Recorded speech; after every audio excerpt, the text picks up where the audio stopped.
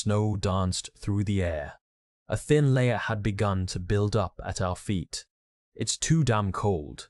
My breath came out in white clouds as I stared into the distance, past the falling snow. This area was known as the Tujin Chuka Hills. A grand road extended from the port city of Ayof and weaved its way through this hilly terrain all the way to the northeast. Continuing through a valley between two mountains would put you on the path to Zealand, the second capital, which is currently under the rule of Abaddon Demon Blight number 21. Xylo, look. Snow. Terita scooped up some of the white stuff from the ground. She wasn't wearing gloves, and the warmth of her bare hands would quickly melt it. I didn't see any point in the exercise, but Terita watched curiously as it disappeared in her fingers. It's really coming down. Do you think it will stick? Not enough to cause any problems for us in battle. I was sure of it, since the goddess with power over the weather was already controlling this area. Even if the snow did stick, it would barely reach our ankles. I wished she would do a little more to help us out, but apparently her true power was simply summoning clouds and wind. From what I'd heard, she couldn't do things like make lightning strike the enemy, or cause rain to fall only on their camp. It wasn't exactly the most useful power on the battlefield. At the very least, the snow won't bury us, I continued. We should be able to use horses and artillerymen too. Really? Terita seemed to be having fun, rubbing her hands together and exhaling so she could see each breath. Part of me understood how she felt. Xylo, have you ever seen snow really pile up? Yeah. I don't have any good memories of the stuff though. But I heard you were from the south. How did you see so much snow? The war took me all through the west and north, and put bluntly, snow is the enemy. There are a lot of things you got to watch out for. For example, I took off a glove and grabbed Terita's hand. It was just as I expected. Her fingers were cold. She widened her eyes in surprise, but I needed to warn her sooner rather than later. Put on your gloves. She had also been provided with gloves of even higher quality than ours, of course. Frostbite usually starts with your fingers, so keep yourself as warm as you can. Don't forget to put some of those wrapped sleewakes in the toes of your boots either. Sleewakes were a type of small but extremely spicy fruit. Usually you dehydrate and crush them to use as seasoning, but when stuffed into a person's shoes, they were said to improve blood flow and protect against frostbite. At least, that was what someone from the north had once told me. Their name was... I started to think back, but then decided against it. But I despise those, Xylo. It feels so disgusting to walk with them in your shoes. Do it anyway, unless you want to lose your toes to frostbite. I stuffed Terita's hands into her mantle pockets. Very well. She pursed her lips and nodded, still holding on tightly to my fingers. Perhaps she'd finally realized just how cold her hands were. Just as I decided to head back to our tent and had turned around, I noticed a thin, dreary-looking man approaching us. It was Venetim. Xylo, he said. I have something I'd like to discuss with you, if that's okay. Not really in the mood. I slid a bottle out of my pocket and took a swig. It was whiskey made in the north, under the Eard family's brand name, Sparkling Violet. Normally, we penal heroes would never be able to get our hands on something like this, regardless of how many military notes we paid. But stuff like that didn't matter when we had Dota on our team. Please. It won't take long, he continued. We were given our next order. We are to advance. Our final destination is the second capital. No surprise there. We'd known this would happen. The Ayof city government had scraped together whatever forces they could from neighboring regions, and with such a large army, there could be only one goal, the second capital, Zealand. Everyone knew that recapturing the capital was, by all accounts, the top priority. We penal heroes had been included in the plan, and had been put in a shabby tent in a far corner of the military camp. Venetim continued, and, our first objective is to defeat the army of fairies sent out from the capital and set up a base on Mount Tujin. Mount Tujin was one of the two small mountains beyond the hilly terrain in which we were camped. The eastern peak was known as Mount Tujin, while the western was known as Mount Tuga. Is that the gist of it? I asked. Oh yes, you're exactly right. Impressive, not really. It was obvious when you thought about it for more than 2 seconds. An army of fairies had most likely already left the capital to attack nearby settlements and increase their forces before attacking Galtuale Fortress. It didn't take a genius to realize that the best city for them to strike was Eof. In other words, they were heading right for us, and so, for our own safety, we needed to take out the fairy army first. And if we were going to retake the second capital after that, then we were going to need a base like Mount Tujin. If we could secure the mountain, we could receive supplies from the east, since a tributary of the Kinja Shiba River ran alongside the foot of the mountain. That would also extend our supply chain to the first capital and to the industrial city of Raka, where the Verkla Development Corporation headquarters were located. And if we were able to push the front line up that far, we could coordinate more efficiently with Galtuale. The military must be desperate to retake the second capital. The city wasn't just a city, it was a symbol. 30 years ago, when the Demon Blight's invasion started to gain momentum, 5 nations unified to become what we now know as the Federated Kingdom. The royal capitals as the 2 most powerful kingdoms then became known as the First Capital and the Second Capital. Which capital became the first and which the second was apparently decided after some boring political maneuvering, but I couldn't have cared less and didn't know the details. At any rate, this background was key to the second capital's importance. It was a symbol of the people's will to join forces as one. Strategically, it was also a very dangerous position, as it was near enough to launch an attack on both Galtuale and the first capital. So, what are our orders? I asked Venetim. Which unit are we going to lead, or are we the reserves? The latter was a definite possibility, since nobody trusted the penal heroes, and consequently, those in power hesitated to use them during critical battles like this one. Well, you see, Ed, said Venetim, I tried really hard to negotiate, but his reticence was starting to give me an awfully bad feeling. Just spit it out already. What are they going to make us do? We won't be joining any unit this time. What's that supposed to mean?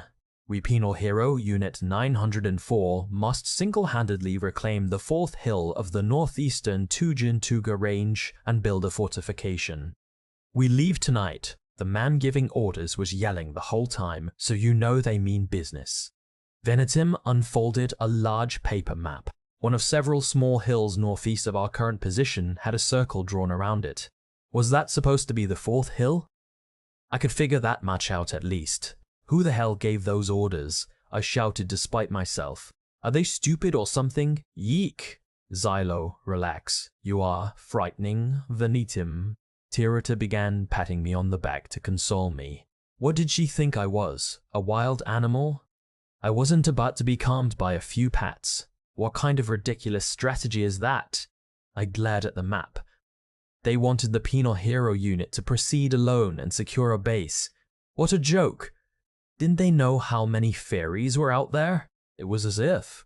Exactly. We're merely decoys, a voice interrupted, taking the words right out of my mouth. A woman approached from behind Venetim, the metal fittings of her suit of armor rubbing against one another. She had her black hair neatly tied back, and a piercing gaze shot out from her serious, irritated face. Headquarters is ordering us to run onto the battlefield as decoys. It was Pataush Kivia. There doesn't seem to be much of a point to this strategy from a tactical standpoint. Preparations have been made to attack the enemy once they've come after us, but we probably shouldn't expect too much. She was different now. On her neck, she had a sacred seal. It was the same one we wore, the mark of a penal hero. Thanks for the input, rookie, I replied in a casual tone, because the gloomy look she'd been wearing ever since she joined us was starting to wear on me. Stop calling me that. She shot me a stern glare. Even Jace is saying it now. Don't let him bother you. He's just not good at remembering people's names. That's all. More importantly, do you think we have a chance taking the hill alone? Pataush had been joining Venetim at the strategy meetings in order to gather information on military decisions and to make sure her senior didn't say anything stupid. Up until now, Venetim had brought back only rough summaries of our orders.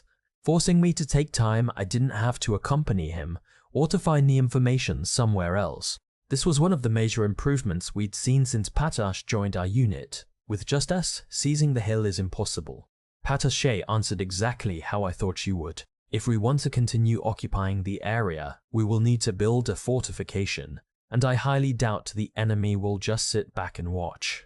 They'll continue to send fresh troops until they've defeated us. But that's what our military wants, right? That's when they'll strike. And I'm sure they'd make a sizable dent in the fairies' forces, she said angrily, the crease in her brow deepening. But our unit would be destroyed and the object of the mission occupying the hill would remain unaccomplished.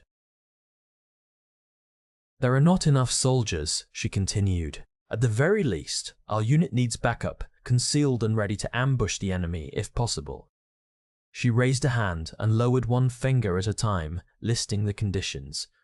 What about supplies? How are we going to transport the necessary supplies to our destination? Are we supposed to carry them ourselves on foot? We need horses, at least 10, including mine. Xylo, considering the terrain, I imagine you'd want to ride into battle as well. And there is no way we can depart tonight. We need time to prepare. Rhino, was it? That creepy artilleryman needs to charge his cannon as well. After saying all this in a single breath, Patau shook her head. The penal hero unit is something else. I cannot believe they send you on missions in these conditions. When she was done, I tapped Venitum on the shoulder. Hear that, Commander? Those are the things we need to succeed. Get on it. Sure, Venitum said, nodding vaguely. As usual, he didn't seem to fully comprehend what was going on. You want me to return with more soldiers, arrange for horses, and buy us some time. Is that it? That's it? We're counting on you. Wait, Patel-Shi seemed absolutely bewildered. Is there even any leeway for negotiation? These orders came directly from headquarters. Haven't supplies already been allocated? Surely it's too late to change the time of deployment or the soldiers' positions. I can manage the supplies, said Venitum. And as for delaying the mission? Well, I'll come up with something. What something could you possibly come up with? The people back at headquarters aren't children. Well, I could tell them that if we wait until it's light out, we'll be a better distraction and survive longer, I suppose. This would work better if I had a written document of our orders. I can handle that. I decided to suggest something we'd done a few times in the past. We can use our old trick. We need an official stamp though, so let's start there. King Norgul probably still has the one we stole last time, said Venetim. He does? I bet he genuinely believes it's his. All that's left is a bribe, right? Yep, that'll be on Dota. How are you going to get them to send backup though? I'll have them send back the messenger from Gultuil at the same time as we deploy and tell them we need bodyguards for the messenger. Actually, that might be a hard sell. Give me some time to think. The crease in Patosh's brow grew deeper and deeper as she listened to our exchange. How can you be so careless? Are you all always this sloppy? Heh, impressive, yes. Terija proudly puffed out her chest and put on an even grander expression than usual. She was clearly treating Patosh like her junior. These are my heroes after all? She snorted proudly. Perhaps I should tell her that this wasn't something to brag about. Patosh looked bewildered. Come to think of it, she still didn't know how we did things. I thought back to the moment she became a part of our unit. That day she was Patosh Kivia, she announced sourly. We penal heroes had been called to a special meeting in one of the tents. Surely there's no need for such introductions, she continued. And I know who all of you are as well. Almost everyone in our unit had seen her before and knew her name. She was still the rule-obsessed, overly serious, overachieving knight we all knew. The only difference was that she now had a sacred seal engraved on her neck. In other words, she wore the brand of a penal hero. Everyone was dumbstruck. It didn't make any sense. Why would this captain, who always took her work seriously, be sentenced to serve as a hero? I, however, had a guess. She was charged with murder and with plotting an insurrection. I had heard that she'd killed her uncle, High Priest Marlon Krivia, and a man named Rajit, who was her subordinate. Had she really committed the crimes she was being accused of? Did she really go berserk and murder those men? Was she truly in secret communication with a heretic allied with the demon blight? Most likely, the answer was no. She wasn't clever or skilled enough to pull off something that big. It was most likely the other way around. Either the high priest or Rajit had done something. If not, then Patosh was one incredible actor. That was why I decided I'd crack some stupid joke. I was sick of seeing her grave expression. Besides, I doubted she was interested in hashing out the truth right here, right now. I was no different. It was far too late to claim innocence. That was why. Cool, yeses. That's my sis. But before I could get a word out, Sov started praising her. He even clapped. I always knew you were a heartless, evil killing machine. Like, remember when I suggested we use people in the crowd as meat shields when we were guarding Toita in Ioth? The moment you turned down my proposal, I knew you were one scary lady. He spoke so quickly that no one else, even Tiorita, could get a word in edgewise. Anyway, welcome, he said, spreading his arms wide. We're so glad to have you. Oh, but please don't try to kill us, okay? 'Cause I'm not sure I could beat you in a fair match.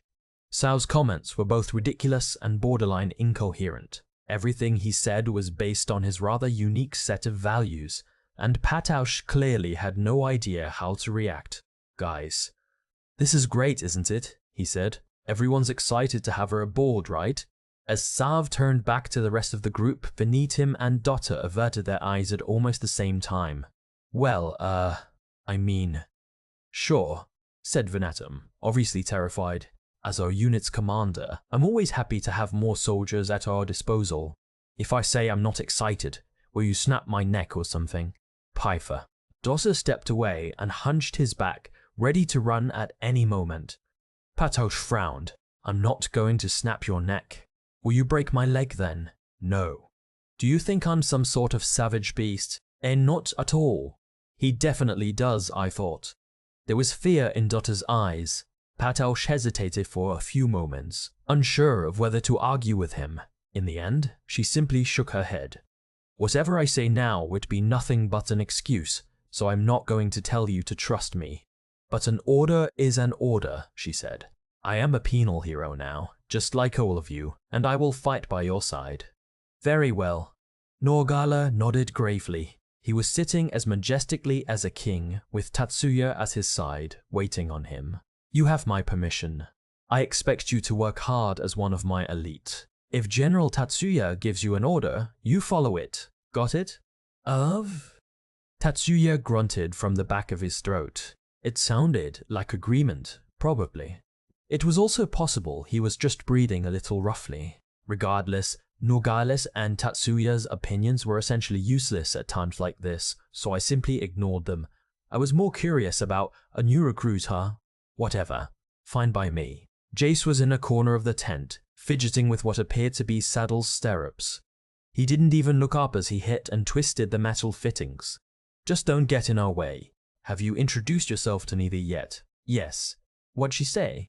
I didn't understand. It sounded like she was purring. Then she's not against you joining us. If some dumbass approaches her, she just ignores them.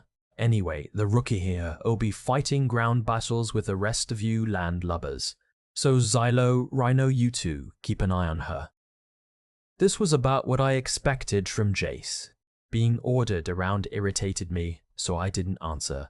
But the other person he'd named was unfazed. This is wonderful news, Rhino declared gleefully. Yet another reliable compatriot has joined our cause. That was when I realized he was meeting Patosh for the first time. We welcome you with open arms, he continued. What an honor it will be to fight by your side. Comrade Xylo has told me all about you. He had nothing but praise. Ichi did. Patosh stared at me sheepishly for a moment, then cleared her throat. What exactly did he say about me? Perhaps it would be beneficial for me to hear. He said you were an extremely talented knight, a brave soldier with the strength of a wild bear. Rhino, stop. I didn't compliment her that much. Wait, who are you calling a bear? I might have praised her a little too much, and I got the feeling it'd be bad if she heard what I'd said. But before I could shut up Rhino, Patauche fixed me with a piercing glare. This is ridiculous. What part of that was a compliment? The whole thing, I shot back. Kobiki bears living along the western boundary are clever enough to lay traps and ambush their prey. And Sasagane bears in the southern territories have skulls so strong that not even a shot from a Lee Gitning's staff can pierce them. How dare you? That is all. The welcome ceremony for the new recruit is over. A small shadow leaped in between Patauche and me. It was Teorita, swinging both hands over her head in an attempt to block our view. Even Patauche seemed taken aback. My apologies, Goddess Teorita, she said, but I am in the middle of questioning this man. We are allies now. We are fighting for the same cause. Therefore, there is no reason for you to interrogate him, right? I suppose. I will not ask what happened to you or what crimes you committed. Teorita took in a deep breath, closed her eyes, then opened them again. I figured she was trying to fire herself up and put on the most goddess-like expression she could muster, because no matter why you are here, we welcome you to our unit, Patauche Kevia. To my mind, her words were indeed divine and fitting of a goddess. She then smiled and continued, "Welcome to Panel Hero Unit 904. Let us work together to defeat the demon blight and create a glorious future for mankind." At those powerful words, the tension vanished from the room. After that, we were officially made to join the effort to recapture the second capital and further ordered to create a diversion in the Tujin Chuga Hills. And now, as always, we had to struggle with a lack of time and resources. Huh? Horses? You need 10? No way. That's not happening, Dota announced cheerlessly the moment I returned to our tent. He was lying in bed, reading what was essentially a newspaper that the military passed out to its soldiers. I had read it earlier, so I knew it was a load of garbage. The second capital falls was written out in large, bold letters, and the article below made it sound as though they had some grand, heroic strategy that was sure to take it back. But if you just read the factual statements, the newspaper was actually pretty depressing. The third princess and third prince who resided in the second capital were missing, and the city was currently occupied by multiple demon lords with Abaddon at their head. So far, the presence of demon blights Rhynek and Furia had been confirmed, and the number of fairies was only rising. The truth was soul-crushing. Perhaps Dota's attitude was a reflection of that. "And just so you guys know," he said, "I'm not some goddess who can summon any item you want just by snapping my fingers." We already knew that, of course. Teorita, who was standing by my side, frowned and grumbled under her breath. "I don't have the power to turn into fog or smoke either, so I can't just steal whatever you ask me to. Some things are simply impossible. You always seem to manage when it's valuables." I mean, if that was all you were asking, then sure. But horses are super difficult, and 10? There's not even anywhere around here to hide them. "It sounds as if you need my help, Comrade Dota," said Rhino. These two were the only ones hanging out in our assigned tent. Jace was most likely with Neely and Norgale, and Sav and Tatsuya were on maintenance duty. In addition to Rhino's armor, we needed lightning staffs and the supplies for building a fortification. "If you would like, I could create a distraction," Rhino continued. "For example, I could light the stables on fire. That would surely cause some confusion. Then we can kill the horses and bury them for later." Wait? What? Nobody wants a dead horse. "No fires," I added. "Something like that could wipe out our entire camp." Rhino put on a cartoonishly depressed face when we instantly shot him down. "Oh, you need the horses alive. Well, that does make things more difficult." Watching the troubled Rhino, Patauche elbowed me in the side. "What is going on with that man? There is clearly something wrong with him. Not just something. Everything's wrong with him. Don't expect any common sense out of Rhino." "That's quite harsh of you," said Rhino, "but I trust your judgment, so I suppose you're right. That's why, Comrade Patauche." He smiled theatrically at her and her shoulders jerked. She'd probably been hit with a wave of intense, inexplicable dislike for the man. I felt the same.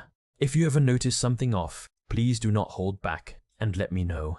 It appears I lack common sense, and I wish to improve. Oh? Now it was Patosh's turn to be troubled. Are you sure it's just a lack of common sense? Fyfik, Patosh, there is no need to worry about him, said Teorita, stepping in with a word of advice for her junior. He confuses me all the time as well. You simply need to point out whenever he says something bizarre. You will get used to it eventually. I had a hard time believing anyone could ever get used to Rhino, but we had to do our best to work together as a team. Anyway, I can't get you guys your horses, said Dota, rolling over onto his side. I only steal when I know I can succeed. How about we purchase the horses? Rhino suggested calmly. That would settle things peacefully, yes? Then we could leave them with the merchants until we need them. Fortunately, Comrade Dota said he wouldn't have any trouble stealing valuables. Ah, I exclaimed, probably sounding like an idiot. Rhino had a point. As usual, the Verkler Development Corporation was traveling with the military, selling them luxury goods and supplies. They also had carriages and horses to carry those goods. All we had to do was buy horses from them. Of course, I said. I didn't even think of that. 10 horses would cost a fortune though. Dota, if you have any valuables or money you've been hiding, now's the time to pull it out. Got it? Yeah, sure. Man, I would have never thought of purchasing the horses. Perhaps that's because you lot always try to solve your problems illegally, suggested Patasha. Technically, the stealing aspect of the plan is still illegal, said Rhino. I decided to overlook this remark for now since the idea was solid. I'm fine with stealing valuables, said Dota, rolling over in bed to face us. The question is what and where. He seemed to be gradually warming up to the plan. This was essentially his hobby after all. There are nobles out here too, right? The Ninth Order of the Holy Knights are taking command, I said. The nobles from around Ioth are here too. Then, there are the knights who escaped the Second Capital, mercenaries, and warrior priests. The 13th Order is also present, or rather, the former 13th Order, added Patalush, suppressing her emotions. Once the knights had finished defending Ioth, the remaining troops, almost 2,000 of them, were incorporated into the strategy to retake the Second Capital. Frenzy and her men returned to their settlements in the southern valleys to gather as many warriors as they could as quickly as possible before meeting back up with the military here. I wasn't about to try to convince them otherwise either, since reclaiming the Second Capital was a matter that concerned every one of us. I'd also lost the chance to ask her father to stop his daughter's activities. All right, said Dota. We just need enough money to buy 10 horses, right? We're counting on you, I said. Venetum will handle the negotiations with Thurkel. Then I have one condition, Xylo. Go on. I want you on cooking duty tonight instead of Chav. For the first time in forever, we've got actual porhorgans and all. I immediately understood what he was getting at. Sav seemed to believe the nutrients were the only thing that mattered in cooking. He seasoned food as an afterthought. Yep, the food isn't poisoned. It isn't spoiled either. Those were his only criteria. His cooking was so bad, even Teorita claimed it tasted like nothing. If we had pork and organ meat, a stew would probably be best. Then even Jace wouldn't complain. I could probably use some sort of fruit paste. Jace was from the southern plains, so he was against the idea of cooking meat in a pan. According to him, you lost all the juice that way, so a stew was much more delicious. This was yet another thing we didn't see eye to eye on. Alright, I'll cook tonight, I agreed, then turned to Patash. By the way, now that you're one of us, I have to ask, how good are you at cooking?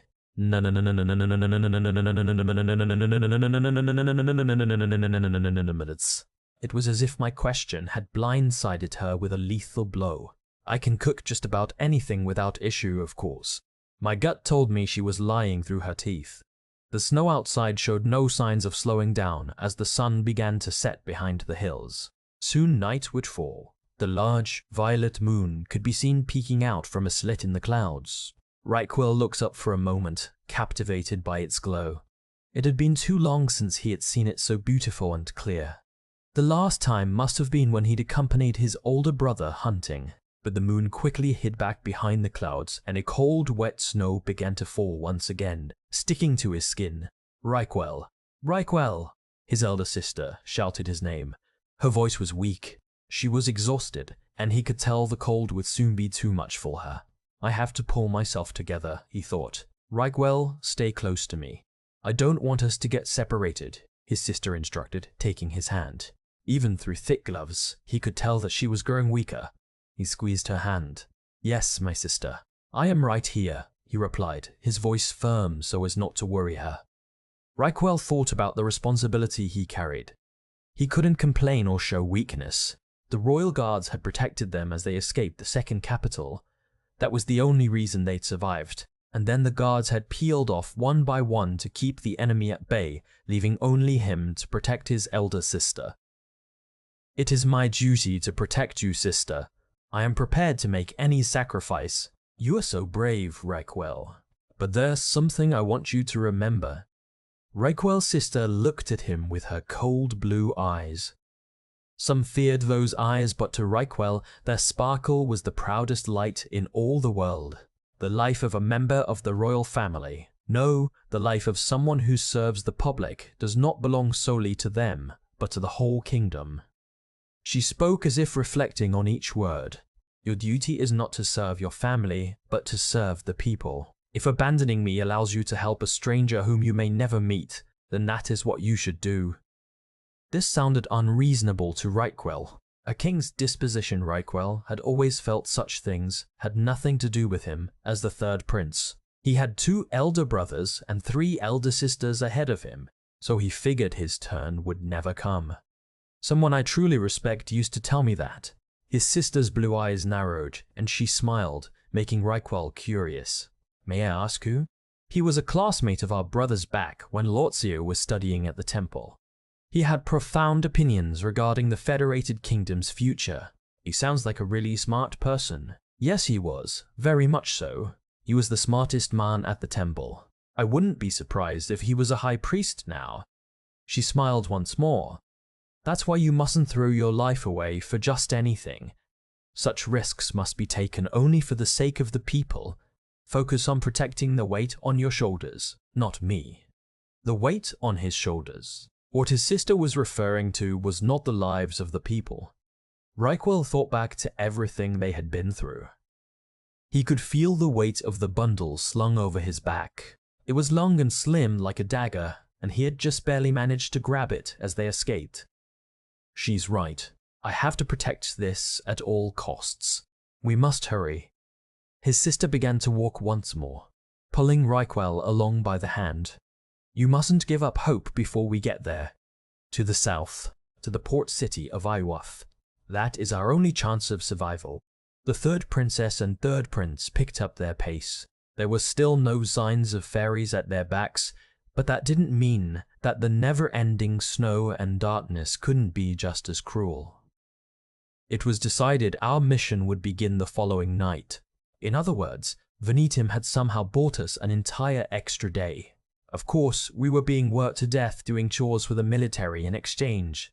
But aside from the cold stares everyone was shooting us, it wasn't that bad.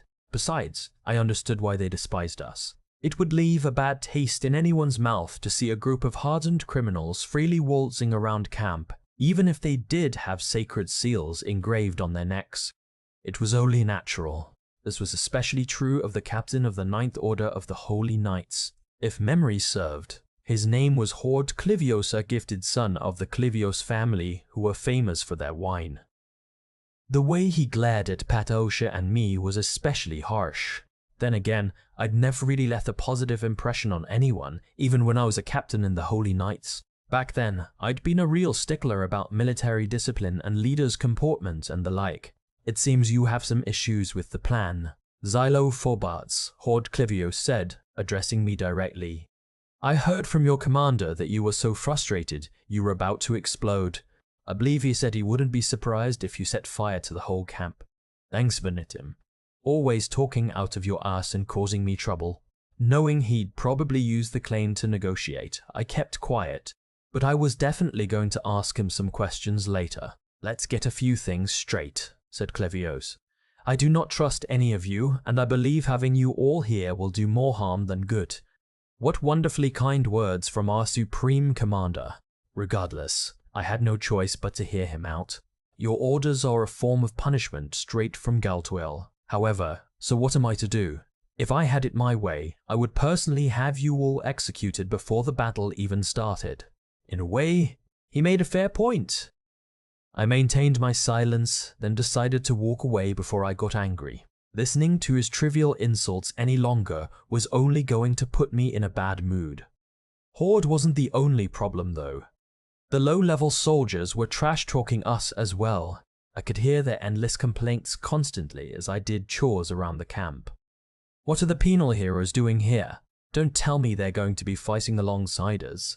The thought of doing battle next to the goddess killer makes me sick. Even the man-eating ghoul Savas here. Don't let those criminals near our lord. Who knows what they'll do? Just words were fine. What really got on my nerves was the way they threw our rations and clothes on the floor when they brought them to us. I got the feeling they were scraping some off the top too. Obviously, no holy knight would do something so dishonorable, but the soldiers the Noble Alliance had brought with them didn't seem to mind stealing one bit.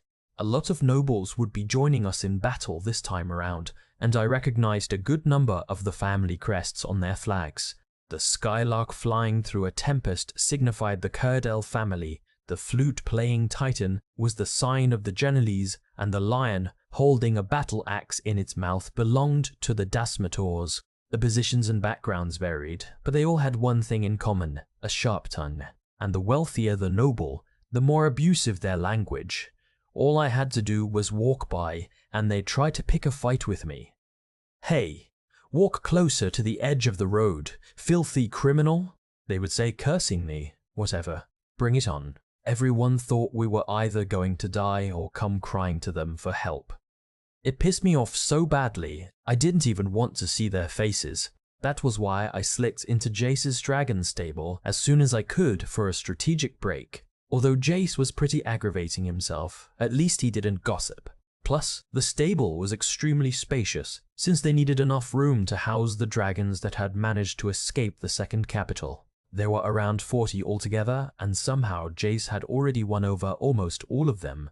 When I walked into the stable, I found him resting, gracefully propped up against Neely's stomach, as if she were a pillow. There were numerous dragons holding meat between their teeth and trying to approach him, but Neely would bare her fangs every time and scare them off. Must be nice, I thought. This'll probably end up being a large-scale aerial battle, Jace said, glaring at me as he used a wooden spoon to slurp up what appeared to be porridge. They have airborne forces as well. We need to be ready. That made sense. The second capital had far more dragons than what we had here, and the enemy had still managed to take the city. We had to assume they possessed a considerable aerial assault force. That said, they probably wouldn't hit us with everything they had. The enemy still had to watch out for Galtwale Fortress and the first capital, so they couldn't spread themselves too thin. Wow, Jace, you don't sound that confident. That's not it. Unusually, he ignored my attempt to provoke him. There's this demon lord known as Furia that can fly, and it can shoot these, how do I explain it? These projectiles like glowing spears, and its range is way farther than a normal flying fairy's. You make it sound like you've seen it before. I heard about it from Moira. Who's Moira? Over there. She's the sweet-looking girl with the horns curling to the side who's looking this way. Neely, stop growling at her. You mean she's a dragon? Yeah, what about it? There was no way Jace could communicate with dragons. He must have heard about this demon blight from another dragon knight. There weren't many knights who would talk to a penal hero, but maybe dragon knights had some kind of special camaraderie. Anyway, said Jace, it's not going to be easy, but if Furia attacks, I'll be the one to kill it. He sounded displeased, but his voice was clear. Countless dragons have been killed by that thing. It's going to pay for what it's done to my family. There was no doubt in my mind that Jace would attack me if I pointed out he wasn't a dragon, and I wasn't stupid enough to pick a fight with Jace here in the stable. I'll take command of the air, he continued. You all just focus on breaking through enemy lines down on land, even if it kills you. I'm serious. Feel free to die. I hesitated for a moment, unsure of how to respond. I wanted to take him down a peg. He was being too serious, and that kind of attitude never helped anyone. All of a sudden, I heard a loud thud from the back of the stable. It sounded like something wooden flipping over. Whoa! What? The wild yelp was a dead giveaway. The source of the noise was Sav, and he was currently underneath an upside-down wooden crate. I'd just been wondering where he was too. Apparently, he'd been helping out in the stable. Idiot, muttered Jace, sounding fed up. What's wrong with you? Focus. Jace, wait! Let me explain, cried Sav. She tried to smack me with her tail, so I was like, uh-oh. Better think fast, and dodged it. In fact, I think I deserve a medal for making sure nothing spilled out of the box. What? Are you blind? Look at her back. Why would you try to approach her from the tail? What? Can you not see the scar on her scales? Did somebody draw those useless eyes on you? She was clearly attacked from behind. In other words, she doesn't like being approached from the tail. How was I supposed to guess all that, just from looking at her? Sav was practically screaming. I knew where he was coming from, too. When it came to taking care of the dragons, Jace's instructions could be downright absurd. Wouldn't it be better to have Dota or Norgala help you around the stable? I asked. I mean, I get that Sav's good with his hands, but he doesn't strike me as emotionally capable enough to handle living creatures. They were busy. Besides, Jace shook his head. I had an idea. I thought I'd use Sea of Tompe. Wait. Hold on. He frowned, stopping mid-sentence, then held out the bowl of porridge he'd been working on. Who made today's lunch? Pataush Kivia. The new recruit. You know, I was wondering why it was so tasteless, and then I found the salt and wheat clumped together at the bottom of the bowl. How do you even do that? Jace groaned. Somebody needs to teach the rookie how to cook. That might actually be our unit's most pressing issue. Where is she anyway? Working. But it's anyone's guess how that will go. Pataushi had been less than enthusiastic about her assignment. Nevertheless, it needed to be done because there was no way our unit would be able to take on thousands of fairies all alone. We needed more soldiers to create a distraction. Even having a group to circle the enemy and put them on guard would be enough. In fact, they didn't even need to move. Depending on the conditions, I could think of some people who might help us. And right now, the ones with the highest chance of doing so were the former members of the disbanded 13th Order of the Holy Knights. Zoflek Ospish, of the former 13th Order, was an exceptional cavalryman. He was quick-witted and tenacious. As far as Pataush knew, he was originally in the military in the north, moving from one battlefield to another. He'd made a name for himself saving frontier settlements until the Holy Knights eventually recruited him. When it came to creating a new order of the Holy Knights, there was no such thing as having too much talent. Or so Patosh's uncle had said back when he was making extravagant preparations for his niece's unit.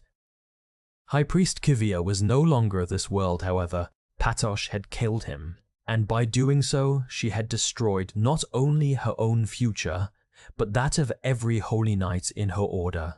That was why she was reluctant to take on this task, especially since she had a good idea of what Zoflek was going to say, and she was right. What a wonderfully self-serving offer, former captain. He replied sarcastically, shaking his head and forcing a smile. Do you honestly believe there are any knights left who would still listen to you? Just as I thought. Patosh wasn't surprised. There was no way this was going to work. It was impossible to justify what she'd done to them. Nevertheless, she continued to look Zoflek square in the eye. He wasn't the only one fixing her with a piercing stare, however. She was painfully aware of the looks she was getting from everyone around her. Her former subordinates were almost hostile, or perhaps simply astonished. They had probably never expected her to come. Gathered there, in the crowded tent, were the former leading officers of the disbanded 13th Order. Why would we ever follow your orders? You want us to help the penal heroes on a mission equivalent to a death sentence? As it happens, we're not even supposed to be talking to you. Pataush had figured as much, which was why she had visited them in secret. Though it wasn't something she enjoyed, she had waited for Dota's signal and sneaked into the tent during a gap in the patrol.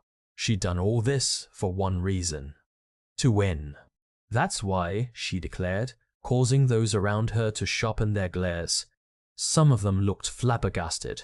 We will drive a wedge into the enemy lines up in the hills and draw them toward us. If this plan succeeds, then the main force will be able to start the battle under extremely advantageous conditions. There's no way that will succeed, Zoflik said, astonished. He pointed at a map hung on a board at the back of the tent. Do you understand how many enemies we're up against? Thousands. And how many penal heroes are there? 9. Even with the goddess and a dragon, you'll be crushed in no time. All we have to do is make sure that doesn't happen. Patos approached the map and pointed at the hill where the penal heroes would be taking up their position. We can coordinate with the Ninth Order's main force here and form a pincer formation, forcing them right into our camp. What kind of pincer formation only has 9 people on one side? I understand you have a dragon and a dragon knight. And I know that knight is the Paterak family's Jace, who almost took down the capital. But it's simply not enough. Zoflik shook his head. What he was saying was completely logical, and had their positions been reversed, Patos was sure she would have said the same. However, that had all changed when she was locked in that cell, when she'd heard the penal hero's true purpose. And more importantly, she knew well how many times Ilo and the others, the penal hero unit, had succeeded in pulling off a miracle with the most ridiculous plans. That was why she could now reply with utmost confidence. We can do it! Patos glanced at those around her. Some of the knights were clearly taken aback. Surely you've realized how valuable the penal hero unit is in battle. They protected Murid Fortress and defeated the Demon Blight in Ioth. If we have adequate support, we can pull it off. Do you really expect us to believe you? After you? The second half of Zoflik's reply was subsumed in a sigh. We can't form a captain. He's absolutely right. This is ridiculous. His voice came from the corner of the tent. Its owner wore a simple white robe, and an iron replica of the great sacred seal hung from his neck, proof of his priesthood. The military priest looked up at Patish with darkness in his eyes. The moment he betrayed mankind, everyone in this tent lost their bright futures. How are we supposed to believe someone who murdered their own uncle and subordinate? Patos didn't say a word. Instead, she focused on maintaining a calm expression, hardening her heart like ice and suppressing her emotions. She knew she had made the right choice, but if there was one thing she regretted, it was the fate of the knights under her command. Maybe there was a better way she could have handled the situation. But it had been beyond her abilities, and this was the result. This military priest must have been blamed for her actions as well, since he was still accompanying the 13th Order, even after it was disbanded and placed under surveillance. You should be ashamed of yourself, Patashkivya, he said, reproaching her. There was hatred in his voice. Please leave. Now. I never said I needed you to fight. Even then, Patoshi refused to back down. Simply intimidating the enemy would be enough.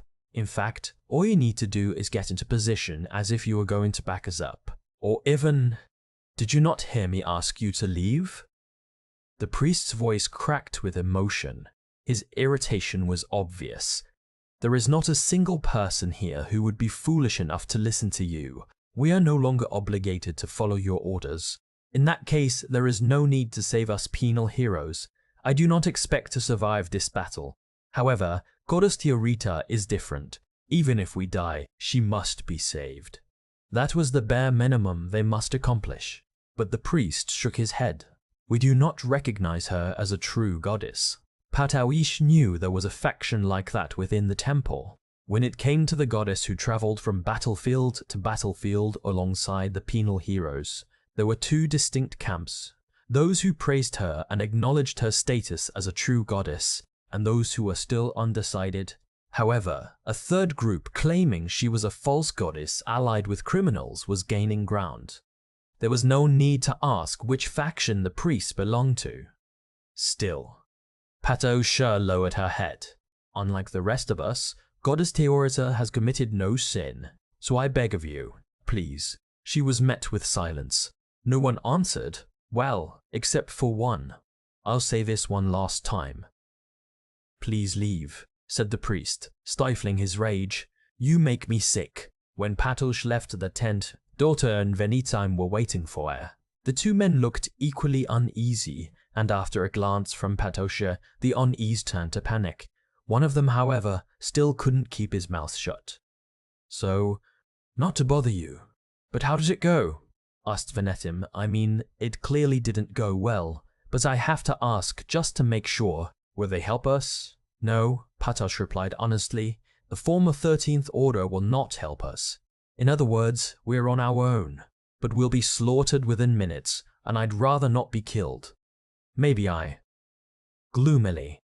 Venetim placed a finger to his lips as if he was deep in thought. Very well, I'll persuade them. Patosh, could you please tell me about each officer's family?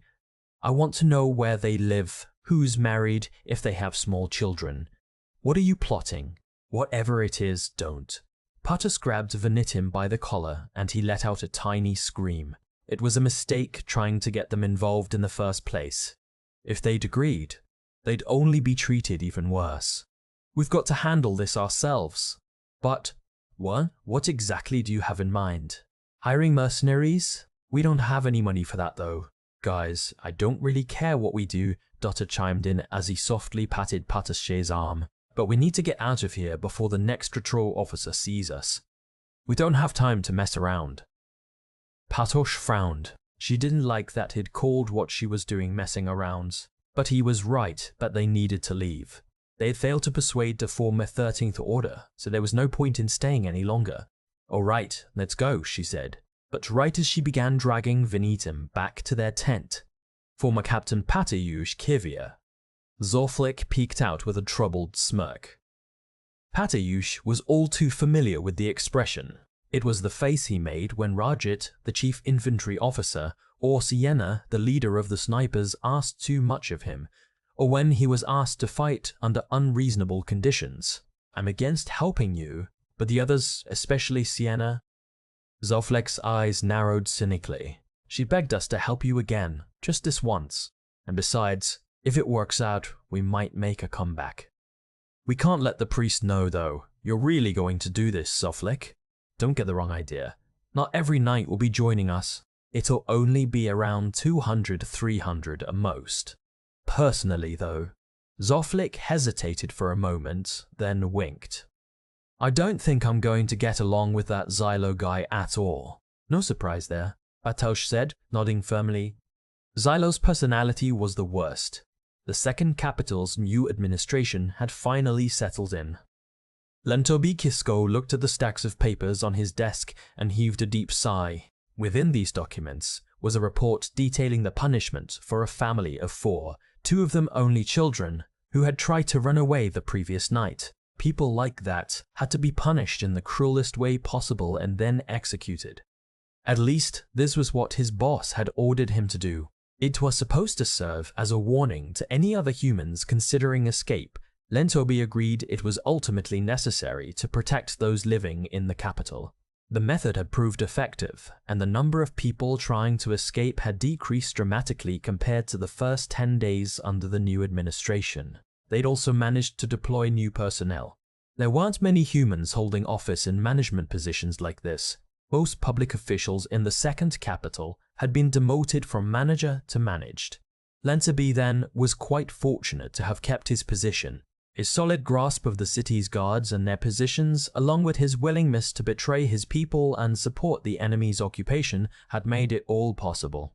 Nevertheless, he couldn't let his guard down. He had been recognized as a coexister only recently, and he was well aware of how fragile his position was.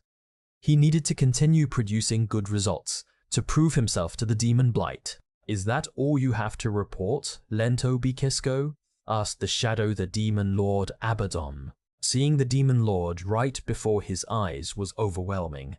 At a glance, Abaddon appeared to be a kind, older man. In fact, if Lentobi didn't know any better, he would have mistaken the man for a provincial official. However, there was something fathomless in his narrow eyes, something that Lentobi couldn't comprehend. They were somehow inhuman, like an insect's. It appears everything is going well, the Demon Lord continued. What about escapees? The number has gone down dramatically overnight. We could probably decrease the guard's presence without issue. That's wonderful news, Abaddon said. It was a little over the top, but I believe killing the children first really worked. Starting with the fingers and chopping them up bit by bit must have truly sent a message. I am very pleased with you. He spoke in a voice one might use to comfort a child. Lenderby couldn't relax, however. He'd once witnessed Abaddon speaking in the same manner right before he tore someone to pieces one-handed. You don't have to be so nervous, the Demon Lord assured him with a wry smirk, as if he could read his mind. Is my face really that terrifying? People tell me that a lot. Perhaps I should change it to something a little more friendly. Could you bring me someone who you think looks more friendly? Even just a head would do.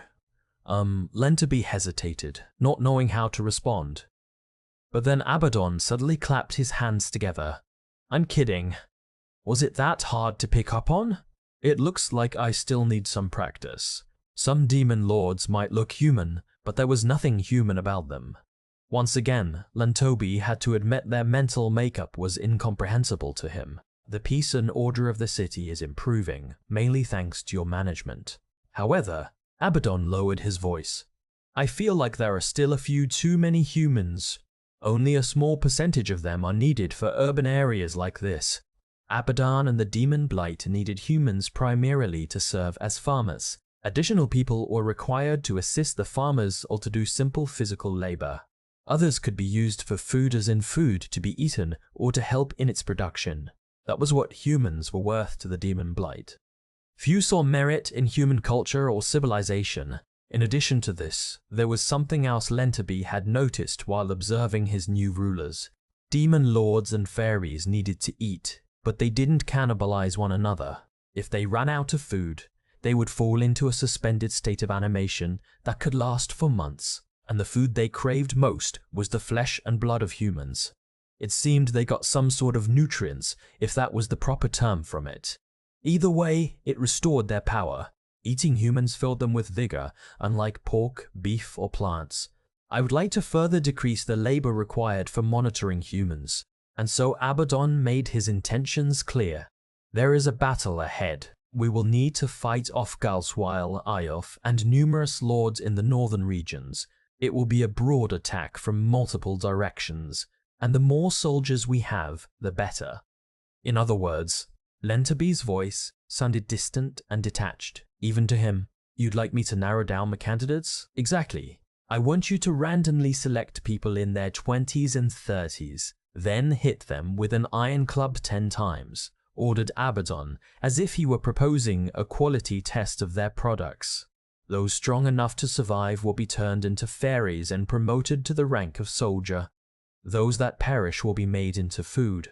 In total, let's reduce the population by 10%. It was an extremely simple task. There was no way Lenderby could refuse. He had convinced himself that he was a cruel, selfish man. And he continued to tell himself he didn't care what happened to others. For now, he had to do everything he could to ensure his own survival. This won't be for much longer, he told himself. Things won't be this bad forever. Once this is over, they might treat humans better. Once the new order settles in, this might never happen again.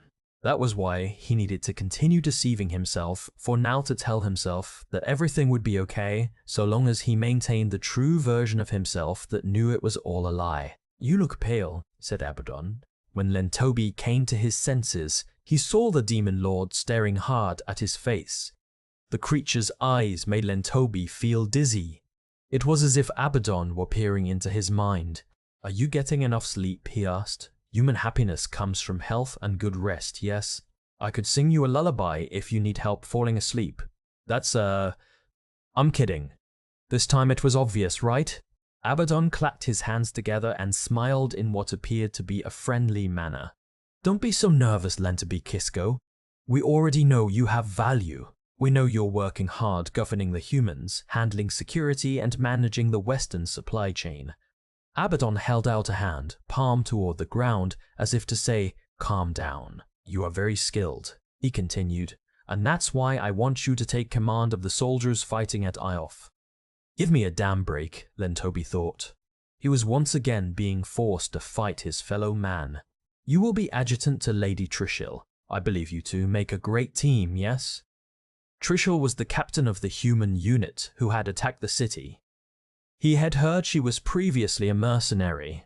Originally from the west, she had moved from battle to battle until she was hired by the Demon Blight to help them take over the capital. Lentobi could still vividly recall the clear look of joy on her face as she charged into the city. Watching her fight had convinced him to switch sides and join the Demon Blight. "Why are you so afraid? Does our existence terrify you?" asked Abaddon. It was like he could see straight into Lentobi's heart. "I want you to trust us. We are not going to kill you. If anything, we're protecting you. Yes, you should be more like Lady Trishul and become a villain already." Abaddon's lips curled into a smile. His was still talking in that soothing voice one might use with a child. "Let us destroy mankind together," he said. "You should enjoy yourself. You have been chosen as one of the survivors, so you must live your life to the fullest. Humans live to seek happiness, do they not?" "You're right." There was only one reply Lentobi could give. Abaddon nodded with satisfaction. "Now let us talk about work. I have decided to send 4 demon lords to the Tujantuga Hills, since the goddess and her holy knight will no doubt prove tough opponents. Look out the window. Those are the 4. Allow me to introduce you." Abaddon gestured toward the window behind him, but Lentobi didn't need any direction. All 4 demon lords were standing out in the plaza. They had been there for a while now, whether he wanted to see them or not. That one is Amit. Though he has a troublingly large appetite, he is devoted and brave. Amit had the massive body of a wriggling caterpillar.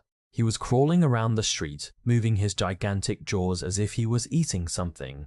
Lentobi didn't care to get a closer look at what it was. It's human. I caught only a glimpse of what he was eating, but it was definitely human flesh. There was nothing comforting about hearing how brave or loyal the creature was. Next, we have Charon. He's kind and a gentleman, but he's a bit neurotic, so I'd stay away from him if I were you. A white, abnormally shaped creature was crouching in the corner of the plaza. He looked almost like a spider or a crab put together with various animal bones, and he was even larger than Amit. In fact, he was so large and unmoving that Lentobi probably wouldn't have noticed him if Abaddon hadn't pointed him out. He would have assumed he was merely some strangely shaped building. What part of this monster was kind and a gentleman? Thessamike, a bad joke. The lady over there is Fourier. If you need to communicate, she will relay your messages for you. The 3rd demon lord looked completely human. She looked like a woman, her white hair blowing in the wind as she gazed up at the sky. He saw her beautiful, delicate features as she turned and smiled at him through the window. But just like Abaddon's, her eyes were void of all emotion. And last but not least, we have Rhynek. Introducing him would be difficult, so I'll skip that and get straight to the point. I want you to work with these 4 to defeat the human army. No survivors. I know you can do it, Lentobi. Abaddon said his name with a cold yet gentle voice. I'm counting on you. In other words, do not betray my trust, thought Lentobi. I have to do this if I want to live. Once again, he realized he would have to be cruel. But this isn't the real me. The real Lentobi was far kinder. He could live for the happiness of others. And in order to do that one day, he had to survive this. Now, I'm not too familiar with how you do things, but I assume you humans like to perform some sort of ritual before battle, yes? Allow me to prepare the sacrifices. Their blood shall give you the strength to fight. That's... Lentobi hesitated a few moments before he worked up the courage to ask, "That's a joke, right?" "No. I was being completely serious. What did I do wrong this time?" Dotto went ahead on horseback and was swinging his lightning staff in the distance. But the sparks shooting from the tip made it clear that something was wrong. They were red, signaling danger. Lightning staffs had uses beyond simply attacking. They could emit a loud sound or produce several different colors of sparks, like the kind Dotto was using. "What do you think happened?" Tarutu wondered aloud, her arms wrapped around me from behind. He seems quite panicked. Look how wildly he is swinging that staff. The horse must be extremely confused. Besides Dota, Pathausha and I were also on horseback, and Tarita had been forced to sit behind me. He's always like that, I said. The only person more unfit for battle is Venetim. Is that all right for a soldier? Asked Pathausha. It seems extremely dangerous. It's not, I said, shaking my head. But you know how good he is at scouting, right? If he's telling us to be on our guard, then. Pathausha, activate your sacred seal. We're going to talk to him. I placed a finger on the sacred seal at my neck, and Pathausha followed my lead. Xylo, this is bad. The first thing we heard was Dota's favorite phrase. The fairies are a lot closer than we thought, and they're marching this way. They've probably already spotted us. Dota seemed wary of the sky. It was already dark, and the violet moon was peeking out from a gap in the clouds. And in that sinister light, I saw wings. Gremlins were flying above us. Small fairies with membrane wings were all categorized as gremlins, and though they appeared weak and small on their own, the fact that they could fly made them dangerous. We would have to assume they'd already spotted us. How many fairies are we up against? I asked. Around 30, I think, and most of them are Feuthen and Bogies. Both of those were especially quick runners, which led me to believe the enemy was using scouting parties. It was a small group. We probably only run into a single finger of their probing hand. If that's true, doesn't it mean they're advancing even more quickly than we predicted? Pathausha grimaced. Are you sure about this, Dota? Why would they march straight for us? Dadao. Why would they march straight for us? Dadaon. How should I know? I could understand why she wanted to doubt what she was hearing. Our mission was to take the large hill up ahead and build a fortification there to get the enemy's attention. But before we could even start the mission, we found ourselves at a disadvantage. Xylo, do you think we should get those in the rear to pick up the pace? Rhino, Sav, and Tatsuya were at the back, overseeing the supplies, which had been loaded onto a horse-drawn sled, and wheezing pathetically behind them was Venetim, carrying only the bare minimum amount of food. Jace would probably join us later overhead. Meanwhile, King Norgali was sitting on the supply sled, since we wanted him to focus on making sacred seals until we arrived. We couldn't allow our king to waste any of his noble stamina, doing grunt work especially because he had supposedly readied a revolutionary new weapon. I believe it would be safer if we waited for the troops in the rear before moving forward, said Pathausha. That way, why?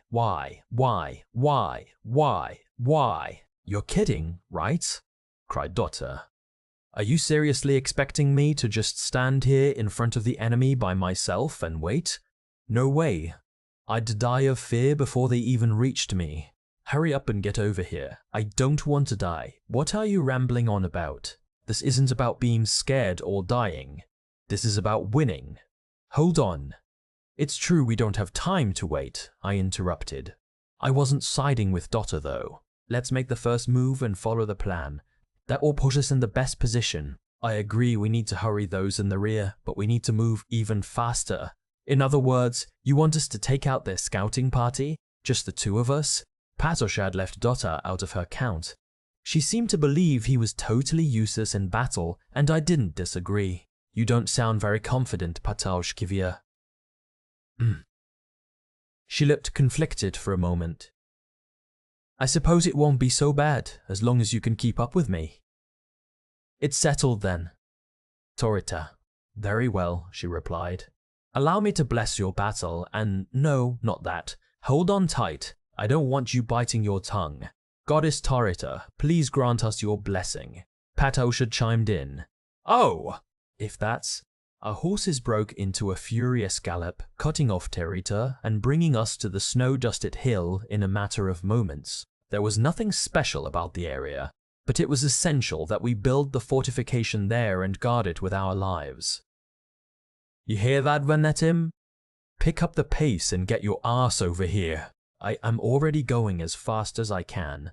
You got it, bro. Rhino, can you go any faster? Of course. Should we tie Venetim to the horse and drag him along? Whoa. That's what I'm talking about, Rhino. I've never heard anything less considerate in my life. Venetim, what do you say? Should we tie you to the horse? I can run. I'll run. So please stop looking at me like that. You're scaring me. Tav and Rhino instinctively knew how to get Venetim to move, so I decided to leave it to them. After clearing them from my mind, I shifted my gaze forward to where a small army of fairies was heading our way. I saw a meager party of under 30 scouts, confirming Dotta's estimate. Xylo, they're here, right in front of me. What should I do? I galloped ahead of my trembling teammate. Dotta was useless at times like this anyway. Just don't shoot us in the back unless you have a death wish. Pat us out and I can handle it ourselves. Does that mean I don't have to do anything? Because that'd be awesome. But please hurry. As I ignored Dotta, the fairies in front of us started to move. It was clear they had spotted us some time ago and knew we had only 3 units. Consequently, they decided to come at us from both sides. It was a simple pincer movement with around 10 fairies in the middle and 10 on each side. Patilsha, do you know what cavalry are best at? I have no idea why you're quizzing me at a time like this, but that one's simple mobility. Patilsha was an exceptional cavalryman, just as I'd expected. Mobility. If she understood that, we'd be fine. Some people would have said it was the power to break through enemy lines, or increased attack force. But I was taught things like that were mere icing on the cake. Let's start with the fairies on the right, I said. Circle around and attack them from the rear. Roger. Patilsha sped up her horse, simultaneously lifting her lance into battle position. Let's do this, Turreter. Communicating my intentions and strategy to the goddess was simple, since she was still clinging to my waist. First, we're going to open a hole through the front. Very well. She quickly caressed the air, raining swords upon the fairies in the front. The attack was exceptionally accurate, and it alone inflicted heavy damage on the fairies in the center. A large opening had been created which Pat's case passed through effortlessly. Ash! Dotta screamed, firing his weapon randomly. He wasn't even close to hitting a single fairy, but at least his antics were providing a decent distraction. At the very least, he bought me enough time to rush toward the fairies to our right, unsheath the knife, and throw it at them. A flash of light was followed by an explosion, and then another knife. Patilsha raced toward the enemy from the rear, activating the sacred seal compound engraved on her armor, which was intended for sneak attacks. Glowing interwoven chains formed a barrier at the tip of her lance, and each fairy that touched it was either burned to a crisp or thrown into a fit of convulsions and blasted into the distance. The fairies on the right were going to be completely wiped out in a matter of minutes. They didn't stand a chance. Patilsha's lance deftly skewered one fairy before mercilessly sending it spinning into another mid-lunge. Before long, not a single enemy was left standing on the right. This was the true power of a cavalry soldier, a textbook example of breaking through the enemy's central line and attacking from the rear. It was obvious Patilsha's true value lay in this sort of combat. Xylo. As she raised her sacred seal engraved lance into the air and galloped forward once more, she even started issuing me orders. Let's end this. Leave no survivors. We cannot let them relay any more information to their leaders. I know. The penal hero unit finally had their own cavalry soldier, a fact that would prove significant indeed.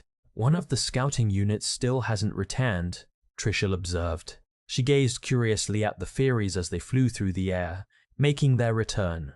As she watched, her smoky red hair grazed her thick fur coat. She had a vicious look to her, but even Lentobi found her attractive. There was a wild beauty to her profile, lit up in the glow of the violet moon. Suddenly, she turned to face him. According to the gremlins, one of our units encountered a contingent of only 3 cavalry soldiers and promptly ceased all contact. What do you make of this, Adjutant Lentobi? I await your brilliant insights. Lentobi Kisko had to make sure that his reply was clear and concise. He knew that was what Trishul wanted, and for now, he had to continue acting the part of the calm and composed adjutant. It sounds like 2 of the 3 knights made swift work of the fairies, while the one in the center remained in place, sending signals with his lightning staff. From that, I believe the latter is their commander. I was thinking the same thing. What does it mean, though? The enemy has sent their elite far in advance of their main forces, and I think we can expect the worst, given the circumstances. It seems safe to assume that their goal is to save and protect the third princess and third prince, and those 3 knights are the enemy's strongest warriors. Always expecting the worst and exercising as much caution as possible was how the mercenary leader, Trishul, liked to do things. That much Lenterby knew. Are you saying the enemy somehow learned of their escape? Yes. At the very least, I would advise that we fight under that assumption, Lenterby replied. It sounded like Trishul was testing him, and he had to stay alert. Overestimating the enemy goes against the principle of mass, does it not? This might be just a diversion. Regardless, this is the prince and princess we're talking about. They are the hope of mankind, and I believe that warrants making them our highest priority. Did I sound convincing? Wondered Lenterby, admonishing himself once more. This was all merely an act. The real Lenterby was not like this. At such times, he would imagine a pure white box where the real him was hidden. All he had to do was protect that box. As long as he could do that, he could continue to pretend to be someone he wasn't, mankind's enemy. All right, I'll keep that in mind. Things are getting interesting, aren't they? Trishul smirked. The expression reminded Lenterby of a sharpened blade hungry for blood and battle. Do you think we're up against the Holy Knights and their poison summoning goddess? Or those heroes I keep hearing about? Lenterby couldn't understand her. She seemed to enjoy fighting itself, or perhaps she simply liked winning. He remembered once hearing her say that the thing she liked most was to trample those she'd bested into the dirt, and the stronger her enemy, the better. Let me take out their commander. Not many in his position would voluntarily come out to the front line. He's caught my interest. Her lips looked eerily red, perhaps due to the moonlight. Let's move out. Grab my armor. If we're up against cavalry, then I'll need my Digrap Strike Seal compound. It continued to snow on and off, and before he knew it, it was night. He could barely see, and it was so bitterly cold, he had almost lost all feeling in his hands. He concentrated his strength in his left hand. He mustn't let go of his elder sister. My sister, are you all right? There was no reply. This can't be happening. His sister had to still be there, holding his hand. She had to. Please, answer me, he called out. Shh, Reikwell, his sister whispered. You mustn't raise your voice. Our pursuers have yet to give up. Relief washed over Reikwell. Her voice was still strong. She was still alive. The bundle on his back and his sister's presence were the very hope that kept him moving forward. I'm sorry, sister. Where are we now? Is Iof still far? There were hills as far as the eye could see, and they were covered in snow. Reikwell had no idea what was ahead, nor could he imagine it. All this time they had been moving south according to their sacred seal engraved compass, at least. Hopefully, it was still working. We must already be at the Tujin Tuga Hills. There should be a settlement somewhere around here. That, or the soldiers from Iof. Reikwell's sister whispered once more, bringing her face closer to his. So I need you to be quiet just a little longer. Our pursuers must be drawing near. We might run into them at any moment. After they escaped the second capital, their guards sacrificed themselves one by one to slow down the enemy. And now 2 full days had passed since they last saw the captain and his adjutant. Furthermore, their pace had clearly slowed. At least, that was how Reikwell felt. Though his elder sister was acting tough, he could tell that she was almost out of stamina. In fact, she might already be moving in sheer willpower alone, using her very life force to push forward. She hadn't slept much these past few days, and they had no time to stop. All she'd had to eat since the day before was a lick of salt, some water, and a bite of cheese. Some might think to eat the snow, but they had been sternly warned not to use snow as a substitute for water. It would only lower their body's temperature, and as a result, weaken them even more. The darkness and the snow are helping us right now, but that won't last much longer. His sister's voice was so weak, he could barely hear it over the snow and wind. So, Reikwell. She gripped his hand tightly. Look for flames and listen for shouts. Search for the signs of battle, for not only our enemies, but our allies will be there as well. Even if I fall, you must go on by yourself. It's going to be okay, my sister. Reikwell didn't know what else to say to comfort her. Could he truly go on without his sister? It seemed impossible. Regardless, he still wished to encourage her. I'm here to protect you, he said. I will take you to safety. Those were the same words that the captain of their guard had said before he left 2 days before. But Reikwell felt he should say them too. I can always rely on you, she said. But I want you to remember one thing. The Care Vork is far more important than me and must be delivered at all costs. I know. I told her I'd do it. Reikwell faced forward, focusing his eyes and ears on the world ahead, so I have to follow through no matter what. He thought back to the royal family's teachings, like a ray of light in the gloom. He had to make sure what the king had said came to pass. Lies would weaken the king's authority. Actions and results were everything, especially for someone like the king, who was at the center of everyone's attention. He had to show results. Doing one's best and giving up halfway through was the same as an action. Reikwell had to survive and reach their allies. If he couldn't do that, then his and his sister's deaths would be for nothing. I have to do it.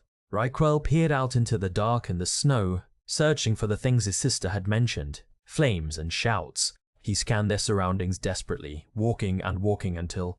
Hurry! Shouted King Norgale, hopping off the sled and throwing bundles of thin metal onto the ground. I made 6 sets for now. Tie them around the front and on both sides. The bundles appeared to be full of wire, all tied together to form a straight line. Looking more closely, one could see spikes coming from each of the knots. According to Norgala, this was his revolutionary new weapon. Fasten these wires to a few stakes, install them at equal distances, then activate the sacred seal. Norgala did just that, and the sacred seal caused the wire to braid itself into a set of interlocking circles. When it was done, they had a barbed metal barrier. It reminded me of something I had seen very recently.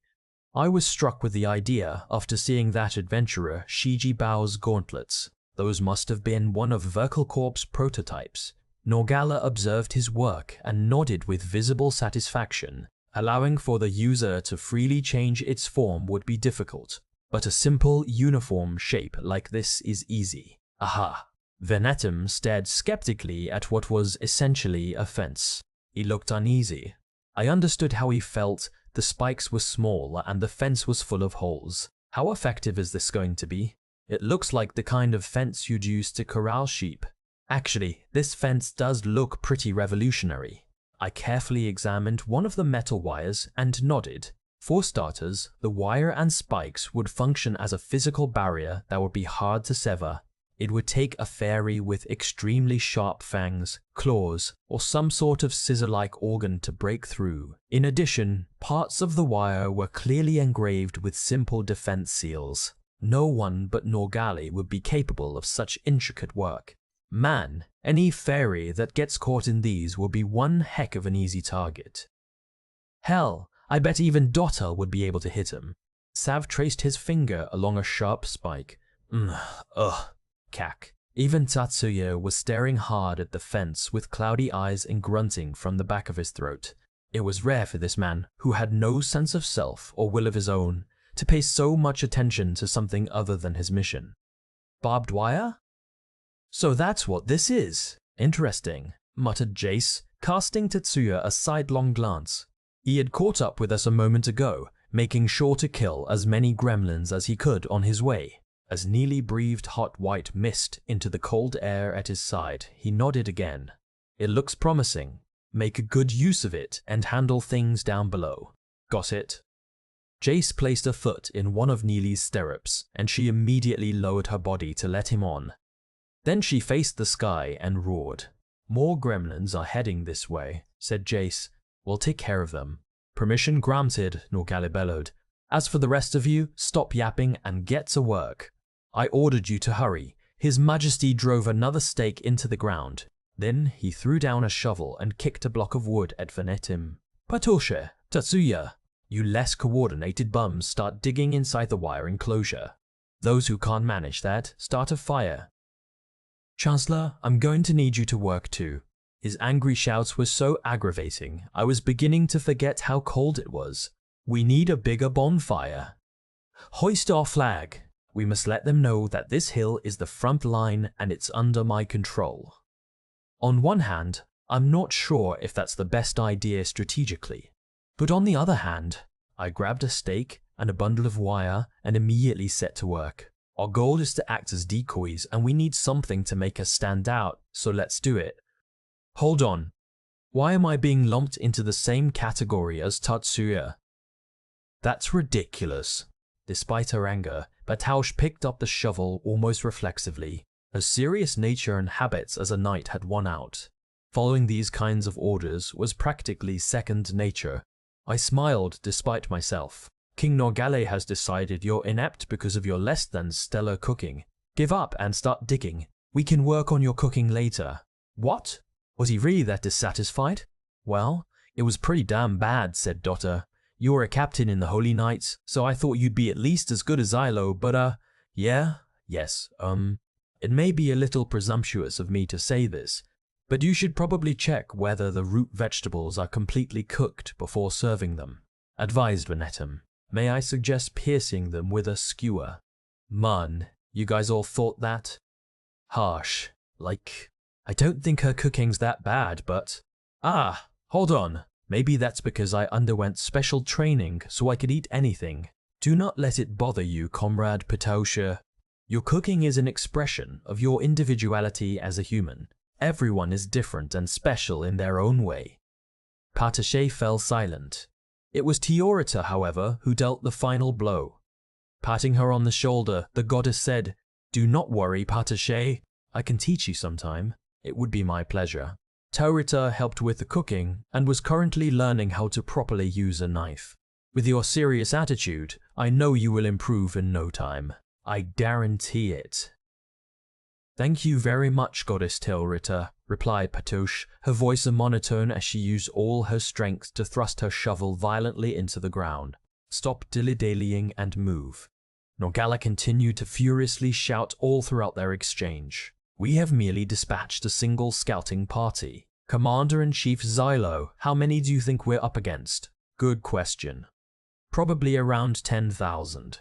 From what I heard earlier, 5,000 is a gross underestimate. Did you hear that, men? In other words, we cannot let our guards down for even a second. The king thrust something into the ground next to the bonfire. It appeared to be a flag with a crest of 5 swords and a gate on it, representing the Federated Kingdom. It didn't look anything like the real one, and I didn't even want to think about what kind of trouble he'd be in if anyone found out he'd made such a thing and was carrying it around. Let us devise a foolproof strategy. I am counting on you all to fight bravely until the bitter end. The fate of the kingdom depends on this battle. That was Norgale for you. His speeches were always powerful. Once we finish building our fortification, we shall rest until the fight begins, as our commander Ventim would normally make such declarations. I glanced in his direction, only to discover that he was already hard at work carrying wood, wheezing like he was about to die. In the end, the entire hill was fenced in with barbed wire. The barrier itself was a little taller than a horse, towering over the land below like a line of bizarre art pieces. Norgala had me realigning stakes until I was sick of it, and at last, the hill had been more or less transformed into a fortress, complete with a wire fence. All that was left was to set up a simple tent and to bring the supplies inside, and once we were finished, most of us started quietly resting. Tsav was the only one who couldn't keep his mouth shut. He kept talking about the reward he was supposedly going to get after retaking the second capital and how he was going to use it to open some weird themed cafe. Venetum was busy wheezing like each breath might be his last and had no energy to respond. I decided to look up at the sky to see if I could distract myself from all the noise. Looks like it stopped snowing. Thankfully, the tent was protecting us from the wind as well. But it's still cold and winter hasn't even started yet. I used our sacred seal-engraved pot to melt the snow and rehydrate my jerky, making a piece of meat half the size of my palm surprisingly filling. But in the middle of my meal, Sav put on a big grin and dragged me into the conversation. And that's why I want to open one of those special cafes, bro. Do you know what I'm talking about? They're all the rage in the first capital right now. No, I cut into the meat with a knife and tossed another piece into my mouth. It's been a while since I've been to the capital. What's special about them? Do you gamble there or something? No way. I mean, like, that does sound fun. But I'm talking about the kind where women in special costumes greet you at the door and spend time with you. Oh, those? Those have been popular as of late. The reply had come from someone unexpected.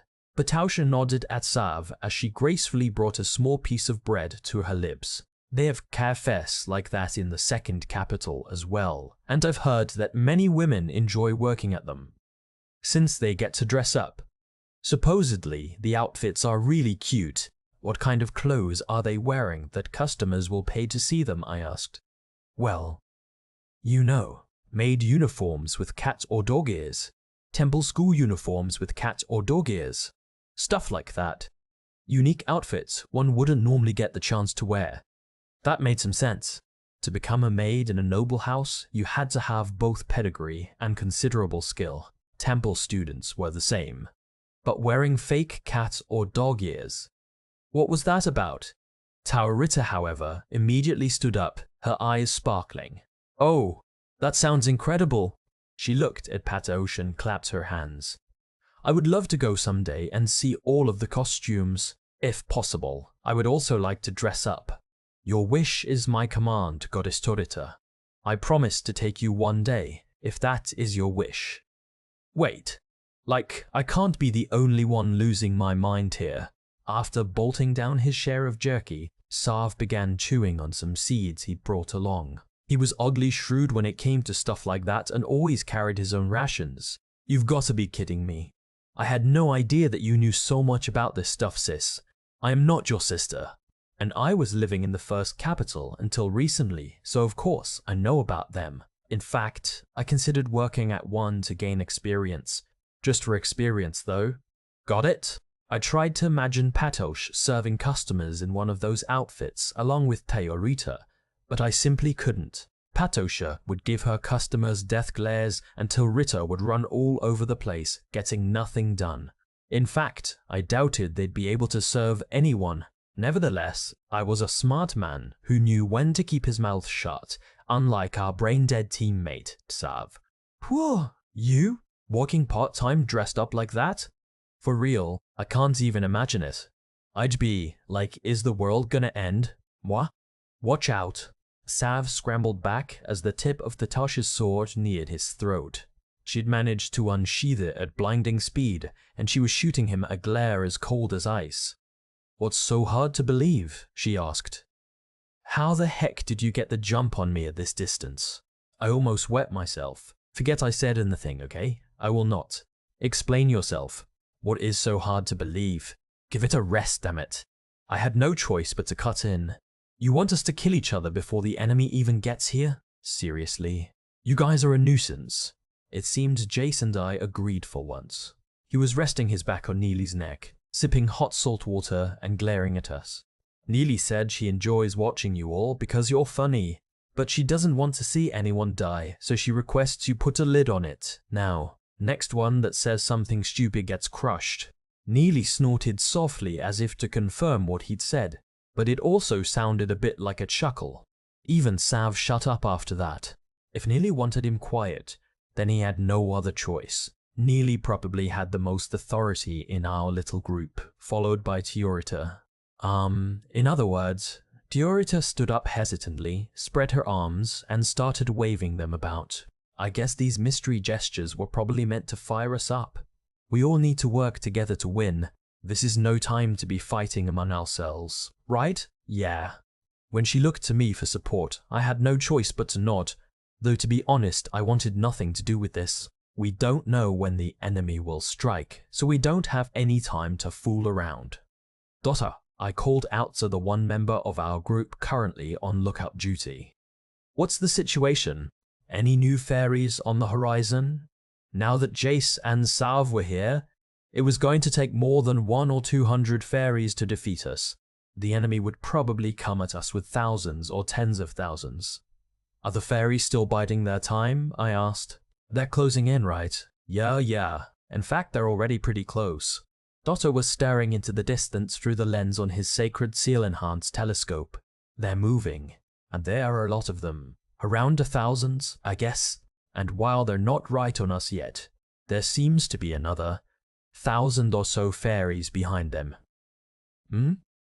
Sounds a bit disorganized. It sounded like they were sending whatever troops they could muster the moment they were ready for battle. Usually, they'd send the whole force out at once. Were they really in that much of a hurry to get rid of us? Perhaps we'd taken them by surprise, and they were having trouble finding a way to deal with us. We may have built a fortification, but our unit was small, so it wouldn't have surprised me if they ignored us completely. Maybe there were other factors at play. Regardless, they would be here soon, and the real battle would likely start as soon as we were done eating. Terida, finish your tea with honey. We have a tough fight ahead. Okay, you will have a cup too, right, Xylo? The rest of you as well. Terida gleefully boiled some water, apparently planning to make a cup for everyone. It was clear that we wouldn't be getting any more breaks after this. I started stretching, getting ready to lend Terida a hand. That was when Dotto made an odd noise. Ah, wait. He raised a hand and pointed at something in the distance. There's something there. Yeah, I bet. What? You see a rabbit or something? No, people. 2 people. Children. There are 2 kids out there. What are they doing? Dotto was making no sense again. 2 children. Were they from a nearby settlement? But what would they be doing here? This wasn't the kind of terrain someone would accidentally wander into. That meant they'd probably escaped from the capital. Heading this way, said Dotto. You think they're escapees? What should we do, Xylo? What should we do? We should… Hey, he cut in. I had never seen Dotto act like this before, and his next words too were totally out of character. Did you think we could help them? You've got to be kidding me, I thought. I doubted my ears, but before I could even process what Dotto had said, I was hit by 2 extremely conflicting opinions. What? No way, argued Zav, looking genuinely disgusted. His face seemed to say, like hell, I'm gonna waste my time on strangers. That was the kind of guy he was after all. I agree with Comrade Dotto, said Rhino, a fake-looking smile on his lips and his arms spread wide, like he was about to hug Dotto. What a wonderful suggestion. We should do whatever it takes to save them. Rhino and Zav turned to look at each other. Zav seemed shocked as Rhino stared at him in wonderment. You can't be serious, Rhino. Do you have a death wish? Now that I think about it, you've always been suicidal. I mean, if you weren't, why would you volunteer to be a hero? Not at all. I simply believe it would be much more efficient if we all survived together. Wouldn't it be better to share this pain and suffering across the whole species? Otherwise, the imbalance will lead to weakness. Isn't that right, Comrade Dotto? What I'm trying to say is… It's nothing complicated like that. Dotto struggled to get out the words. I think they must have run away, because they're really important people. Now it was Venetim's turn to react. He opened his eyes wide. It seemed he'd finally recovered enough to speak. Dotto, I knew you're a thief, but you rob children too. How terrifying, no. It's hard to explain, and I can't really remember why, but… Dotto scratched wildly at his head. He was practically screaming. We should probably save them. It's the right thing to do. You know, as Haas humans. Yes, came a solemn shout. I knew Norgali would react this way. The king clapped his hands together and stood. For once, you have made me proud. This is the right decision. Move out, men. We must save my loyal subjects. Oh, goddess, please grant us your blessing. Of course. Dorita chimed in, grabbing my arm in excitement. Just what I expect from my brave warriors. It appears I was wrong about you, Dotto.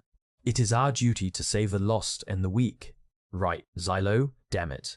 Did this really have to be the day Dotto suddenly decided to grow a set of morals? Wanting to help people was fine, but this wasn't the time or the place. Morals were the kind of thing you brought up in a speech during peacetime, not in the middle of a desperate battle. I was totally against it. It was going to be a tough job, and it wasn't even part of our mission. I couldn't imagine it would benefit us at all. These were two strangers, what would helping them gain us? A thank you and a smug sense of self-satisfaction, but I wouldn't be able to look at myself in the mirror if people started to think I had even less humanity than Dotter. I'll have to go by horse with Turita. I placed a hand on the goddess's head, and she snorted proudly. I know they're kids, but you said there were two of them, right? Yeah. A girl and a younger boy. At least from what I can tell. Then you take the boy, Dotter, I said angrily. Pasaush will handle the girl. Break time was over. I pulled my horse over and put a foot in one of the stirrups. Kata gulped audibly, then nodded. Oh, Kai. But I'm gonna leave the fighting to you. This was quite unusual. Dotter rarely took risks like this unless it had to do with stealing. Then let's do this. Unless you object, Patashi. Normally taking unsanctioned action would be out of the question, since it introduces unforeseen variables into the mission and puts the whole army at risk, Tsuchi mumbled. Despite her words, she was already on horseback, her sacred, seal-engraved lance in hand, but I suppose aiding in such foolish acts is one of the benefits of being a penal hero. Benefits, my ass. I'd bury every one of us alive if I were the supreme commander. If I were in charge, I'd discharge and court-martial every one of you. However, Pasaush looked like she had an itch on her back. Perhaps she was smiling at her own joke, but the cold made her expression somehow stiffer. Whatever the case, it was an awkward smirk. I was actually planning on saving them myself if none of you did it, so if you're willing to help, hurry up and follow me. Don't fall behind. She immediately took off on horseback. There was nothing to do but follow her. You heard the lady, Dotter. After helping Turita onto the horse, I gave her the signal to take off. I don't want to hear any complaints, even if you die out there. You're the one who wanted to do this. Got it? I know, Rhino. Back us up with your cannon. High-angle shots only. But of course, I wish you luck, my comrades. Rhino's encouragement was aggravatingly cheerful, so why did it sound so empty? It didn't make any sense. As I took off on horseback, I listened to Sav's and Rhino's exchange, not with my ears but through the sacred seal on my neck. Wow, those guys are something else, huh? I wonder what they want those kids for. Food? Perm, for me? Unfortunately, I'm not that hungry right now, and I'm not sure if it would be morally acceptable to kill someone in order to eat them. After all, there are plenty of dead bodies on the battlefield to choose from, so I don't really see the point. Why would you be eating them, Rhino? That'd be a huge waste of two perfectly good kids. I'm talking about for the fairies. I thought we could use them as bait to distract the enemy. Don't worry, I was only joking. Eating living humans is unacceptable, right? Huh? I don't know. Personally, I think it's okay, as long as you have consent. I took my finger off the sacred seal on my neck. I didn't want to waste any more time listening to them debate ethics and humanity. I had to focus on what was in front of me. Soon, I expected to see the kids Dotter had mentioned appear out of the night. Pasaush raised her lance into the air and shot a powerful ray of light from the tip, illuminating the darkness. But Dotter, with his sharp eyes, still spotted them first. Over there, he shouted, pointing. They really were just children, weakly staggering through the snow in their thick garments. The younger boy was practically carrying the girl, and behind them was a horde of fairies. It appeared they were being chased, but something was off. Why would such a large group of fairies be pursuing children? It was far too much effort for a snack. The enemy's formation was strange as well. Thousands of fairies were scrambling forward as quickly as they could in order from fastest to slowest. Were these two children really so important? Help! Shouted the boy. Please help! Please save my sister. The boy's way of speaking made him sound like a noble, but I appreciated the way he prioritized his sister. Not bad, I thought.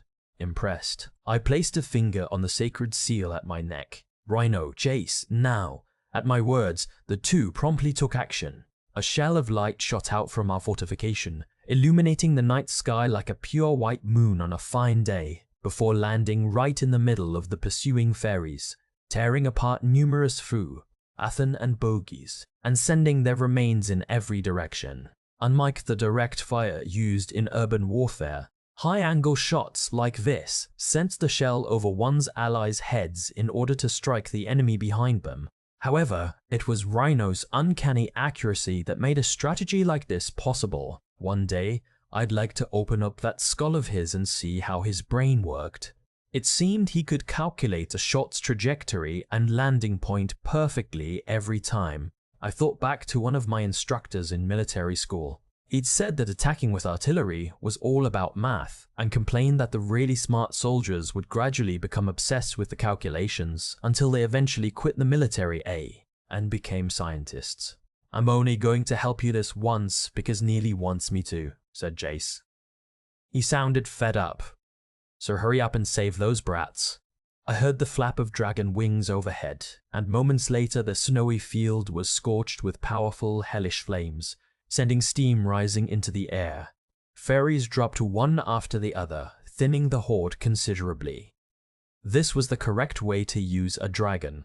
Outside with no obstacles in sight and enemies as far as the eye could see, there was no need to hold back with the beast's powerful fire breath, and Jace and Neely could show off their true strength. Nevertheless, the attack wasn't enough to take out all the pursuers. There was still a few dozen Futhan and bogies heading our way. "Talarita, I just need one attack," I said. "After that, we're withdrawing." "Allow me." Tarita wasted no time summoning colossal swords from a void in the sky and sending them raining down into the ground. Although they only skewered a few of the pursuers, it created a fence that slowed down the rest. I threw a knife, hitting one of the stragglers and blowing it up. "Over here, brave children. I, Goddess Teorita, shall protect you." Her voice was strong and encouraging. I was genuinely surprised that she could be so cheerful after the deception and betrayal by those civilians in Ichus the other day. "I have the sister." Patosh picked up the girl while simultaneously swinging her lance, piercing a fairy that had lunged at them. The tip of a weapon glowed, emitting a strange sound as it created a barrier inside the enemy's body. The creature's torso twisted and flew apart. "Dota, hurry!" I shouted, but Dota was already running desperately at top speed.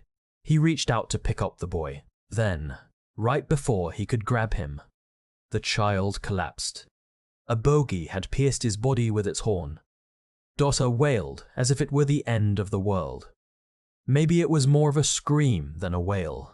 Still, he reached out so far that he almost fell off his horse and grabbed the boy. Then he touched the bogey's head with the tip of his staff and unleashed a powerful bolt of lightning. An interesting choice, I thought. Even someone with god-awful aim like Dota wouldn't miss if his weapon was touching the enemy. It was such a reckless, stupid act, and I hesitated even to call it foolhardy, but it had worked. "Xylo, give me a hand." About to fall himself, he was struggling to lift the boy onto the horse. Idiot. I grabbed Dota by the back of his neck and lifted him up onto his horse. The problem now was the boy. He still had a horn penetrating his stomach. When Dota's attack blew the bogey's head off its body, it had left most of the horn intact.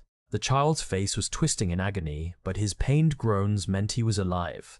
Something felt off though. Usually, a fairy would aim for the back, but it seemed like the boy had turned his side to the enemy at the last second to make sure his back wasn't hit.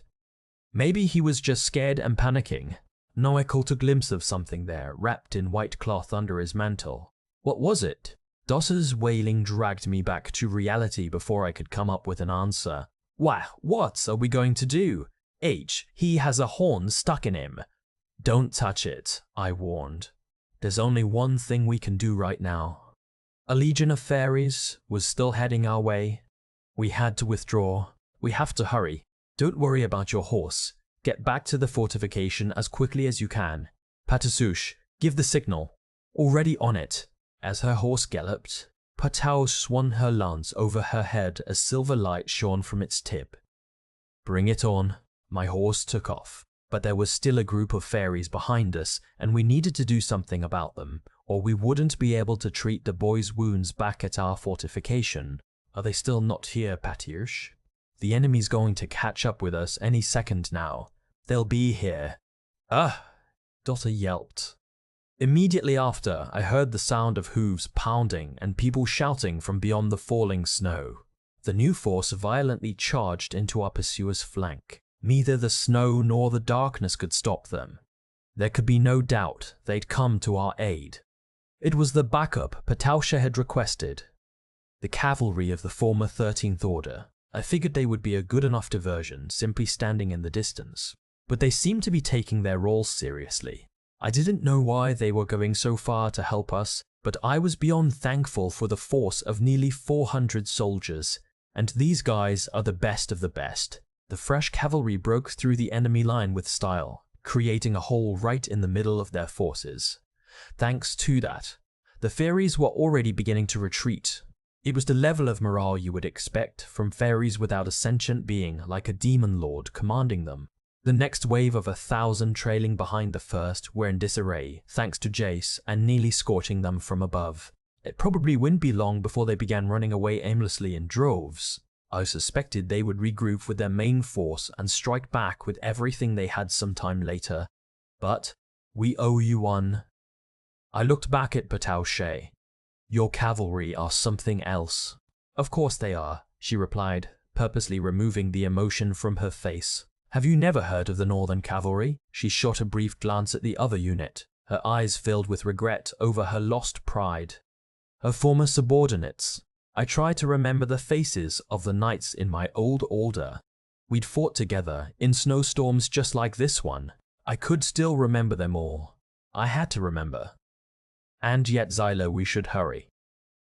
Telritza wrapped her arms tightly around me from behind. Look ahead. We have to save those two children. It isn't too late, is it? You're right.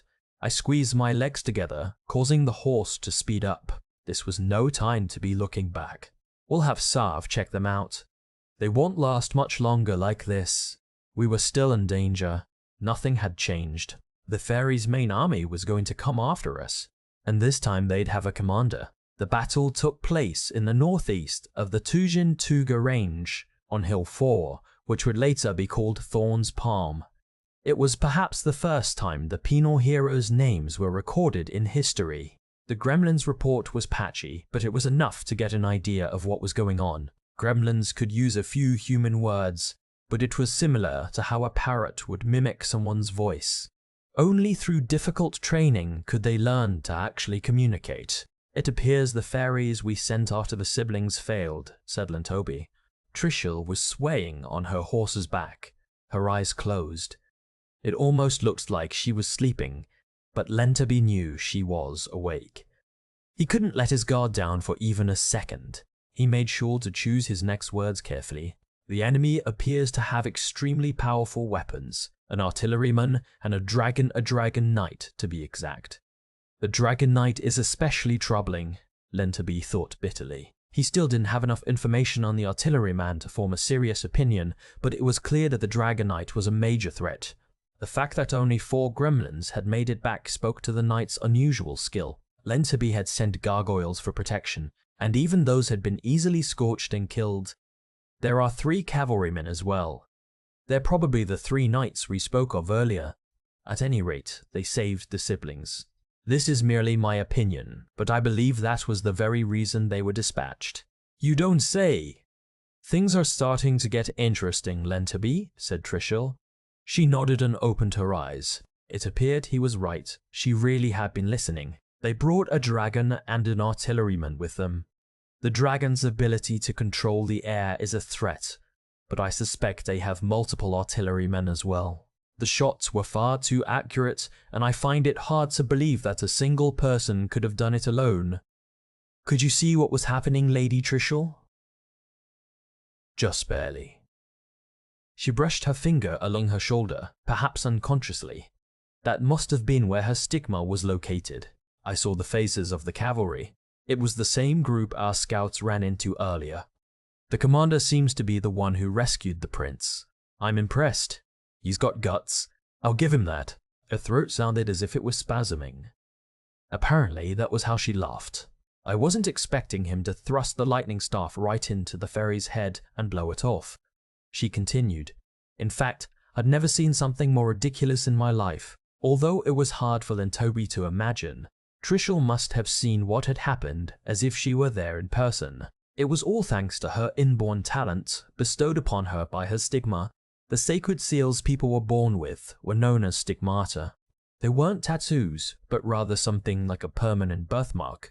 Even if you burned them or peeled off the flesh, they would always reappear. According to legend, stigmata appeared when children were born between a human from this world and one summoned from another during the First War of Subjugation. In ages past, the marks were called many things, such as blessings from the heavens, and the trait didn't always pass from parent to child, but could skip several generations before reappearing.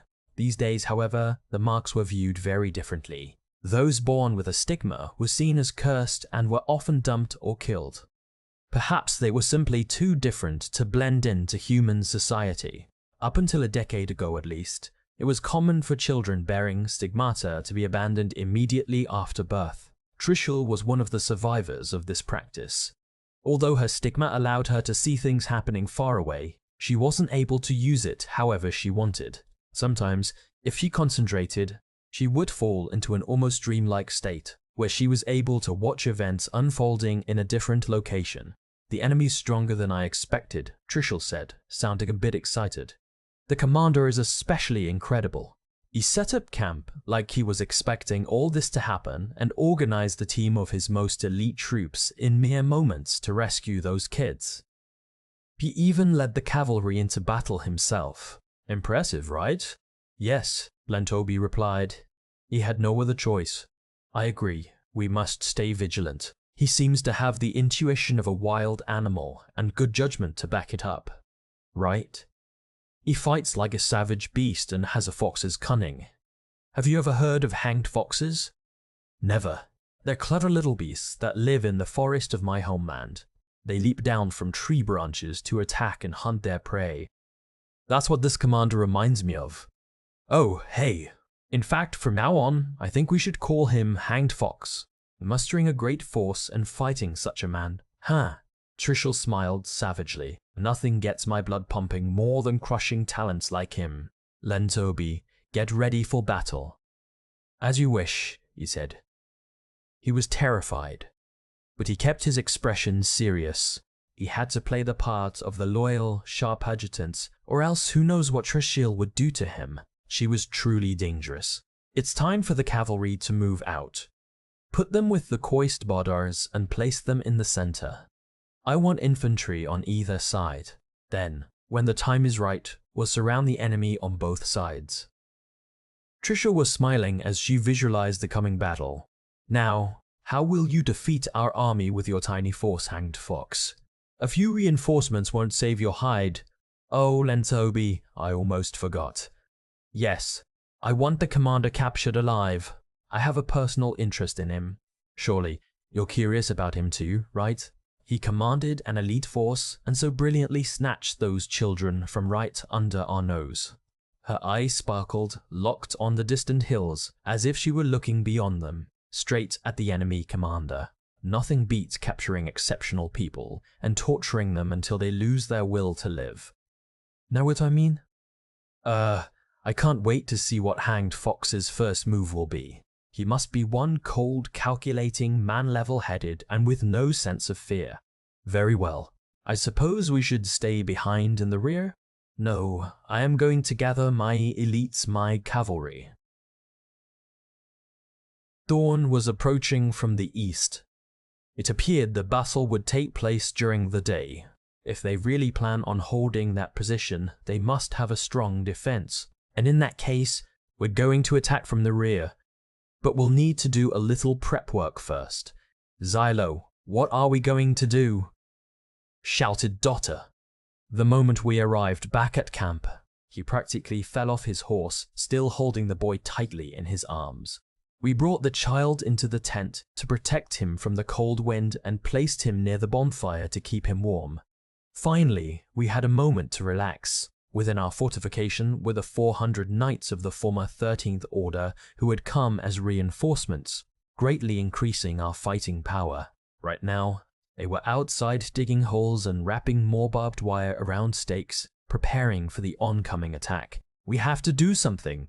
H.E.'s got a horn in his stomach," Dota wailed. "I can see that," I replied. "He's having trouble breathing too. What should we do?" "You hear that, Sav? What can we do?" I patted our unit sniper on the shoulder. He was also our medic, and he quickly got to work. He was already observing the child's wound with cold, lifeless eyes. "How's it look?" I asked. "He's alive, right?" "Yep. I'd say he's pretty lucky too. You did the right thing not pulling out the horn, bro. I know how reckless you can be, always assuming people are just as tough as you are. Can you work without running your mouth?" "Being able to run my mouth while I work is only one of my many talents. In fact, it's proof of my genius." Sav excelled in efficiently destroying human bodies. His understanding of their mechanisms meant he knew exactly where to strike to kill all thanks to his training in the Order of Assassins.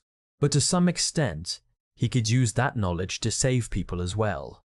That said, I'd had to see his skills myself to believe them. His organs are… Oh, this is bad. Sav whistled when he saw the wound. His clothes were pushed inside his body. "I guess we'll have to use the sprites.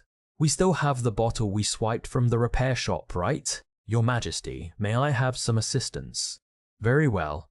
Norgoralla nodded generously before grabbing a small bottle from his bag.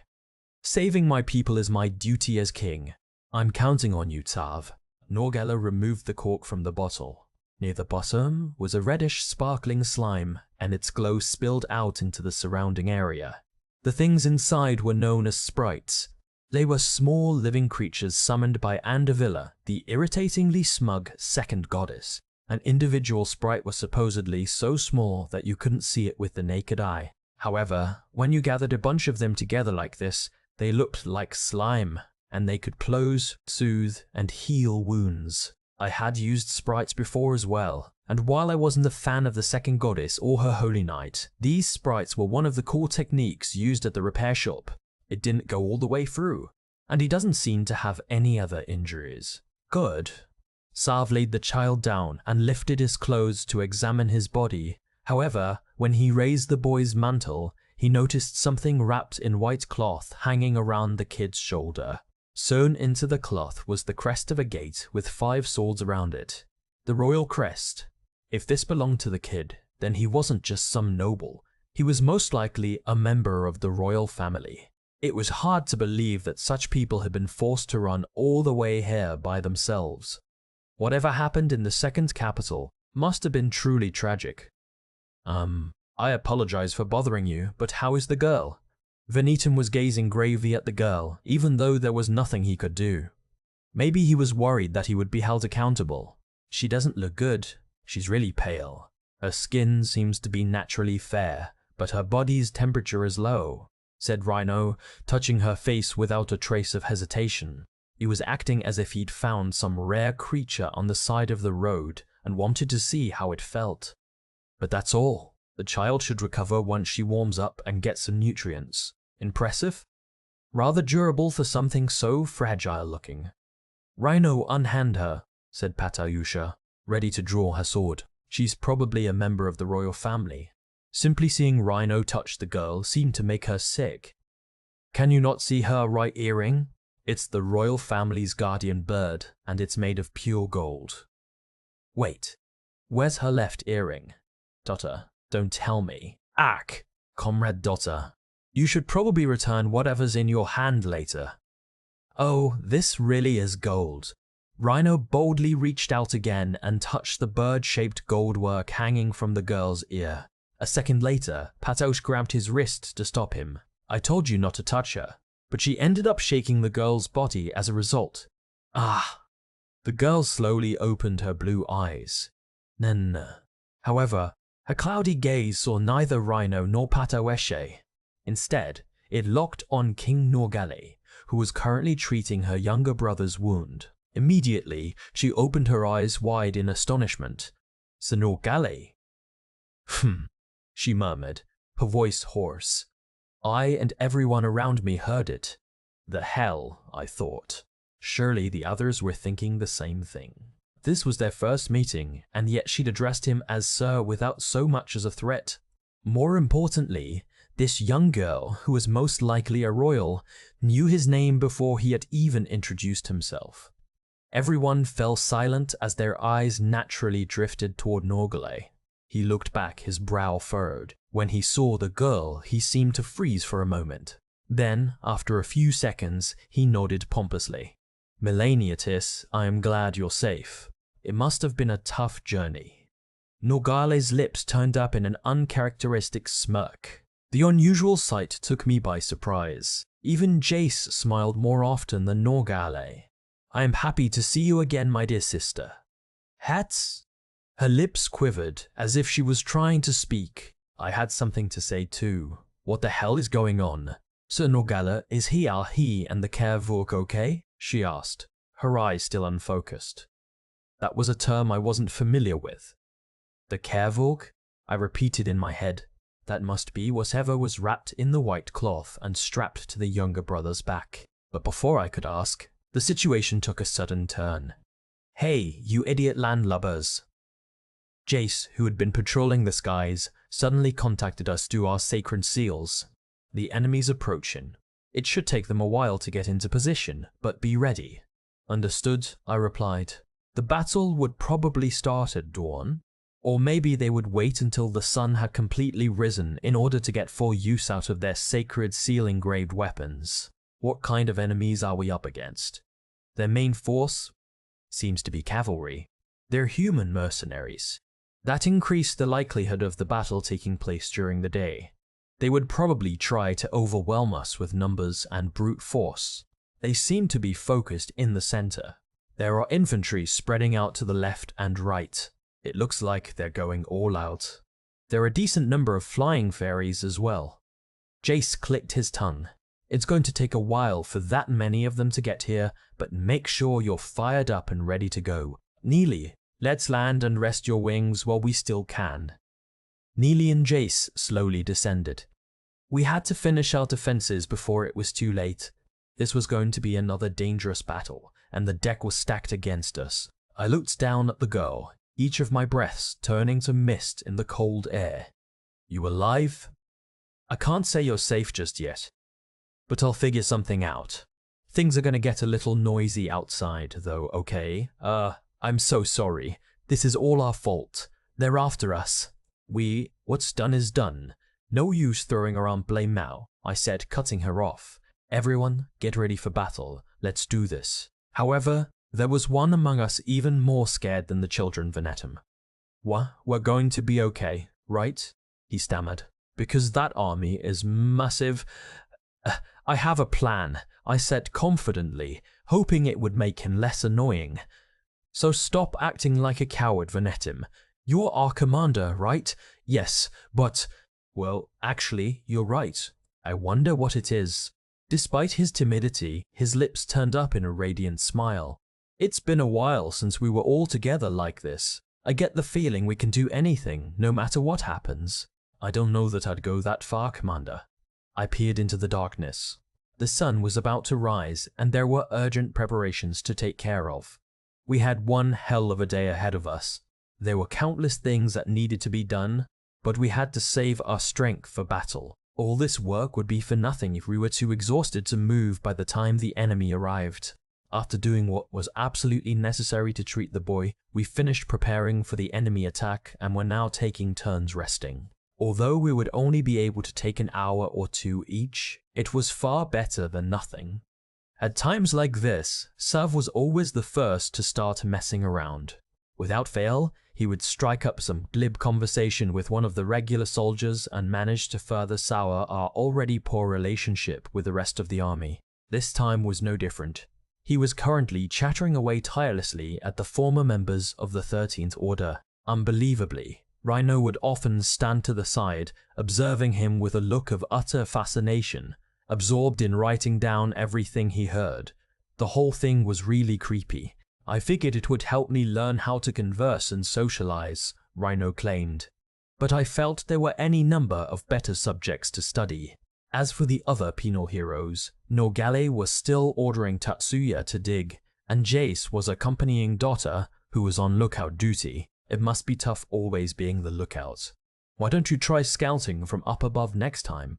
I know a girl who'd be fine with you riding on her back. Jace looked up at Dota while chewing on some disgusting-looking rations. Her name's Kaja.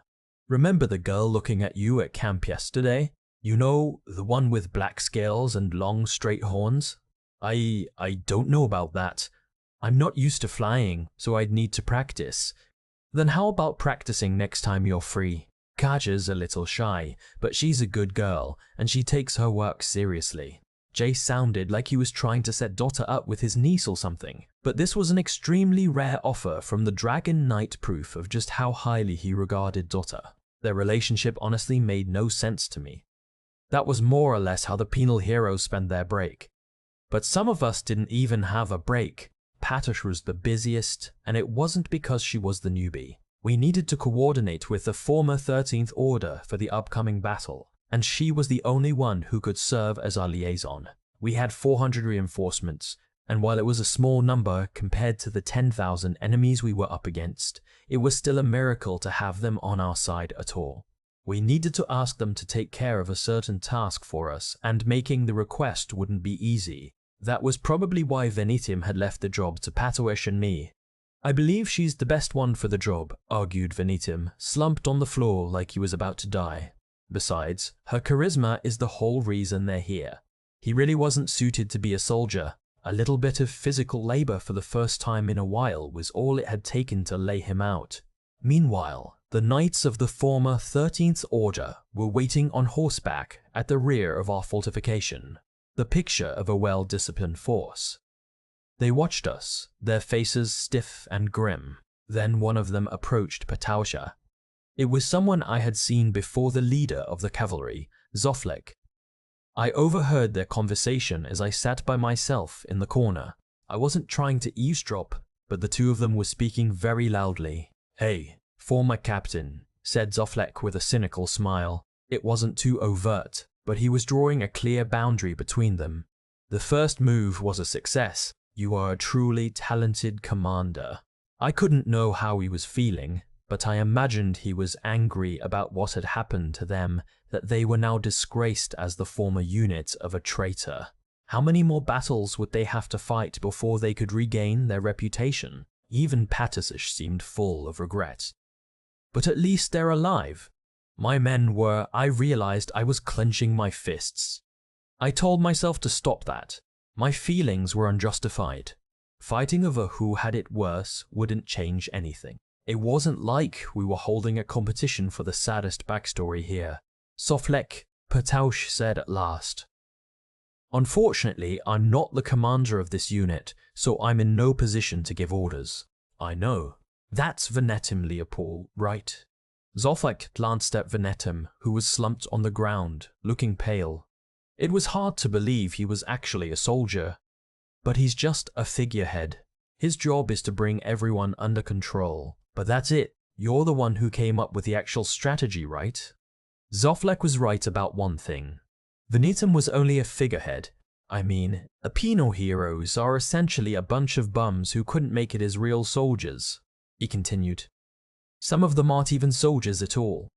"In fact, he said, pointing at me with his thumb. Wow, so he was speaking loudly on purpose to make sure I heard him.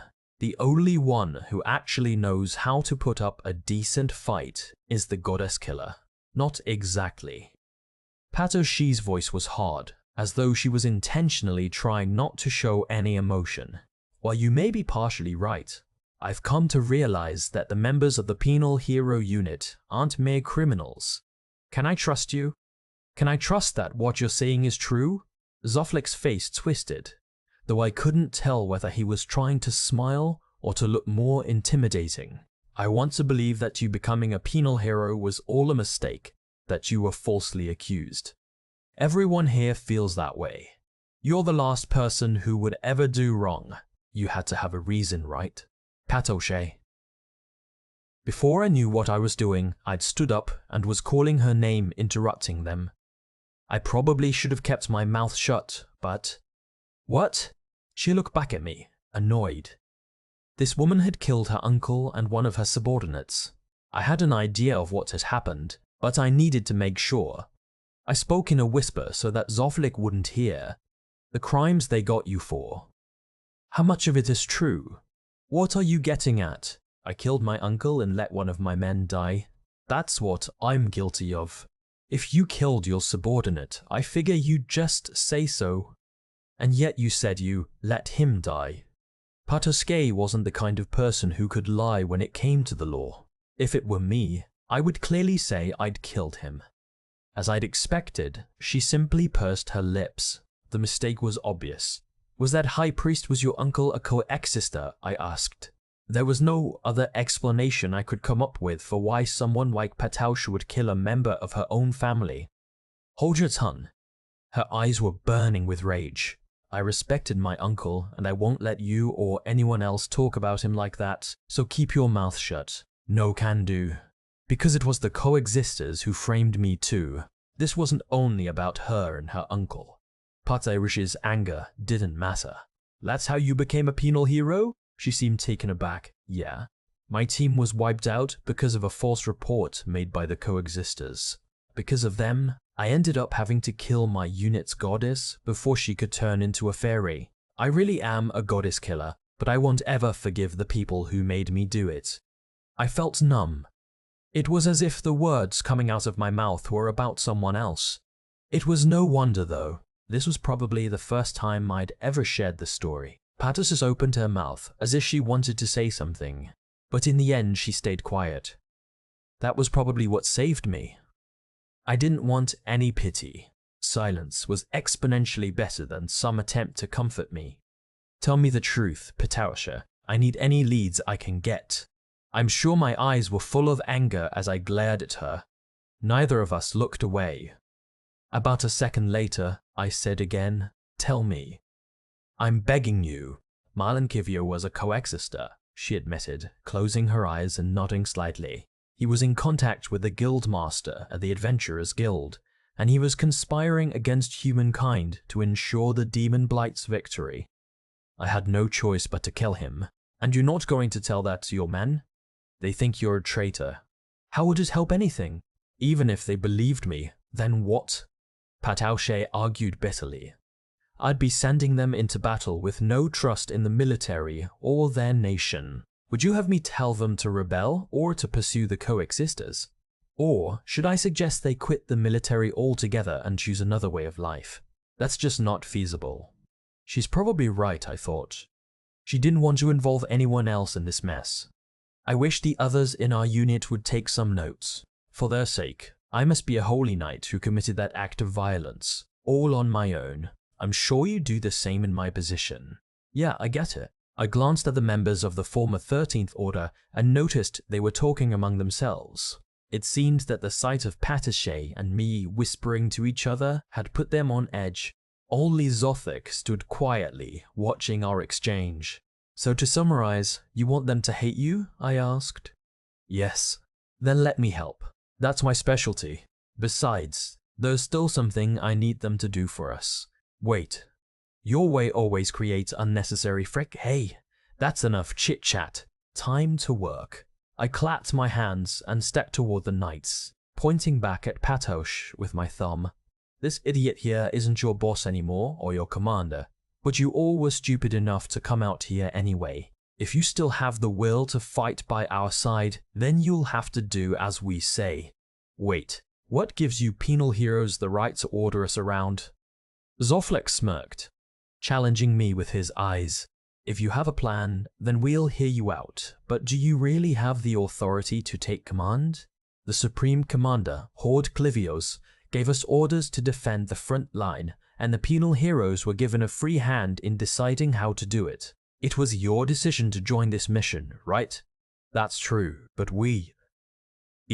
started to say something before closing his mouth once more. It was obvious he didn't have a good argument. Then that settles it. You all need to do what we say, and if you can't follow orders, then you're free to go.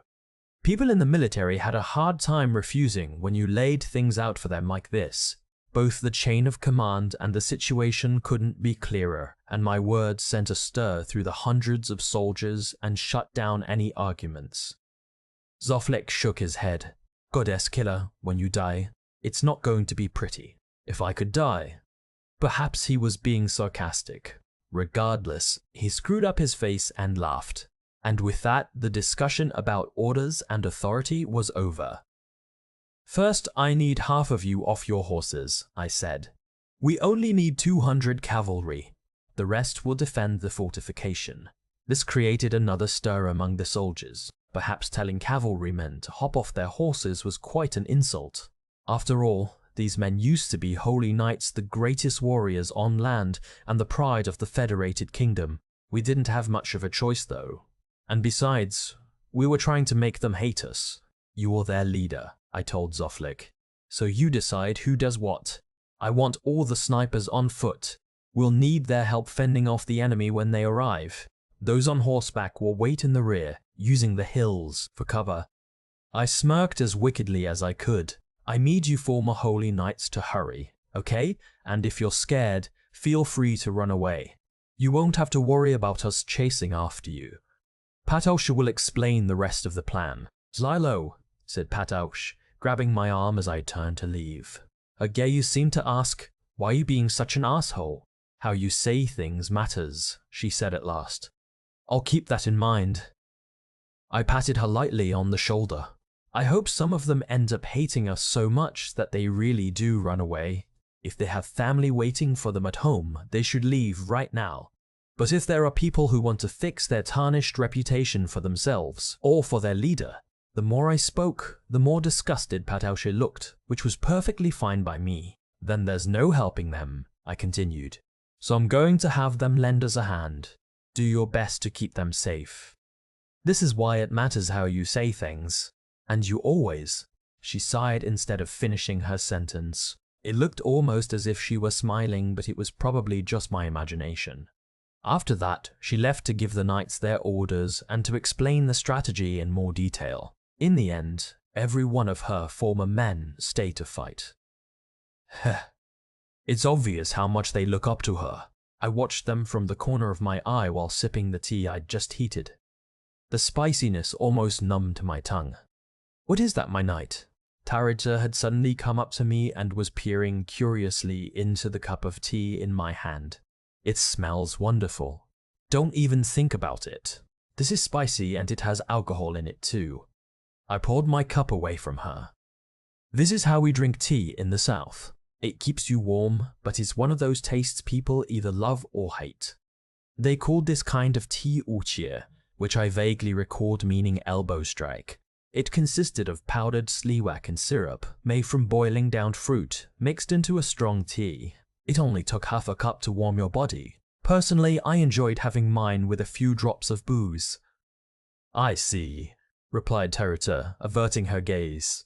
She sounded bored, or perhaps sulky. Her behavior seemed very forced. She wouldn't make eye contact, and yet she sat with her back right up against me. She was being so obvious, even I couldn't ignore it. What's wrong? I asked.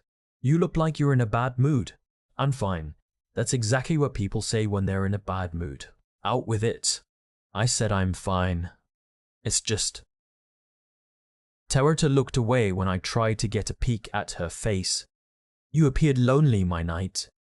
Therefore, I figured I could keep you company. Whoa, what a compassionate goddess, I said, laughing.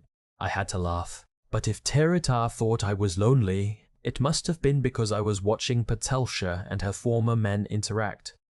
She still had subordinates who looked up to her. For a soldier, that was one of the greatest honors one could receive.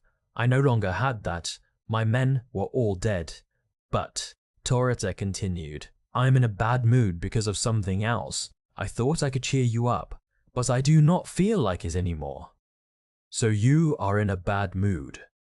Ever since we arrived on this hill, you have been spending all your time chatting with Pataush.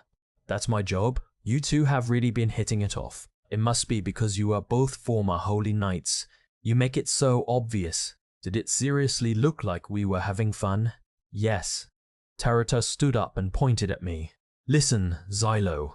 I am a goddess, and you are my holy knight. We only have each other, and no matter what happens, I will not allow you to neglect me. I will personally make sure you suffer divine retribution if you do not start putting me first and giving me the praise I deserve. Yeah, I got it. She had a point. Pat O'Shea had her men, but I had a goddess that idiot daughter stole from them, in fact. Once I thought about it, I couldn't help but laugh. I laughed so hard that Tiurita started scolding me for it. That was when I heard the sharp ring of a whistle reverberate across the dawn sky. It was Dotter, on lookout duty, signaling the start of battle. Xylo, hurry, they're coming, he shouted, looking desperate. Isn't it a little too soon to start panicking? I thought as I finished up my ukier. This battle would be the real deal. I glared at the sun peeking out from the horizon. We can do this. The fight began with a flash of light and the raw one of Rhino's high-angle shots. There was nothing better to stop the incoming surge of cavalry. It landed precisely in the center of the frontmost enemy group and blew up countless Dullahans, along with some human cavalry. Yes, human cavalry, there were a decent number of them, probably mercenaries. Tiurita, her face pale, lowered her gaze and grabbed my arm. Xylo, why are there people on the Demon Blight's side? Are they being controlled? Maybe. I wanted to make her feel better, but I couldn't think of anything to say, and she would probably be able to sense my true feelings anyway. Mercenaries work for whoever they think will win, so we should probably cut them some slack.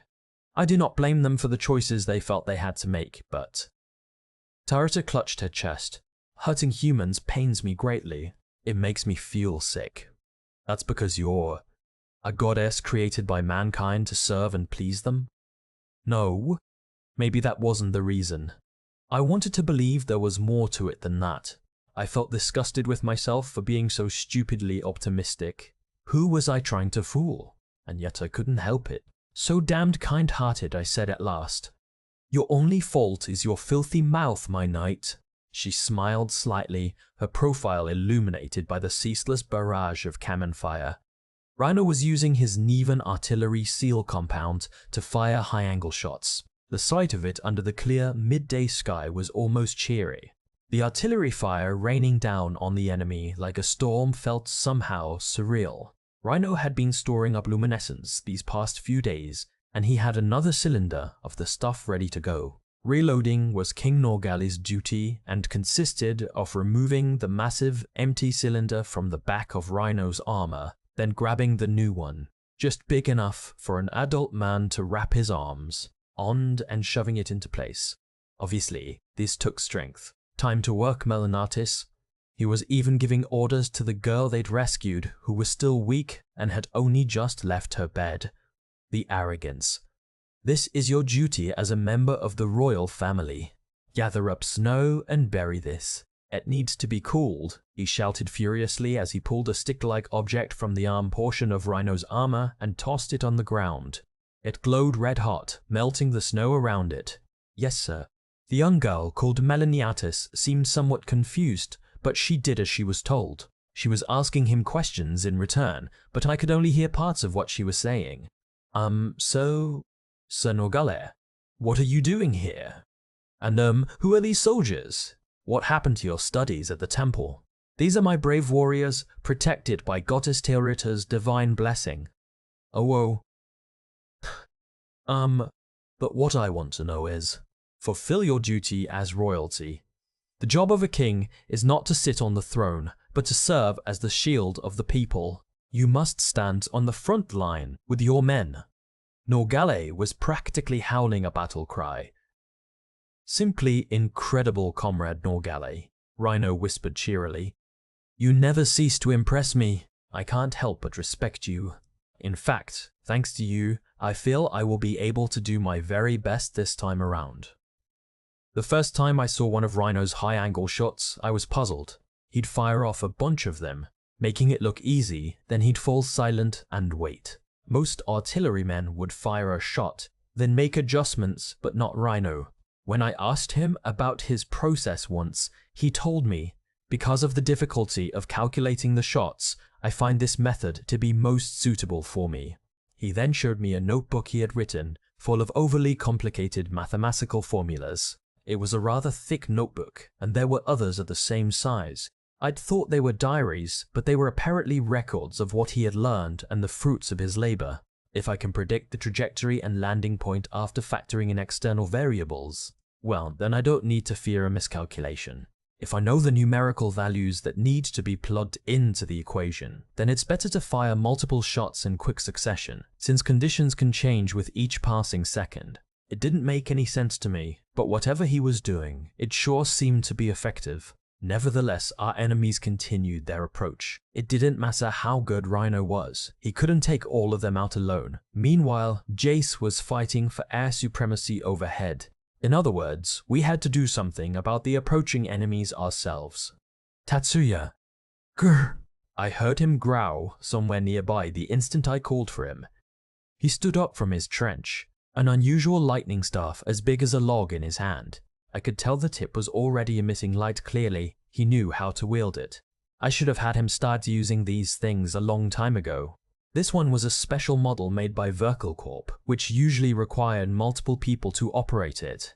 The product was known as the Hellgut Blaster Seal Compound, and it was the fruit of research into a type of destructive power, different than that of an artilleryman's cannon armor. Start attacking the enemies as they approach. Shoot all of them.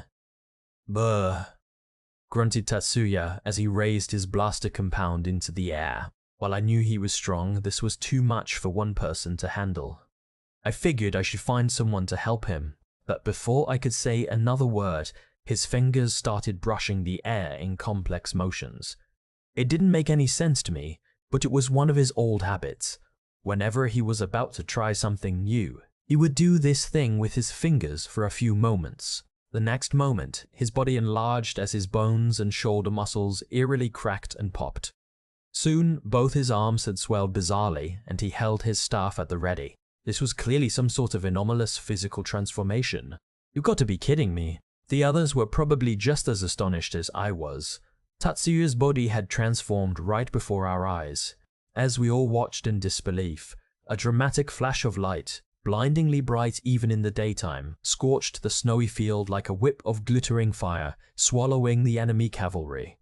A grunt escaped Tatsuya's throat. It sounded like some sort of battle cry or laughter, perhaps. The bright beam indiscriminately penetrated each man, Dullahan, and Koistibodar in sight. The Hellgut Blaster Seal Compound was intended to be operated by multiple people. It was too big to be referred to as a mere lightning staff, and it was meant to rapidly fire multiple bolts of lightning with each shot in order to attack a wide range of enemies. A rapid-fire lightning staff, exactly what one would expect from the development department at Verkle Corp.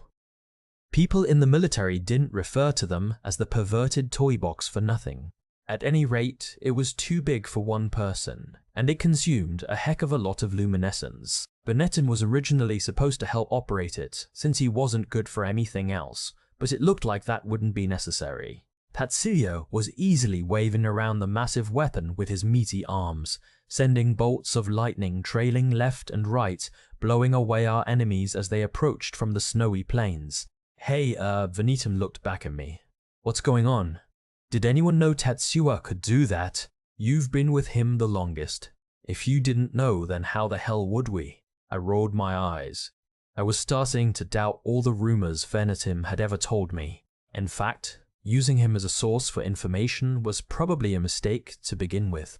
But if Tatsuya really was a member of Penal Hero Unit 9001, that would mean he took part in the First War of Subjugation, the only recorded victory of mankind over the Demon Blight, a warrior summoned from another world back when humankind was stronger. If all that was true, maybe it could explain this extraordinary feat he was pulling off. At any rate, it seemed we could leave the enemies in front to Tatsuya.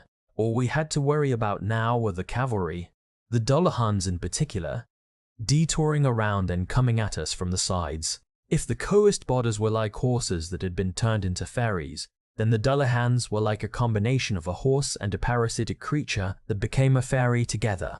I'd heard of cases where humans riding on horses turned into Dullahans. They weren't as quick as Kowistobodas, but they were larger and more intelligent. Furthermore, depending on the creature atop the horse, some could even hold weapons. Charging past the artillery fire and bolts of lightning were 5, 6, 7. I gave up trying to count, because the number was rapidly increasing. There were a lot of them, and they were almost here. They're coming, Xylo. They're right up ahead, stammered Venetum.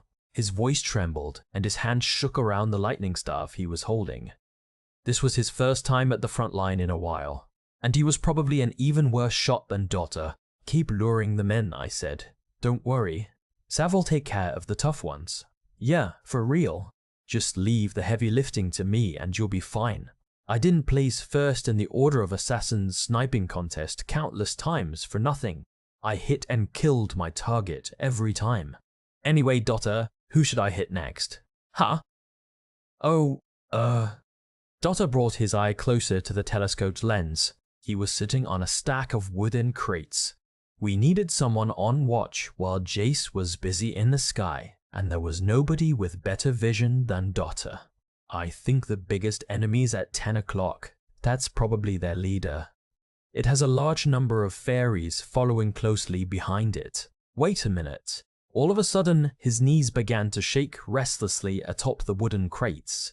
Is it just me, or am I in a really dangerous position? What am I gonna do if a projectile comes flying? You should be fine until the infantry get closer, I said. But if you feel like you're in trouble, jump. Somebody'll probably catch you. Somebody. Dotola looked around, passing over each of our faces in turn. Who's gonna catch me? Can't I get down from here already? You could, but we'd have to kill you, and I'm sure it'd be really painful, so I don't recommend it. Xylo, Terrator scolded. Could you please not say such awful things? Dotter looks terrified. The poor man is shaking. Dotter, however, took my kind advice to heart and shut his mouth. Crackle. A dry pop tore through the air as Sav shot a bolt of lightning at the large Dullahan Dotter had pointed out. The beast was blown some distance before it collapsed onto the ground. This threw the enemy out of step, but they continued to push forward.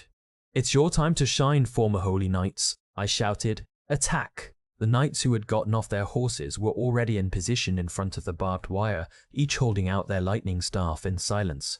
They didn't seem to like taking orders from me, but that didn't matter, as long as they followed them in the end. Don't push yourselves too hard, okay? Sav said casually. It'd be impossible for you guys to nail every shot like I do, so just focus on unleashing everything you've got when they're right in your face. I mean, even Dotter would be able to hit them that close up, so you all should be fine. Prepare to fire, ordered the sniper unit's officer. Her lightning staff pointed at the enemy. Her name was Sienna, if I remembered correctly. It seemed Sav's taunting had gotten to her. I don't want to see any of you miss, she added. She had one eyebrow raised, and I was pretty sure she was pissed. Seconds later, the enemy cavalry arrived. The Dullahans held out their lances while the court rushed forward, using their bodies as battering rams. It was clear, however, that they didn't understand the threat of the obstacles in front of them. The barbed wire fence was far more effective than I had imagined. The wire deflected their hooves with a clang as the spikes dug into their flesh. It blocked both their fangs and lances and prevented them from advancing any farther. Some fell over, dragging others down with them, and yet more rammed into these from behind. One Dullahan tried to force its way through, but the sacred seal-infused spikes scorched its body, bringing the creature to its knees. They were nothing but targets for the snipers now. Bolts of lightning roared through the air, piercing the enemy. Incidentally, there was another merit to this fence. You couldn't break through it with an explosive. When I saw the next group of enemies approaching in between volleys, I yelled, "Everyone get down, Taurita. You got it!" Immediately, a short sword emerged from the void. As soon as I grabbed it, I threw it. There was no need to worry about accuracy. The explosion was followed by a flash of light, swallowing the entire group of Dullahans in flames and scattering melted snow all across the ground. We were waging a one-sided battle from behind the fence, especially since ducking into our trenches protected us from any explosions. There was no way we could have used such a strategy with our usual sacred seal engraved wooden fences. I had begun to realize just how effective Norgala's new weapon really was. To my great surprise, we had the upper hand. However, there are too many of them, my knight. Tayarita looked grave. They keep coming one after another. There is no end. No surprise there. It wasn't like Rhino could keep firing at them forever either. There was a limit to how much longer we could keep this up, and there were far too many enemies. It wouldn't be long before the other side's cavalry noticed how we were dominating them and started trying to jump over or cut through the fences, or decided to come around and attack us from the rear. The fairy cavalry were already trying to break through our fire using pure numerical advantage. Eventually, they'd be able to use the bodies of their fallen allies to climb over the barbed wire fence. Of course, these were all things we'd predicted and prepared for. My knight, should we not start taking action to protect everyone? I am ready whenever you are. Don't force yourself. Tayarita was clenching her fists too tightly, so I placed a hand over hers and stopped her. It didn't matter how accurate her aim was. There was no way I could send her onto the battlefield right now. Her inability to attack humans meant she'd be helpless if targeted by one. I'll need your help when the time comes, I said. And don't worry, I'll really run you through the ringer. You will? Really? You will depend on me? Yes. So I need you to wait. Let the humans handle the humans. After unsheathing a knife with one hand, I infused a high concentration of energy from my sacred seal into the blade, lifted my arm into the air, and threw it as hard as I could, right into the enemy cavalry's path. The knife penetrated the snowy terrain and created a massive explosion, forcing the cavalry to stop in place. It wasn't the flames that frightened them, though their horses' hooves had suddenly sunk into the ground. The animals neighed while the coised boarders and Dullahans shrieked in strange tones. But the more they struggled, the more they lost their balance, until eventually they fell. A wave of chaos rippled through their ranks to the rear in a matter of seconds. A disintegration seal, muttered a sniper. I assumed this was Sienna. I can't believe you'd use something like that here. You're playing a dangerous game, you know. She had a point. Disintegration seals could pulverize the ground, turning it into a swamp. Although they were perfect for stopping horses in their tracks, they absolutely destroyed the land. That said, when it came to stopping cavalry charging you, there was nothing more effective. Dotter, you still alive up there? Give the signal. Ah, Roger. Dotter moved swiftly, swinging his lightning staff over his head and releasing a green light. Patosh Kuvia might even have set out already, not bothering to wait for the signal. This was it. We'd made every move in our arsenal. All that's left is... I turned to face forward and saw a huge monster headed our way, trampling its own allied cavalry as it came. It was a Barchester quadrute beast, and it was even bigger than normal. With a fairy this size, any changes I could make to the land would be pointless. To make matters worse, I saw a few goblins on its back. If that thing were to get close enough, it could crush our fortification, barbed wire fence and all. Seeing this irregular fairy heading straight for us made me suspicious that it was some sort of decoy. Nevertheless, it was not the kind of decoy we could simply ignore. I patted Tayarita on the shoulder. It's time for the goddess to take action. Can I count on you? But of course. Tayarita's hair began to spark. I have been waiting for this moment. I will prove my usefulness, even if it costs me my life. Stop being an idiot. How many times do I have to tell you? Don't go throwing. I know. She wrapped her arms around my neck. I simply wanted you to scold me again. Trishul couldn't believe what she was seeing. Her huge cavalry force had been almost completely stopped in its tracks. The enemy's defensive wirework was far more effective than she had imagined. Hooves and lances couldn't easily break through it. To destroy this barrier, they would have to target the wooden stakes. But it wasn't going to be easy, since that was where the enemy's firepower was most concentrated. Trishul regretted spreading her infantry out to the sides. It was going to be difficult getting her large cavalry force around to attack the enemy from the rear, but she could still send those nearby. She didn't even have to close her eyes and concentrate now. She could see him up ahead as clear as day, Hanged Fox. It was only a nickname she'd given their commander, but perhaps it did indeed describe his true nature. He sat boldly on a stack of wooden crates, issuing orders.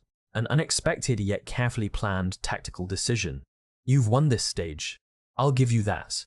But the battle wasn't over. She had plenty more strength to draw on. Lentobi, she called out to her overly serious adjutant. We need to get cavalry behind that fortification. Our secret weapon won't be able to break through their barrier from the front. Besides, it's about time we got serious. I'm going to win this for us. Regardless of the tide of battle, their victory was assured. The only thing yet to be decided was how much she could show off her skills as a mercenary. I'll take out that commander myself. It's payback time, Hanged Fox. Jace Parterex was the first to realize something was off. He and Neely were up in the shining clear blue sky when he saw it. They had just finished ridding the clouds of enemies in a one-sided massacre. Their range and maneuverability were simply too much for the other side. The gremlins' claws and fangs couldn't even reach them. Gremlins usually hunted in packs, attacking larger prey from above. Even so, they were no match for the Dragon Knight. Neely had turned a swath of gremlins to ash with her every fiery breath. The gargoyles, which were far more suited to aerial battles, met a similar fate. Although they had spike-like organs they could shoot from their bodies, Neely dodged them easily, circled around them, and lit them on fire. Jace, for his part, would skewer enemies with his short spears each time they passed. The weapon's sacred seals gave them the ability to home in on their targets. Don't worry about the guys down there, Neely. Jace patted his dragon on the back of the neck in response to her roars. Let them struggle some more. They've got Xylo on their side. They'll be fine. Then, just as he shot down one of the few remaining gargoyles, what's that? Jace narrowed his eyes, looking hard at the ground below. Something was happening behind their fortification. A group of shadows. No, a horde of them was running along, kicking up a cloud of dust and snow. A flag was fluttering in the wind above them, but they looked disorganized. To Jace, it looked like an army retreating in panic. I was staring straight ahead at the massive barchest. Like humans, fairies differed in size, but this went beyond that. It was even larger than an elephant. If the higher-ups in the military and the Allied Administration Division saw this thing, they'd probably give it a whole new classification. But I wasn't interested in stuff like that. I leaped over the wire barrier, kicked off the corpses of a few Koispadars, and jumped even higher into the air. That was when I noticed the goblins on the creature's back, already pointing their lightning staffs at us. Torita tightened her grip on me. Tsav, the goblins on its back. Before I could finish my sentence, a bolt of lightning soared through the air, grazing my feet before exploding with a dry pot. 2 goblins were skewered and sent flying off the bargest with this single shot. Not only was Tsav quick, but he was efficient as well. Yeses, am I talented or what? I took out 2 of them. What do you snipers say? How about a friendly match? Whoever kills the most wins. I could hear Tsav jabbering, followed by a few bolts of lightning aimed at the bargest and the goblins atop it. Only 1 bolt hit, but it took out another goblin aiming at me, knocking it down. The enemy quieted down after that, each rider grabbing a shield to protect itself as the colossal bargest continued its charge. Tsav, stop fooling around. I'm gonna kill you if I get hit. Eek. Oh, okay. Let's change the rules. If you suck at shooting, you don't get to play. Okay? His rude phrasing was sure to anger the other snipers. But it was too late to care. I glared at the incoming bargest and leaped back into the air, then unsheathed a knife and threw it at the enemy. Are you ready, my knight? Torita opened a void and swords rained down. I grabbed one, infused it with the power of my sacred seal, and hurled it at the bargest as we passed it by. There was no way I could miss a target that big. I landed on the ground, scraping a thin layer of snow off the top as I slid, then turned around to see how effective the attack had been. Looks like it worked. The massive bargest fell to the ground, now missing most of its head. It had 2 fatal wounds. One was from my explosive seal, while the other, how do you like that, bro? I hit it too. The only thing that would have made it better is if you'd kept your damn mouth shut. An enemy of this caliber wasn't much of a threat with an exceptional sniper as backup, and I figured there was no need to overburden Tiorita. Apart from his lack of basic humanity, Sarv had all the skill and judgment one could want in a sniper. His lack of basic humanity was a doozy though. I hardly did anything, Tiorita muttered sulkily from under my arm. And now the battle is over. Don't pout, there are still plenty of enemies. Plus, the demon blight hasn't shown itself yet. We were in a good place though. The remaining enemy cavalry seemed to be planning to outflank us, but we'd seen that coming a mile away. Patash and our own cavalry were waiting in the rear, ready to handle them. Although we were up against a great deal of fairies, it wasn't like they could send all 10,000 of them at once. At this rate, we have a real chance of making it through. But just as I started getting optimistic, Xylo! This is bad. This is really, really bad. I heard Dotter screaming. Of course, that wasn't anything new. He was always panicking when he contacted me. What? When I answered him, I was still confident everything was fine. I figured he was going to say something about a few enemies that had been waiting to ambush us finally showing themselves, though they far outnumbered us. Depending on their commander's personality, they might try to ambush even a small force like ours. Did something happen? Has the Demon Lord shown up? No, it's not that. Xylo, you need to hurry back. This is bad. Enemy reinforcements? No, it's our allies. Huh? We lost. And now our allies are headed this way with the enemy on their tail. The Demon Blight is right behind them. It's bad. Really bad. Patauska's horse galloped straight through the horde of fairies. She had been standing by at the back of our fortification, waiting for this very moment. Using her superior mobility, she slipped in between the lines of enemies whenever there was an opening and attacked the fairies in the rear. Though the strategy was simple, this was something cavalry excelled at. Or so Pataushka had once been taught. There you are. Patoshi saw an enemy cavalryman moving swiftly across the snowy plain, and immediately adjusted her grip on her lance's handle. She knew the enemy would be coming her way. It would be far too difficult for them to break through the front. Going around and attacking the rear was their only choice. It was easy for Patasus to predict. It was what she would do after all. There were twice as many human cavalry in the enemy's group, and their commander appeared to be a woman with smoky red hair. When she saw Pataushas, she opened one eye in surprise. In her hand, she held a pikal weapon Patosh knew well. It was most likely a Digrap Strike Seal compounder weapon often used by cavalry that could harness great destructive power in close combat. Patosh herself had trained with one. She seems like a competent leader. She must have brought her elite to circle around the rear. Still, Patosh stopped speculating there and called out to the cavalry, following close behind. Onward! Fire your lightning staffs! It may have only been a portion of the force she once commanded, but the former 13th Order answered her call. Roger! Zoflik shouted back. A low-pitched war cry echoed over the snow. They pulled out their lightning staffs, then charged as one right into the horde of enemies, like a cannonball. What happened after that was unsurprising for two reasons. First, the distance the enemy had traveled was far too great. They had taken an extremely roundabout path to attack the rear of the fortification, but all Patasoj and her men had done was wait. The second reason was merely the gap in ability between the two groups. The seasoned mercenaries were skilled warriors individually, but they lacked coordination as a group, especially when up against someone like Pataushe, an experienced leader with many such battles unadjured.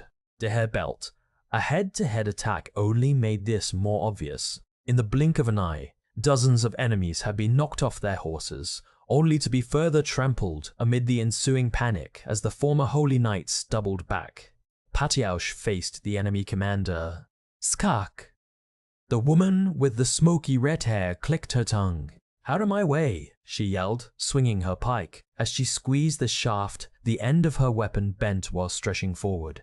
It seemed to change shape, now resembling a serpent. She aimed the weapon low, and it tore through the ground, sending a cloud of snow flying into the air and then coming back up from below. The Digrep Strike Seal compound, intended for use in close combat, could change the shape of a weapon in order to get around an opponent's shield. It was also used to extend a weapon's length when the wielder was out of range.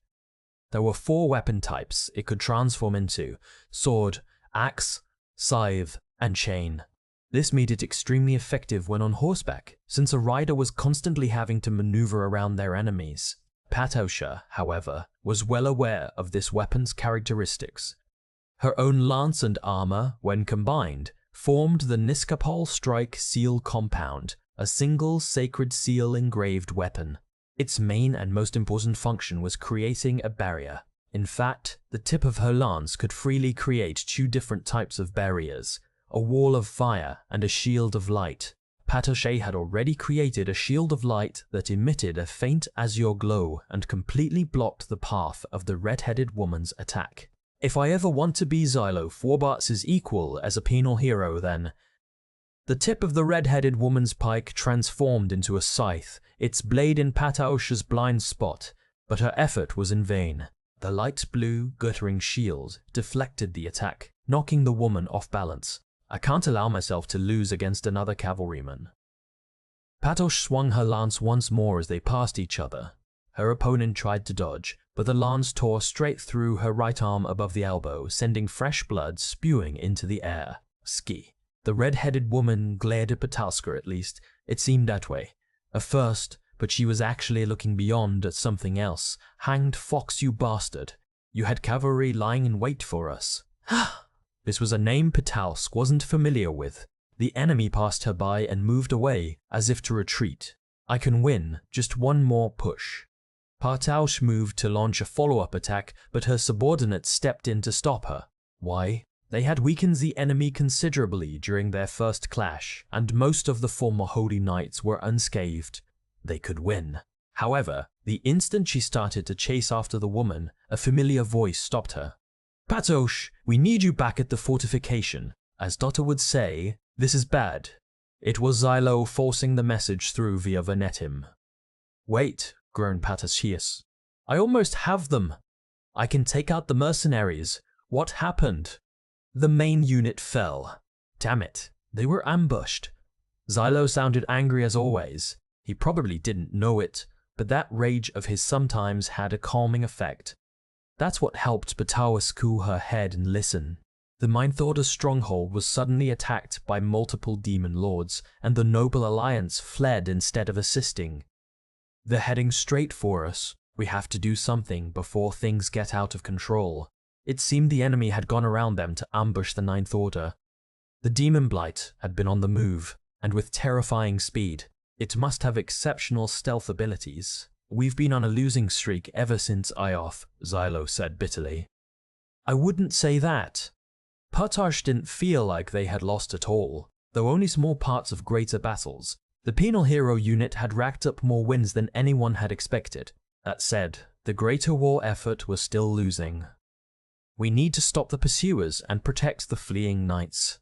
Those are our orders from the oh-so-important nobles, so we need you back here. Besides, I'm sure our allies' pathetic faces will cheer you up in no time. Zylo was a vulgar man with poor taste. Perhaps that said a lot about Patoshka as well. In the blink of an eye, chaos descended on our fortification. The soldiers of the Noble Alliance, the cause of this mess, were the first to arrive. Allies deciding to flee and throwing a battlefield into disarray was a tale as old as time. Still, this was especially awful, since the Ninth Order had been left to fend off the enemy alone while their allies ran off, desperate to save their own skins.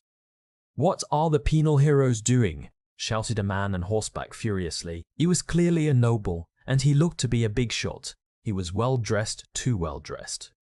He wore a pure white mantle with hardly a speck of dirt from the battle and a finely polished sheath for his sword. Behind him was a flag bearer, displaying the crest of a lion with a battle axe held in its mouth. I knew that crest. It belonged to the Dusmitor family, a central noble line of the royal lineage of House Self. The Demon Blight is almost here. That had to be the fairies' leader, the Demon Lord. Hurry up and stop it. Excuse me, I shot back. Why the hell? Okay, you got it. Xylo, it's time for us to fight. Venetum's loud, obnoxious voice drowned out mine. It was only at times like this that he was full of energy and ready to take the lead. Please allow us to handle things. This is what we penal heroes are here for after all. Of course it is, came the noble's cold reply. Now, the demon lord's coming from the east, and it's huge. I've never seen a monster like it. There's no time to be fooling around. Go. At this rate, my men will be that thing's next meal. Your wish is our command. We will move out immediately, and I promise we… Shut it. I grabbed Venetum's shoulder before he made any more unkeepable promises. Enough talking out of your ass. The Knight's Order's main unit is currently being crushed by the enemy. We are penal heroes. We don't have the right to refuse regardless of what's going on. Damn it.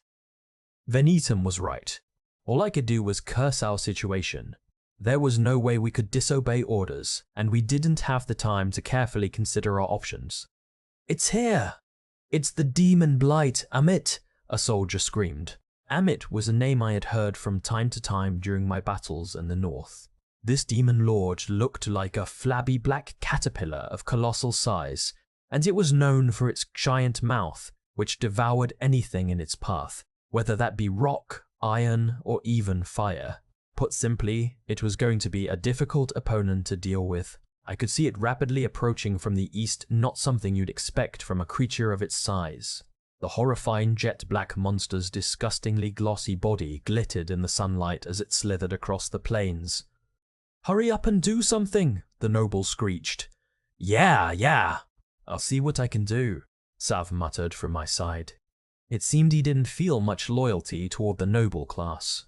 He was currently on his stomach with his lightning staff in hand, already aiming at the enemy. Immediately, a sharp, powerful bolt of lightning soared through the air and was promptly sucked into Amit's gaping maw. The beast didn't even react. It merely continued to slither toward us, shizzing out the land below and devouring everything in its path. Even Sav couldn't help but laugh. That didn't even tickle it. This is so not good. I can't kill that thing. I'd have to take it by surprise, and there's no way I can do that from here. Yeah, I've seen this guy once before, I said. Back when I was fighting in the north. This was no surprise. Amit could form a mouth anywhere on its body. Everyone could fire their lightning staffs at once, and it would still be able to swallow every single bolt. Rhino. I looked back. There were only 3 people close enough to take orders: Venetum, Tive, and Rhino. And I was most concerned about Rhino, so I decided to give him a warning. Don't randomly fire your weapon and waste ammo. In fact, don't do anything unless it's absolutely necessary. I know, but how do you suggest we defeat? The cannon on Rhino's right arm wasn't even out.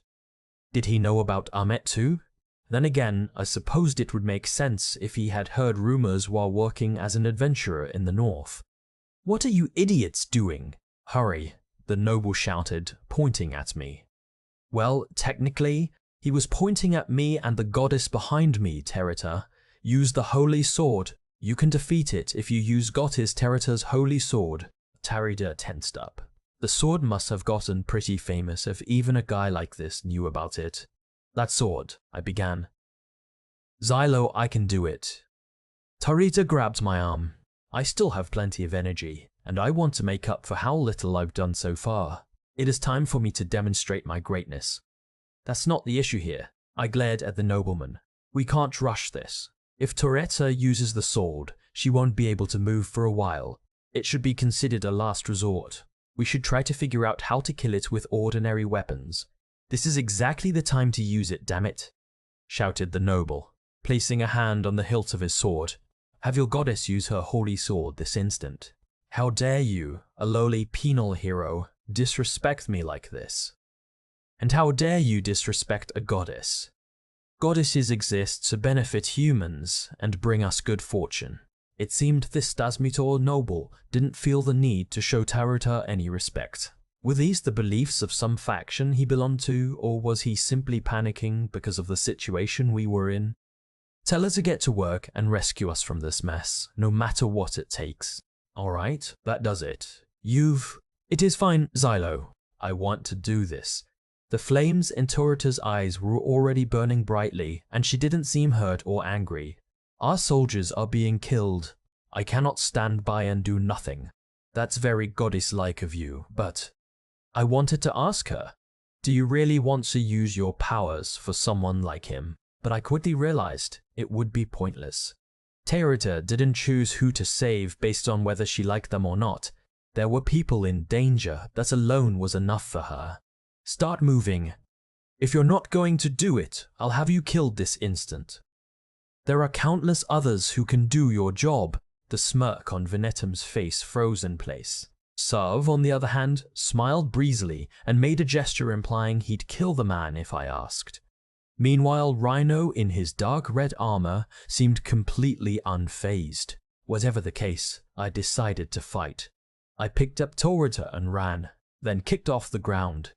Sarv, Rhino, take care of the weaker fairies for me. I'm going to kill the Demon Lord, then withdraw. I didn't even wait for them to respond. The towering Demon Lord was looming ever closer. As soon as it saw us, it opened its mouth, releasing the lightning bolts from salve that it had just eaten. But I already knew that Amit could spew out what it had eaten at will, so there was no way I was going to let it hit us. Xylo! Torita's hair sparked as a massive sword emerged from a patch of void, allowing me to kick off it and twist my body, changing our direction. Amit's eyes followed us the entire time. Perfect. We had accomplished our first objective. Amit opened its mouth even wider, spewing out a torrent of mud. All of that must have taken a long time to store. Regardless, the monster was now close enough to finish off as we descended. Torita, let's end this in a single strike. Okay. Her body sparked furiously as she summoned the holy sword. It was a simple single-handed weapon with no ornamentation. I grabbed it in midair. Not even a torrent of mud and gravel could stand in our way now. The tip of the blade twinkled with blinding light, followed by a beam that erased everything in its path. The torrent of earth vanished bit by bit as the ray of light soared toward the Demon Lord. Amit opened its mouth as if to swallow us whole, sword and all. That's not going to work. I twisted my entire body, using the momentum to throw the holy sword into the Demon Lord's mouth. Immediately, another flash of light was followed by a cyclone. By the time the air cleared and we landed, there was nothing left but rushing footsteps shaking the ground and cries from the surrounding soldiers. All we had to do now was take care of the Furies Amit had brought with it, while the Ninth Order bought us time. It wasn't going to be easy though. Torita, are you alright? I am fine. I feel great. Don't lie to me, I said. Despite being ghostly pale, Torita tried to clench her fists until I stopped her. I'm proud of you. I touched her head and was met with a weak electric discharge. But as I felt the sparks touch my fingertips, the sound of the soldiers pounding the ground grew louder. No, wait, it wasn't just that. I could no longer feel their eyes on us. They must be focused on something else, and that wasn't the pounding of footsteps. The ground was truly shaking. Something was approaching from the east. You've got to be kidding me. I looked over to find yet another enemy heading our way. It was a massive monster that looked to be made out of bones. It was approaching slowly, creaking and cracking and chattering with each hard, heavy step.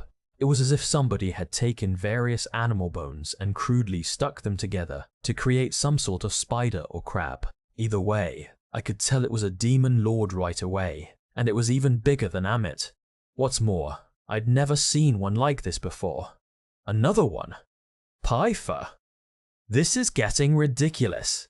Just how many Demon Lords had they sent into battle? It felt like a sick joke. The hell happened to the Ninth Order?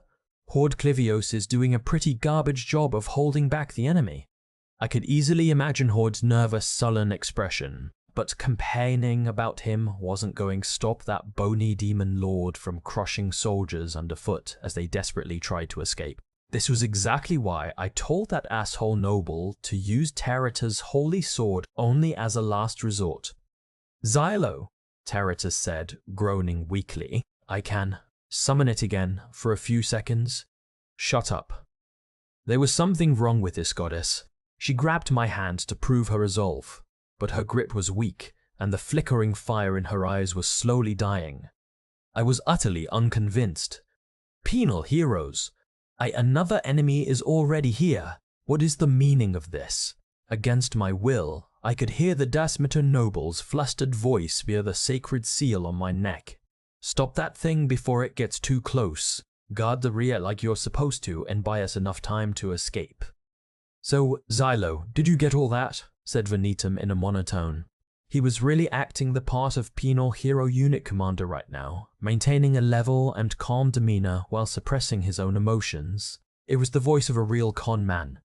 That was apparently an order. Can you handle it? I'm with the king in Tatsuya now, so I'm ready to slaughter some fairies, but this guy couldn't so much as slaughter a single bug. He was just acting cocky because he had Tatsuya with him. Anyway, an order was an order, so I had no choice but to do the best I could. Let's get to it. We've got to buy them some time.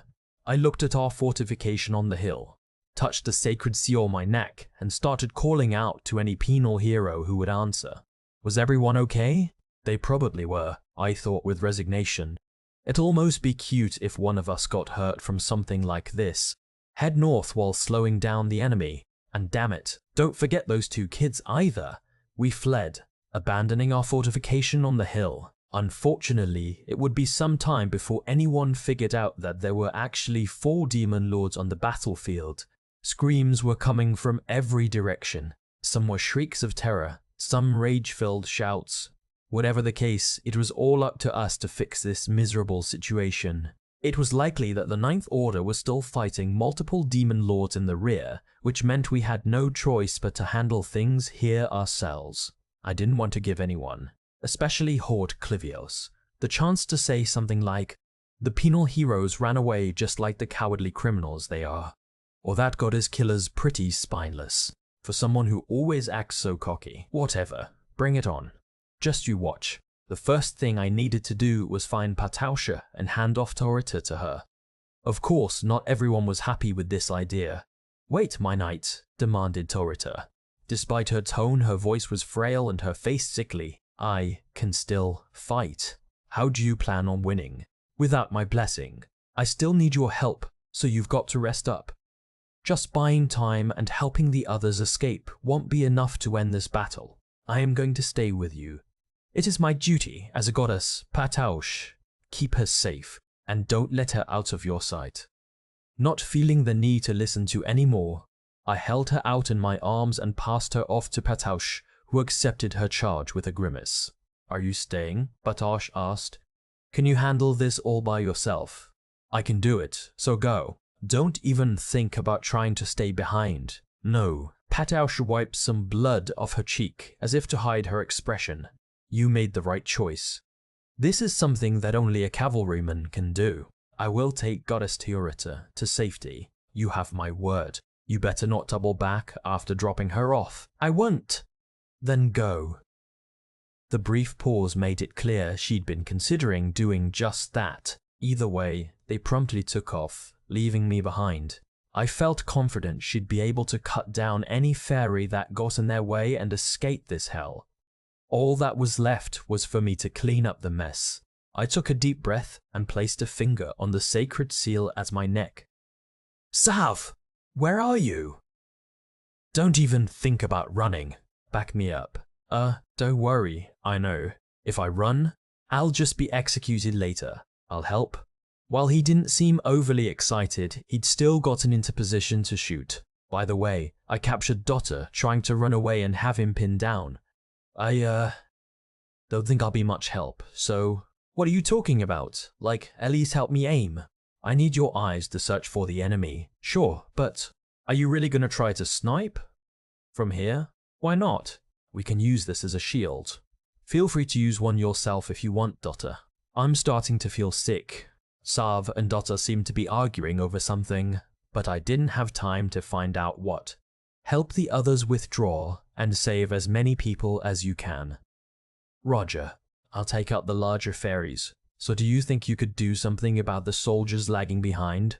Like, what are they even doing?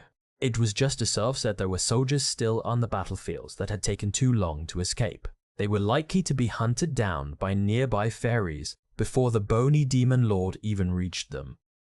There were Thuathan, bogies, and dunnies, and there were a lot of them to boot. They were keenly aiming to surround their prey. There were about 200 of these soldiers, and on their flag, I saw the crest of a lion holding a battle axe in its mouth. They were House Dasmator's men. I wasn't a fan of their lord, but maybe we should help them evacuate, Serv suggested.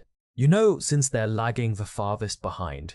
I completely agreed and silently took off running. It was going to be a really long day. The strategic withdrawal was pandemonium. Despite suffering a surprise attack that night, the soldiers had no choice but to keep on moving amid the chaos. The pain is unbearable, thought Sifrit Zur of Dasmator's 4th squad. Every part of the soldier's body was in pain. Freezing toes from marching through the snow, thighs rubbed raw by a staff sheath, tired shoulders from carrying a heavy knapsack. Every part of Sifrit was in agony, and that agony was indistinguishable from the piercing cold. Sifrit didn't want to move anymore, and yet pushing forward was the only way to escape. Stopping now would mean certain death. The demon blight was rapidly approaching from behind, and the fear that disgust kept Sifrit moving. When humans push past the point of exhaustion, they give up. They stop caring what happens. Sifrit had seen such a fate before countless friends, and they had all died without exception. Damn it. I need to feel more hatred, more disgust. Imagining one's body being devoured by fairies did the trick. That would be far more agonizing than this. It was revolting, and the thought alone pushed Sifrit forward, one step closer to catching up with the others. Maybe this is hopeless. We're probably too far behind. They were so distant from the other Noble Alliance squads that it made Sifrit wonder how theirs had wound up so far behind. But the reality was simple. It was because of their lord's orders. He wanted to make sure the other nobles were in his debt, and so he had commanded them to stand at the end of the line during the strategic withdrawal. At the low price of his subordinates' lives, he would gain a greater voice within the alliance. No, I'm not angry enough. I have to feel sick to my stomach. The moment I accept my fate is the moment I die. Though the Ninth Order was holding their ground as they retreated, they hadn't managed to pin down the whole enemy force. The Demon Lord Charon and its fairies were still chasing after Sifrit's squad. Charon could be heard rapidly approaching, but Sifrit no longer had the courage to look back. No. The soldier ran desperately, but exhaustion was catching up. The sacred seals engraved into Sifrit's armor enhanced strength and aided movement, but right now, the biggest threat was losing the will to go on. It didn't help that those sacred seals were almost out of power. "Sifrit," shouted the platoon commander from up ahead. "Hurry! The enemy's going to catch up." "I'm the farthest behind," thought Sifrit, suddenly realizing the gravity of the situation. The rest of the squad looked so far away. Just then, the soldier tripped and fell face down into the snow. The bitter chills stung both cheeks. Sifrit struggled to stand, but the exhaustion and cold were catching up, and even crawling to one's knees took time. No. Sifrit glanced back and was struck with terror. Fairies. 2 bogies leaped forward, spewing saliva, the tips of their horns shining with a sinister light. "What am I going to do?" the soldier hopelessly wondered. But there was only one thing to be done: unsheath the lightning staff. The process was far more difficult when one's fingers were too weak and too cold to even grab its handle. "I'm going to die, aren't I?" It felt like this was happening to someone else. Everything seemed surreal. Just then, a bolt of lightning rained down from the sky, obliterating both bogies. Sifrit's jaw dropped as a large man holding a knife descended from the sky like a bird of prey. But humans didn't have wings. What was going on? Sifrit stared up at the man in disbelief, no doubt looking like an idiot, before being grabbed by the collar and lifted back up. "What are you doing? Stop standing around and run. Head north." The man shouted angrily at Sifrit's squadmates, who had all stopped moving. Sifrit knew this man. All the soldiers on the front line were talking about him. It was Xylo Forbart, the goddess Killerno, the Thunder Falcon. He was a penal hero and a Thunderstroke soldier. He had killed demon lords and countless fairies, and he had pulled off one miraculous victory after another. At least, that was how it appeared to those in Sifrit's squad. More impressively, his unit was always given the most grueling orders in every battle, whether that was aiding a strategic withdrawal or breaking through enemy lines, and this battle was no different. They were always asked to throw themselves in front of the enemy, putting them closer to danger than anyone else. Some people even call them saviors or champions. Sifrit didn't believe that though. This world didn't have champions. If it did, they would be fighting battles far away from here too far to do something like rescue a few stragglers. And yet, pull yourself together, damn it. Xylo shoved Sifrit forward into another soldier's arms. Give this kid a hand. He's too exhausted to walk on his own. Oh, okay. Sifrit's squad mate wrapped his arm around his fellow soldier and started to move, which was very much appreciated. Strength began to return to Sifrit's legs. But Sifrit looked back at Xylo. He was already facing away, a new knife in hand as he stared down an approaching fairy. I'll manage. Now get lost. I'm busy. Run. There was irritation in his voice. He was angry, and Sifrit shrank back. Yeah, damn it, I know. I owe you one, Xylo shouted, a finger on the nape of his neck as he looked up at the sky. At that point, something occurred to Sifrit. Maybe Xylo wasn't mad at them, but at himself, or maybe even at the whole situation. The thought passed in a second, however, as two azure wings soared over their heads. Fire rained down, incinerating the incoming fairies and slowing down the rest. Amid the monster's ear-piercing cries, a strange roar echoed through the sky, drawing everyone's attention. The sound was coming from a dragon, with blue scales so vivid they shocked Sifrit to attention. The dragon flapped its great wings, creating a gust of wind that pummeled the soldier's cheeks. Damn it, Xylo grunted, lowering his stance like a wild beast. He looked like a bird of prey about to take flight. That's the last asshole I wanted to owe a favor to. I'm gonna be cleaning the dragon stable for the next 3 days straight. The soldiers of House Dasmitor were exhausted, with the exception of the Ninth Order. These were the last soldiers to withdraw, so we had to cover them as we made our own retreat. That said, with Jace and Sarv on our side, we were able to pull it off.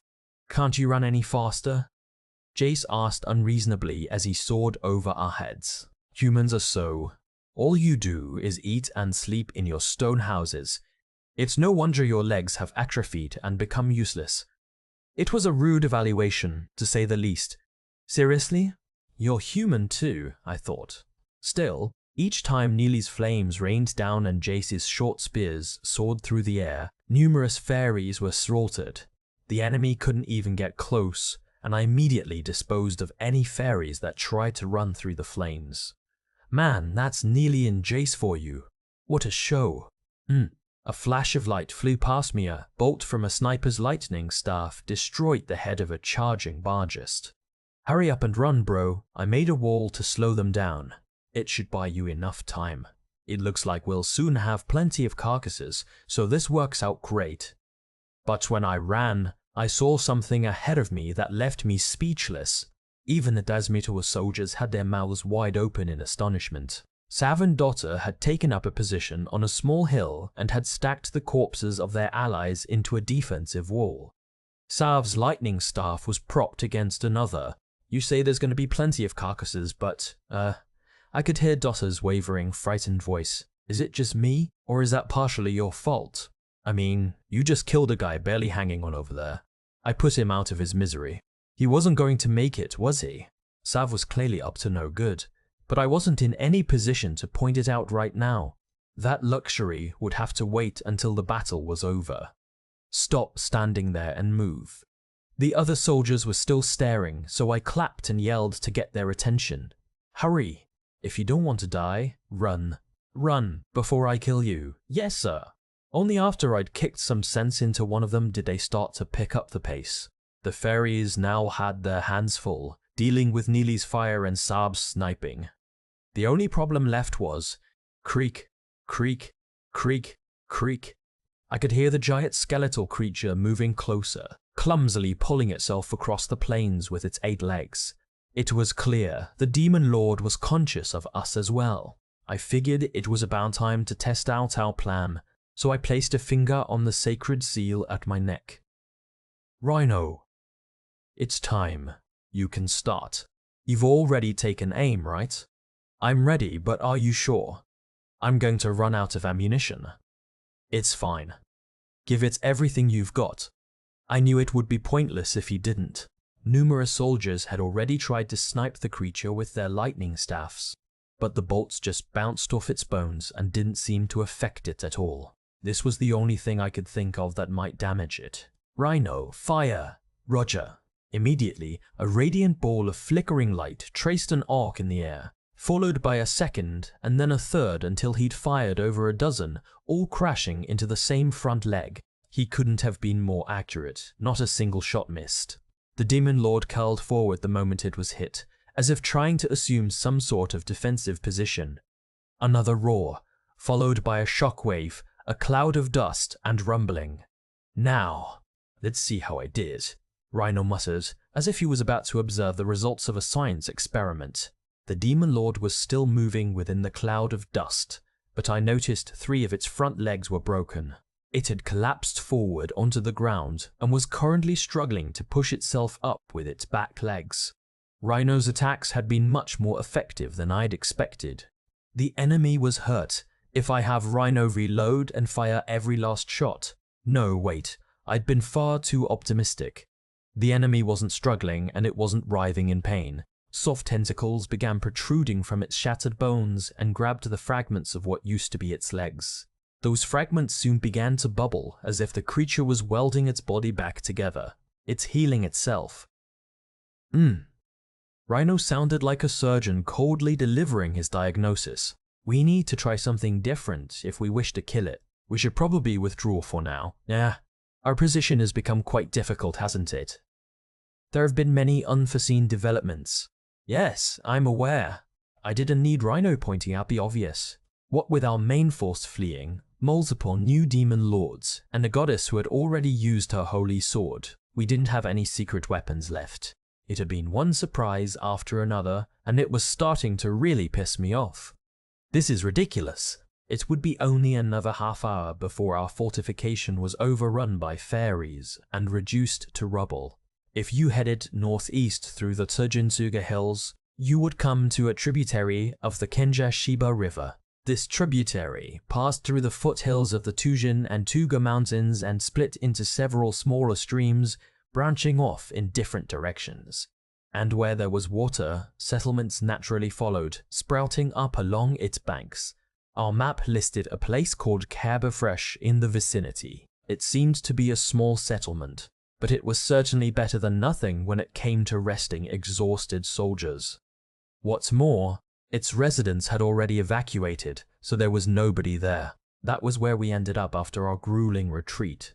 From what I heard, the Ninth Order was doing a good job keeping the enemies at bay in the rear.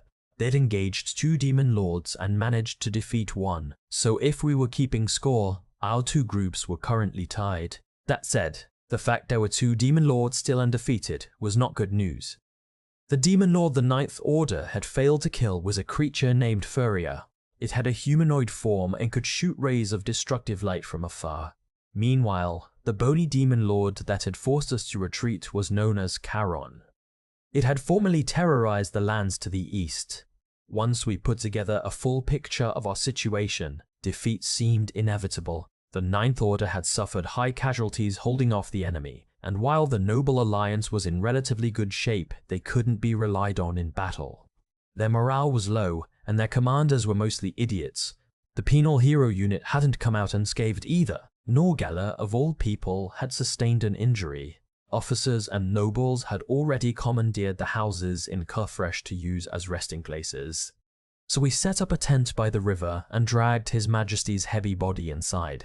His right arm was mangled, and his torso was missing a chunk. He hadn't lost consciousness, but he kept repeating what sounded like delirious nonsense. In other words, he hadn't changed a bit.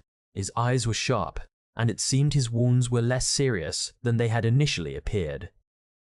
"It is for the sake of my brother and sister, he said as I walked in to check on him. "And thus for all the people, for they cannot be at peace should the royal bloodline come to an end. The king's blood is for his people, right down to the last drop."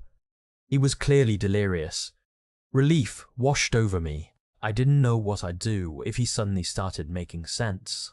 From what I was told, when the Ninth Order reached our former position, a group of overconfident fairies had rushed after them from the rear, and the strange siblings we'd rescued got caught up in the attack. The younger brother, who was barely even conscious and couldn't move, was in particular danger, and when an enemy moved to attack him, his sister courageously jumped into its path, followed by Norgal, who had thrown himself in front of her. Honestly, I thought it was a stupid move on his part. Norgala was a large, strong man, but he had never trained as a soldier.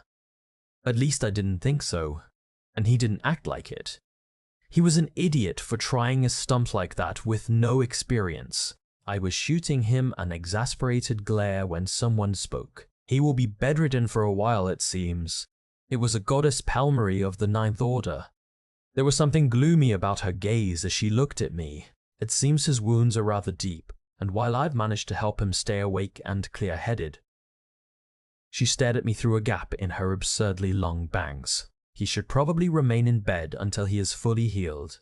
If memory served, the Ninth Order's goddess had the ability to summon different kinds of poison, but that poison wasn't always used to hurt and kill. Apparently, some poisons could numb pain and even heal. She must have used one of the latter on Norgala. "I'd like to use a poison, which will help him fall asleep," she said. "Do it. He really needs to get some rest, and he sure as hell isn't gonna listen to me. He's the king, after all." I smiled at Palmary. "You have my thanks, since this guy probably won't give you any.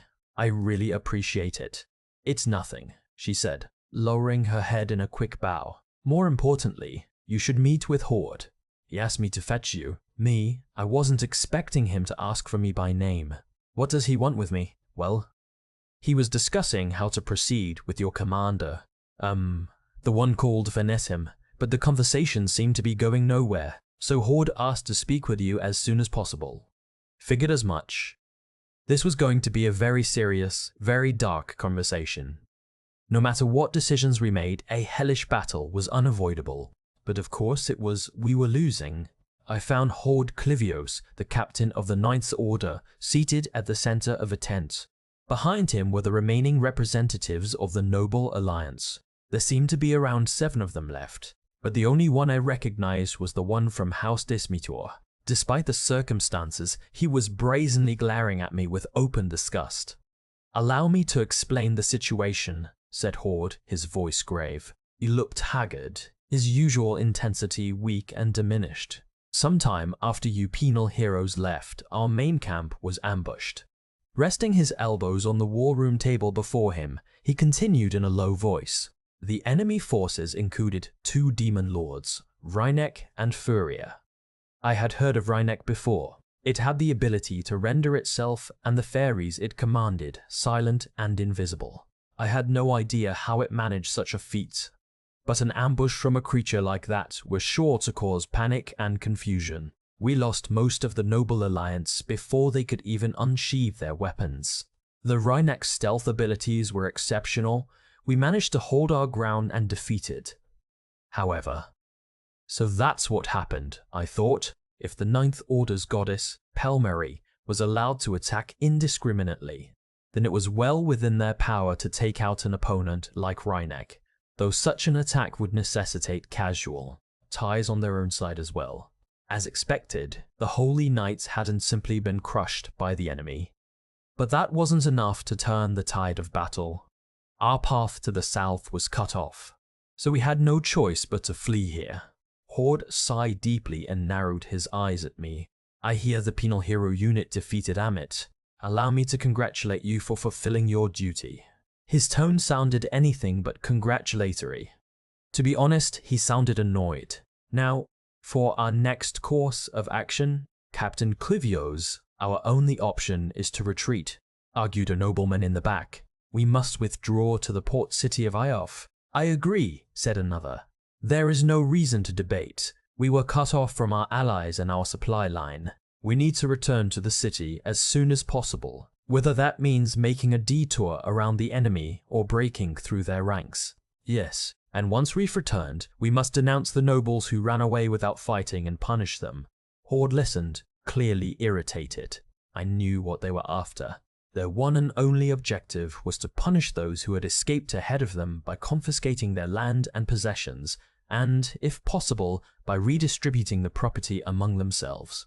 Let Goltual handle the second capital, suggested the man from House Dazmitur. We southern nobles should band together and create a strong line of defense. We have the resources, and protecting the people is our #1 priority. He seemed frustrated that he'd been made to join in a losing battle. Hey, Xylo, Venetum said suddenly, his eyes full of fear as he gazed at me. Things are looking pretty bleak at the moment. What do you think we should do? Well, retreating to Iof is obviously a bad idea. We would probably lose any chance at retaking the second capital. In fact, there's not a single good thing about going back there. The only ones who would gain anything from it were these 7 noblemen from the southern regions. If we withdrew, the Demon Blight in the second capital could dedicate all its resources to the battle with Goltulael. And if we wore down our forces even further simply to return to the city, we would need to wait even longer to recover our strength. I couldn't begin to imagine how much it would delay us. We should stick to the original plan, no matter what. Alright, what will we need to do that? Motivation and grit. Supply-wise, we're still good to go. What we have now should easily get us to Mount Touge, at least. Our one issue is the fact that we lost. After the main camp was ambushed, the path to our rear was closed off, dealing a huge blow to everyone psychologically.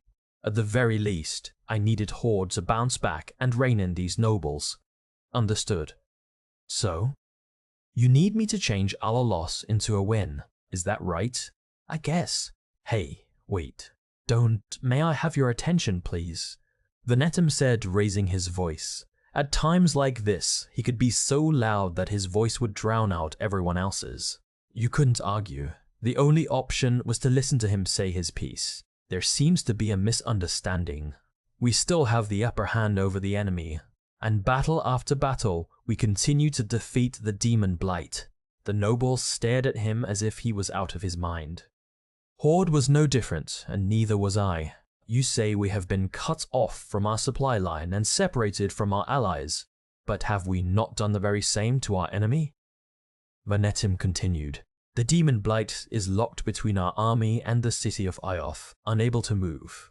Yes, and Iof is in danger, insisted one of the nobles. The city could be attacked any moment now. That will not be a problem. The situation is already under control. This man, Silo Fabatz's Fiant S, is a southern knight gaunt, and a member of the Masterbolt family. Venetum, what the hell? I nudged him in the side with my elbow, but his tongue didn't even falter. Frenchie Masterbolt has called together her clansmen and mobilized her forces to defend Idarth. That city can withstand months of siege, and even if the enemy managed to infiltrate, I believe we are all aware of how capable its defenses are. Apparently Venetum had just assigned Frenzy's forces the task of protecting Iof. But regardless of what was really going on, he'd managed to shut up the nobles for the time being. There was currently no way for them to confirm the truth of his claim, but they all knew of the Night Gaunts and the Masterbolt family, a clan that kept their word and boasted a long history of combat. We can ignore any demon lords behind us and advance as planned. The Penal Hero unit has defeated Demon Lord Amet as ordered, and the Ninth Order has taken out another. In other words, only 2 remain. If you look at the bigger picture, everything is going smoothly. But the supply line. The Dasmitor noble spoke up. He narrowed his eyes at Venetum and me, his face grim. What are we going to do about the supply line? Even if we continue as planned and make it to Mount Tujan, we still need enough supplies to reclaim the second capital. Yes, about that. Venetum shifted his eyes to me. Military affairs were outside his realm of expertise, so I answered in his place. We can use the nearby Kinjushiba River as a supply line to the second capital. All we have to do is send a message now and get another order of Holy Knights to join forces with us.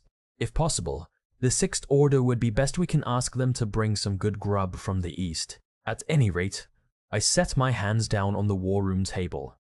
What we needed to get the meeting moving was momentum and force. That and a plan of attack. Those in the military loved to be on the attack. Defensive battles could drag on forever, but offensive ones had clear goals. I bet Horde too would prefer to switch to the offensive and focus on taking out the threat, instead of holding up here to fight some sort of hopeless defensive battle. I felt the same. What we need to do is move quickly and take control of Mount Trujan. Once we do that, the enemies behind us will start to panic and give chase. But we can stop them. Consider us your shields.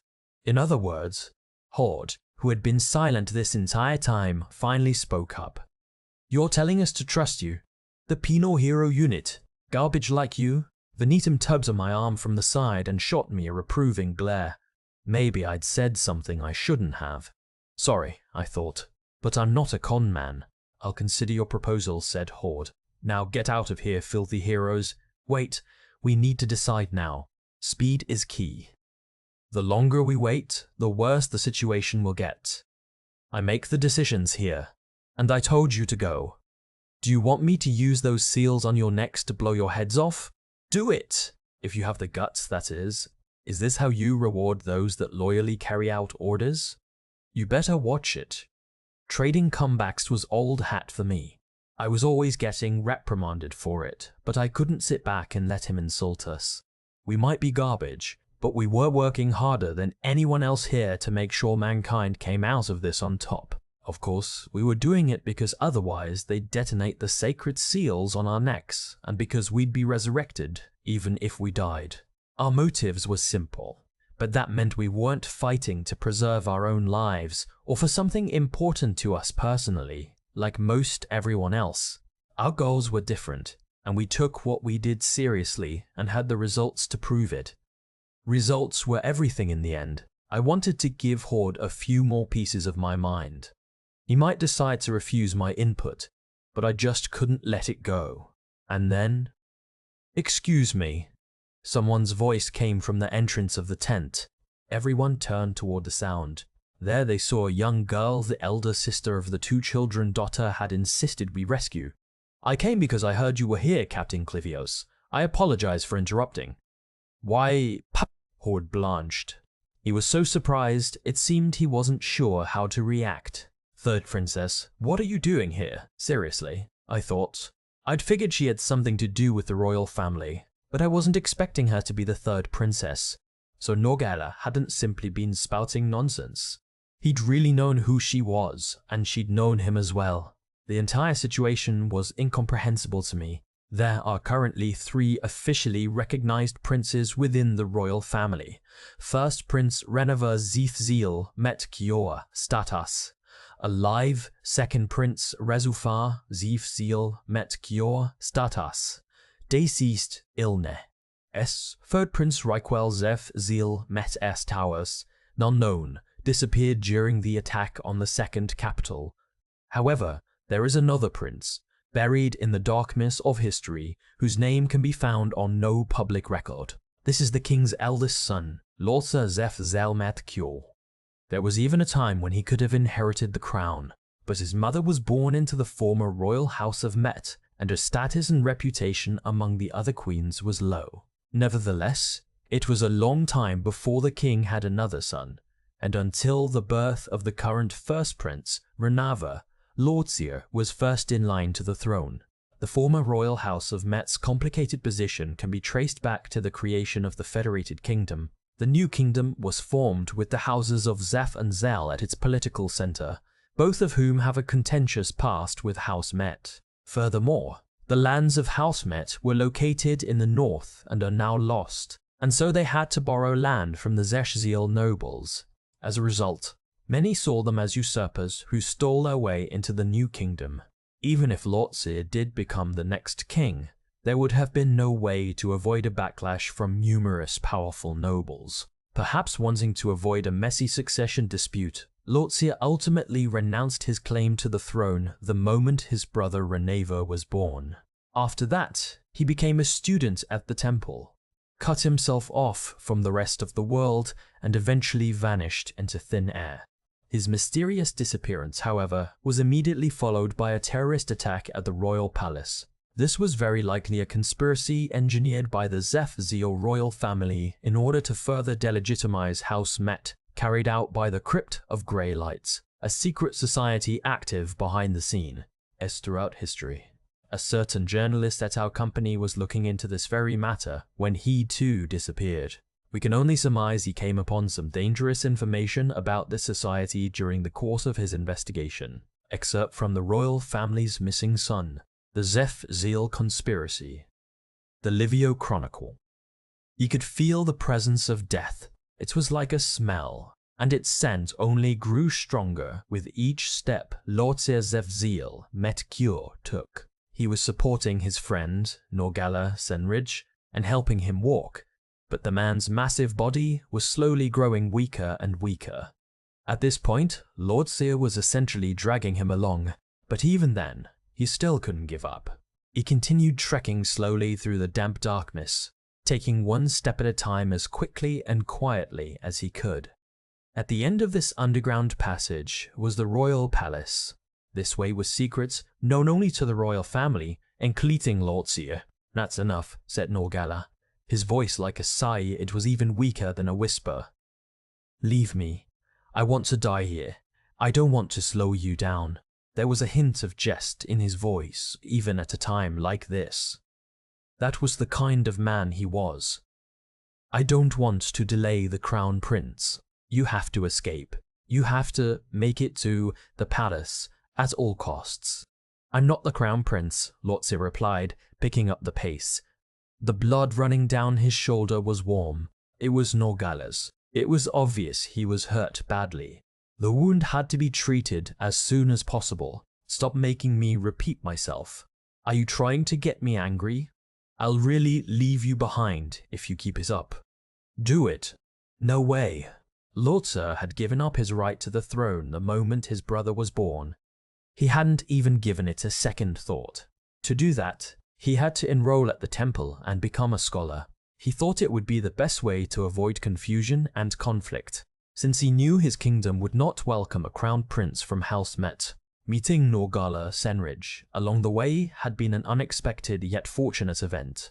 It was probably the only stroke of good luck Lothair ever had in his life. Those years had been truly fun, full of excitement and joy. They had studied together, debated each other, and talked about the future. They even chatted about trivial matters, like the ideal role of a king or how one might rule.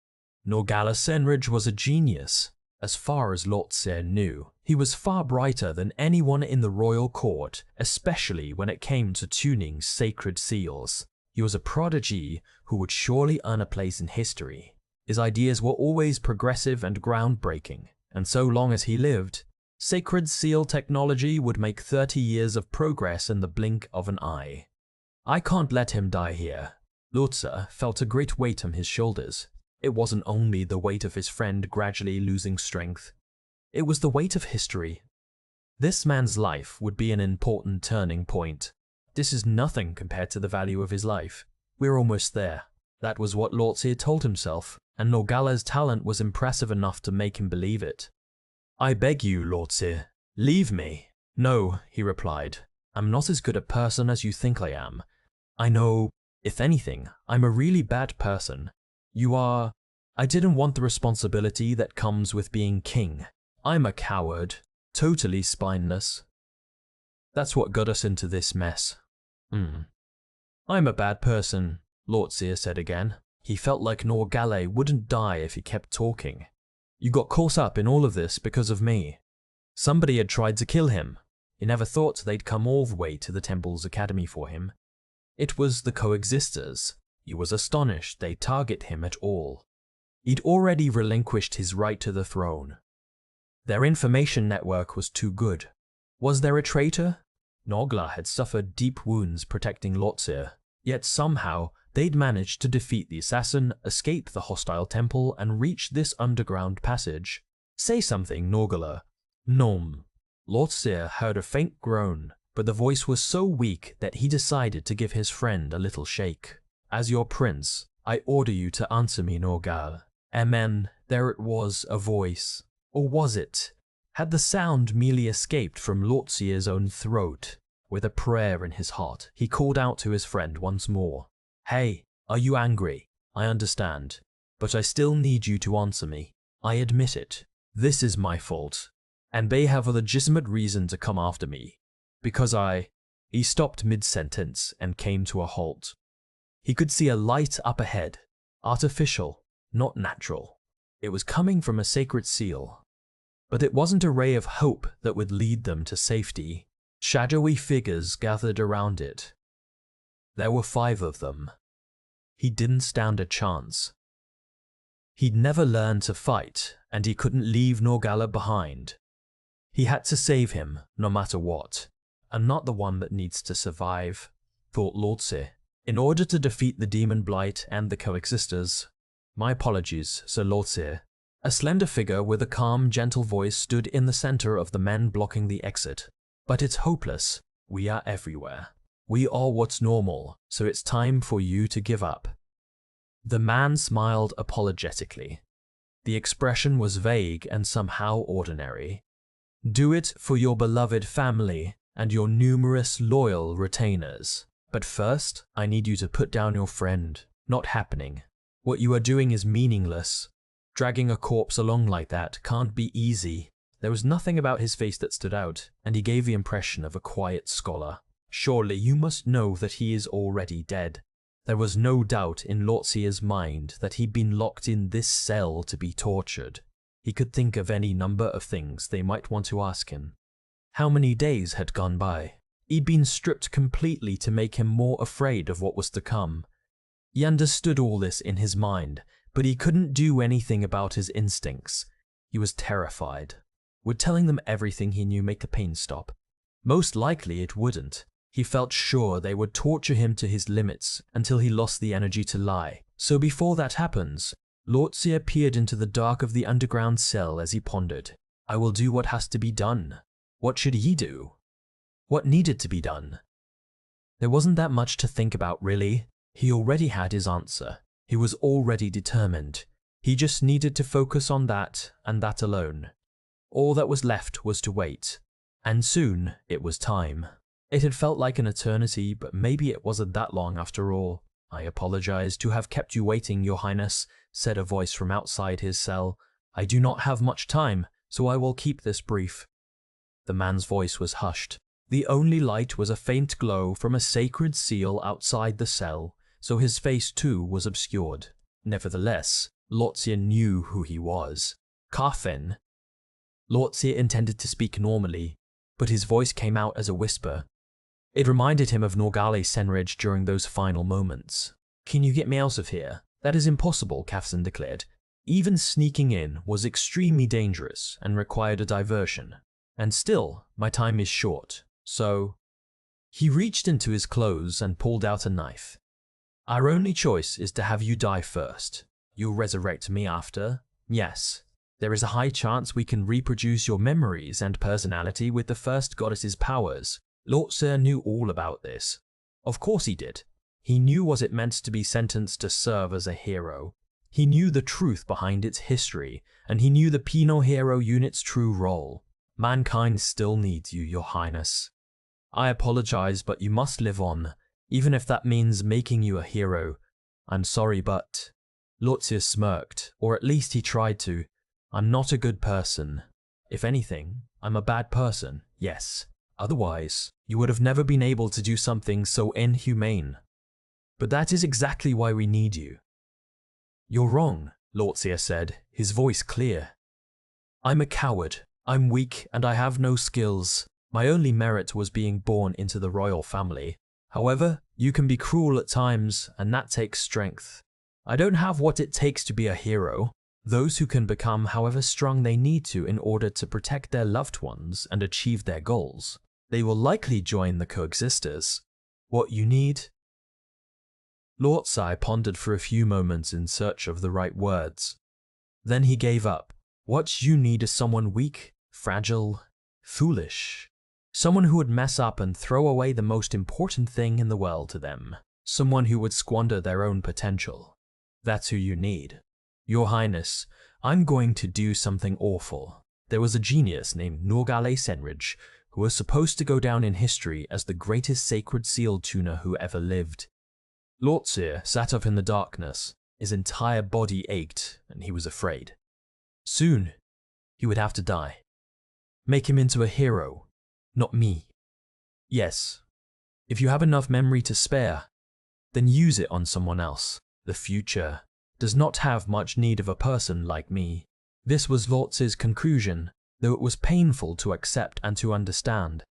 He felt terrifyingly empty. Nevertheless, perhaps now his name would be remembered in the future, engraved in history. That was his one hope. He felt it was ridiculous to have such an absurd wish. It was vain. But even so, Norgale Senridge, you say? When did he pass away? If a few days have gone by and there is no body, then it will make resurrecting him far more difficult. Although Enfi may be able to draw the necessary information, the quality will suffer. Lord Seer was well aware of this too. It happened from time to time when the first goddess summoned heroes. It had probably been days since Norgale Senridge had passed, and there was no telling where his body was. Reproducing his memories and personality will be difficult. He could very well end up a completely different person. All we need is his knowledge and skill for tuning sacred seals. He should be good with his hands as well. Just focus on that. That should increase the chance of success. Even Lord Seer felt what he was saying was wicked. It was disrespectful to Norgale, and yet his memories and personality aren't important. Wait, I'll tell you what you need to know. Write this down. We should fabricate some sort of crime for him as well. Do you have any ideas? The royal palace is to be blown to bits any moment now to create a distraction. Then let's go with that. Lord Seer could remember him vividly. Norgale Senridge. A man with a firm vision of how a king should rule. If it's still not enough, then use my personality and memories. Mixing two people to create someone new, that was what they were doing. Such experiments had been conducted in the past, but not even one had been successful. In fact, feel free to use my body too if needed. I need you to kill me now. I'm a coward and I don't have the willpower. Who knows what I'll tell them? Your idea concerns me. The person who comes out will be warped, a patchwork of personalities and memories. I doubt he will be anything like the men he is based on. That's fine. What's important is the sacred seal technology. We need his knowledge and creativity. I really am a depraved man, thought Lord Seer. He wasn't doing this for himself, and he wasn't doing it for his friend either. This was for another purpose, for a ridiculous yet gripping tale. The thought of the Norgale he created playing a part in defeating the demon Blight filled him with joy. This is unprecedented, said Kafsan, still resisting. We would essentially be fabricating a hero. The man's personality will be deeply flawed. I cannot even imagine what issues might arise. You're probably right, but you're still going to do it. If they could fabricate a hero's personality, they would be able to change the heroes they summoned however they liked. The fact that no one had done this in the past probably meant it was impossible. But even then, the world needed Norgale Senridge. He would surely become the secret weapon to help them win this war. That much Lord Seer was sure of. Kafsan, you look bored, he complained, despite it having nothing to do with their conversation. Facing reality head-on at this moment would have broken him. Smile like you're having a good time, like you always used to. There's only so much I can take. I truly cared about you, Your Highness. I hated you. You always smiled like a bully who enjoyed picking on the weak. That's the real you, isn't it? Kaftan twisted up his face. Perhaps he was trying to smile. Thanks to your words, I believe I finally have the confidence to fulfill my role. I thought so. This is my final order. There's no time, so I need you to write down everything I say as quickly and precisely as possible. Lord Seer inhaled deeply, then exhaled. Ready? Norgale Senrich was a man who, he told Kafsen all about his friend, his opinions on the management of kingdoms, how he thought, how he saw the current king, and what changes he believed should be made. He spoke far longer than he had thought he would. After that, nothing more was ever heard from the former prince Lotse Zef Zil Met Kio. It was as if he had vanished into thin air. That same day, the artificial hero, Norgale Senrich, was born. The appearance of the third princess, Melniartis, had a big effect on the War Council. Her presence alone delegitimized the Noble Alliance's claims. They had sworn their loyalty to the royal family of the Federated Kingdom in exchange for their lands, and thus had no choice but to remain quiet. They couldn't ignore the validity of Melanitis' appeal either. Taking perfectly good soldiers off the battlefield and leaving now would lead to considerable censure, and anyone who did so would become the enemy not only of the Holy Knights and their goddesses, Boo-Ti of the temple as well. "We have to retake Mount Tujin no matter what," said Horde, finishing his speech. After a few tense minutes of discussion between Horde, the nobles, and the princess, the War Council resumed. Of course, there was no room for us to join their conversation, so I was bored out of my mind, and Venitim was practically falling asleep. If we keep moving forward. Then, just as the penal heroes say, the demon blight will most likely come after us from the rear, and if we manage to reclaim Mount Tujin, then it will be the enemy who is isolated from their allies, allowing us to easily dispose of the last two demon lords. Horde glanced at Venetum and me as he spoke. His gaze was hard, and he only looked once, but I thought I could see disgust in his eyes. He still didn't respect us. "What do you say, Princess Melniartis?" Horde's eyes swiftly shifted back to the girl. "Would it be possible to have a supply convoy and reinforcements from the Holy Knights meet us at the appointed location?" "Yes," she replied, "if we send the request under both my name and my brother's." She rubbed a ring she wore on her right finger. It was engraved with the seal of the royal family, an item I'd only heard of in rumor. Not only was it a sacred seal itself, but it could also create a special seal on documents, so long as the one using it was of royal blood. "The Eighth Order should come, given the circumstances," she continued.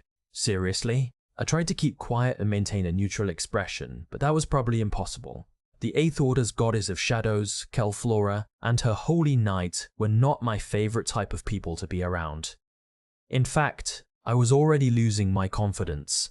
I thought back to the knight's pompous, cynical gaze and his goddess's cold, exasperated stares. "Then we will move out as soon as possible," Horde continued. "As long as we make it to the mountains and set up a base, we should be able to fight back. The demon blight will pursue us, of course, and they will come at us hard with the remaining mercenaries who escaped to the west. Thinking about it another way, as long as we defeated the two demon lords, we should be able to claim Mount Tujin without much difficulty. Then we could take our time setting up camp and building it into a fortress. The only problem was, Penal Hero Unit 944, I order you to slow down the demon blight," Horde commanded, his voice oppressive as his blue eyes locked onto mine. Looking at him head-on made me realize that he was far younger than I'd thought. He might have been even younger than I was. "Don't let them near us. I will give you command of the former 13th Order's cavalry and snipers to do with as you please, but I need you to keep moving as you fight back no matter what. Any questions?" In other words, he wanted us to do this with the same number of soldiers we'd used in the previous battle. Putting the snipers and cavalry together didn't even make 400 men, and that wasn't enough. I jabbed my elbow into Venetum's side. "Hey, Xylo? The way you elbow me to get my attention really hurts. Do you think you could be a little gentler?" "I'm being as gentle as I can," I whispered back. "More importantly, I need you to do something about this." "You need more soldiers?" How many exactly?" He looked like he wanted to throw up. "Twice as many. I need combat engineers. They don't have to be actual engineers, but I need 200 of them. They should be good with their hands. As you know, Norgale is injured, so they have to be able to listen to his directions and produce good results." Is that all? Surely, that's enough, right?" "Infantry. I need men who can work alongside the snipers. At least 200. but I'd prefer 4. Is it just me, or is the number of soldiers going up? I'm counting on you. After a brief sigh, Venetum raised his voice. It was just as loud as before. I apologize for interrupting, but I would like to state my opinion. Captain Clivios, we need a few more soldiers in order to successfully fulfill our duty, because… All right, Horde had agreed before Venetum even finished his sentence. I was shocked. Had Venetum finally learned how to hypnotize people? But when I glanced over at him, he looked even more astonished than I was. For some reason, he was pointing at himself in bewilderment. On second thought, there was no way in hell an idiot like this could ever learn to hypnotize someone. I will allow it, Venetum, Horde continued. How many soldiers do you need? Had the man pulled himself together and calmed down? Had he found it in his heart to consider our opinions? But before I could consider any further, Horde glanced back at the princess behind him. Princess Melniartis insists we listen to you and we shall bow to her wishes. Rather than to us, it sounded like he was talking to the nobles and most of all to himself. As commander, I shall assist you to the best of my ability. After all, your duty as penal heroes is to accept the most grueling part of the fight.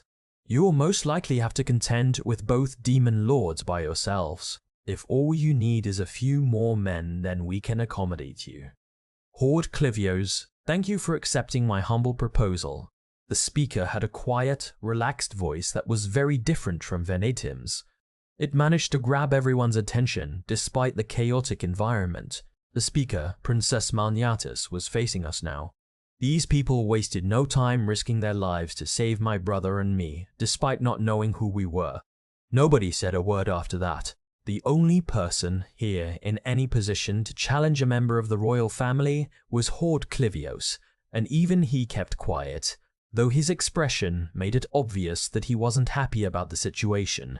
That we can trust the penal hero unit. They are highly skilled, high-minded people. Now she's exaggerating, I thought. Was she blind? I wasn't sure how to feel about being called high-minded, especially when you considered how morally bankrupt most of us were. The few members of our unit who did have morals were clearly mentally unwell. If you plan to keep using the penal heroes as shields, then the least you can do is give them every bit of support they need. Melniartis' voice sounded soft, and yet her words were so sharp that nobody could argue with her. The noblemen scowled, but they kept their mouths shut. So this is the power of royal blood.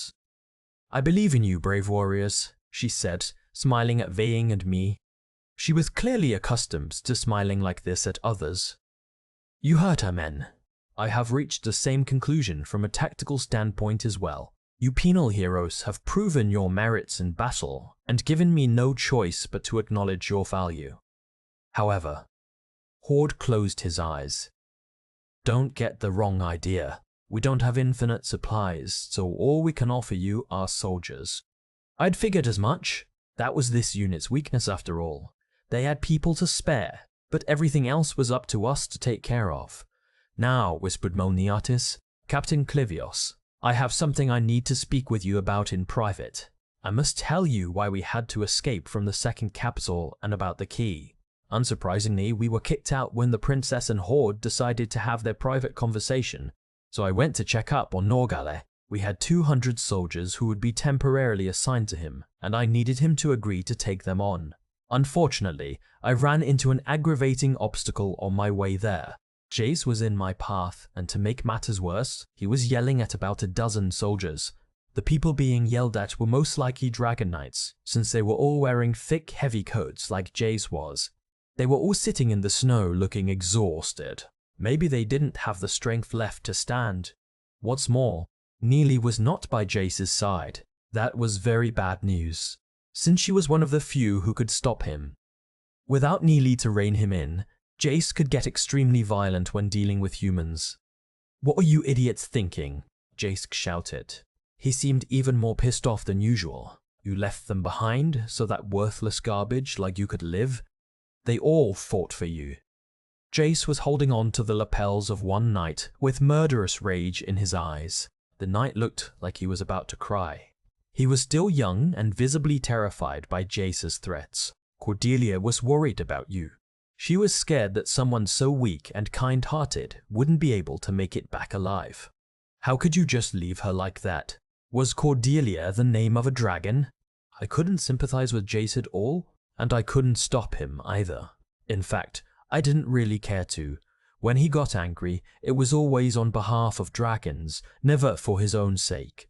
That was why I had no words to stop him. As I stood, wondering how I could intervene, someone called to me from behind.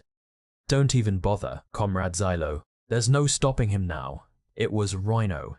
He was sitting in the snow, elegantly reading a book, with his suit of armor cast off and lying to his side. This was nothing new. He would often go out while the sun was up to enjoy a book and let his amour charge up its luminescence. He loved books and would read anything, though I wasn't entirely convinced he understood what he was reading. That day, he was reading Chiv Bezalfip, a book on insect dishes and the best ways to cook them. Information I hoped he would soon forget. "Comrade Jace is mad because of what happened to the dragons," he said. "That's obvious. In fact, I've never seen him mad about anything else. Yes, he seems to be extremely upset about those dragon knights leaving their dragons behind." As always, Rhino was smiling, or at least it looked like he was smiling on the surface. He turned a page in his book, revealing a detailed diagram of some strange-looking insect. They left their dragons locked up in the stables back at the main camp and ran away. I see. I knew Jace, so I knew. If that were true, there was no use in trying to stop him. Yeah, that would piss him off. Just hope he doesn't accidentally kill any of them. As long as they seriously reflect on, regret, and despair over their mistakes, Comrade Jace won't kill them. That's why he's shouting at them so much. If he believed they were a lost cause, they'd be disposed of immediately. Good point. I turned back to Rhino. Although he didn't seem to understand human ethics in the least, he appeared to have a good grip on each of our teammates' psychologies. If that's the case, then we should be fine. We need Jace to play a key role in the next battle. Does that mean a strategy has been decided upon? Only then did Rhino take his nose out of his book. What do we need to do? The Ninth Order is going to take back Mount Tujin, and we're going to defend them from the rear. That's a bit disappointing, though I suppose it's the way things have to be. There's only one problem.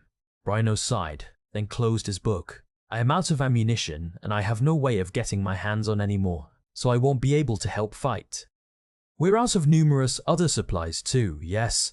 Blanks for sacred seal engravings, luminescence cylinders. I know.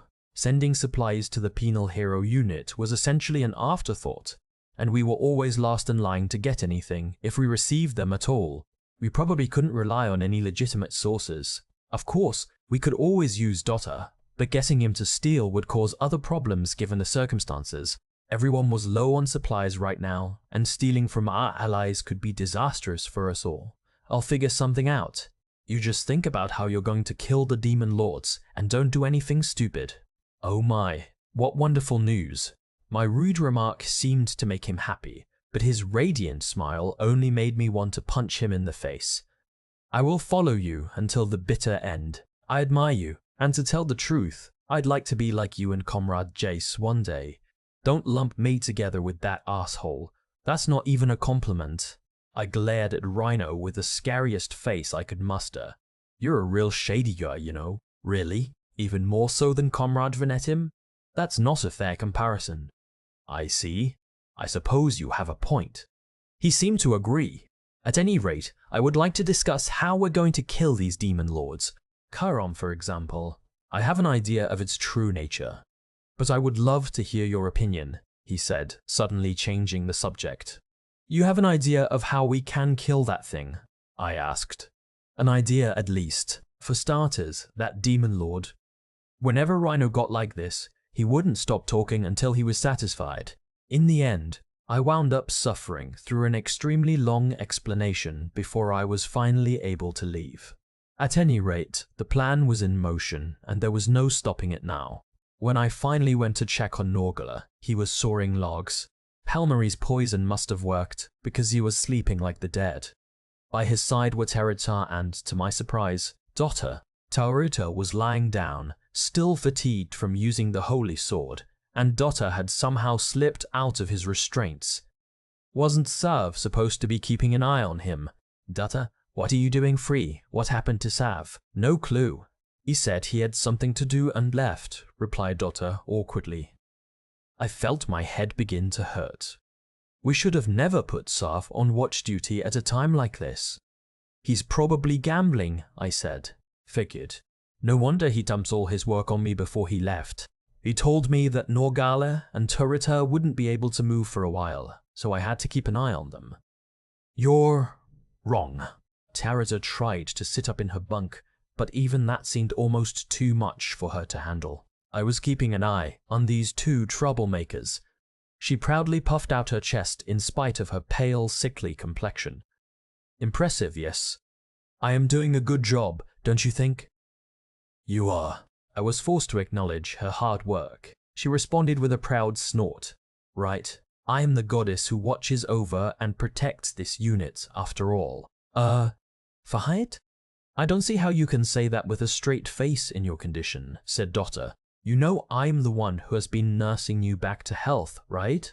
I even made you something to eat because neither of you could move. Yes, I appreciated the meal, and I thank you for it. But I am fine now. I can fight whenever you need me. See? Turrita raised both arms over her head as if she were doing some sort of strange exercise. She's lying. Her upper body was trembling, and she was obviously still weak. She definitely wasn't going to be able to use the holy sword. We would have to see this fight through without our trump card. Stop that and go back to sleep, I said. But we leave tomorrow morning and I need you fully rested by then. Be ready to work your ass off, okay? I figured putting it that way would help ease Turrita's conscience so that she might actually rest. And just as I expected, she seemed relieved as she grabbed her blanket and pulled it all the way up to her nose before collapsing back down onto her bunk. You can count on me. I will rest, and by tomorrow morning I will be in tip-top shape, so tell me the plan. What is our strategy? Oh, right. About that, Dota leaned forward uneasily. Xylo, what do you want to do? I think we've already worked hard enough, so maybe we can withdraw. Like hell we can. Our main force will be heading north, and our mission is to protect them by stopping any enemies that come after us. Oh no. Dota's face clouded with despair. You mean we have to fight more demon lords? You look defeated already, Dota. Show some spirit, Turrita scolded. This means that they acknowledge and appreciate all of our hard work. They are counting on us. I could tell that wasn't making him feel any better.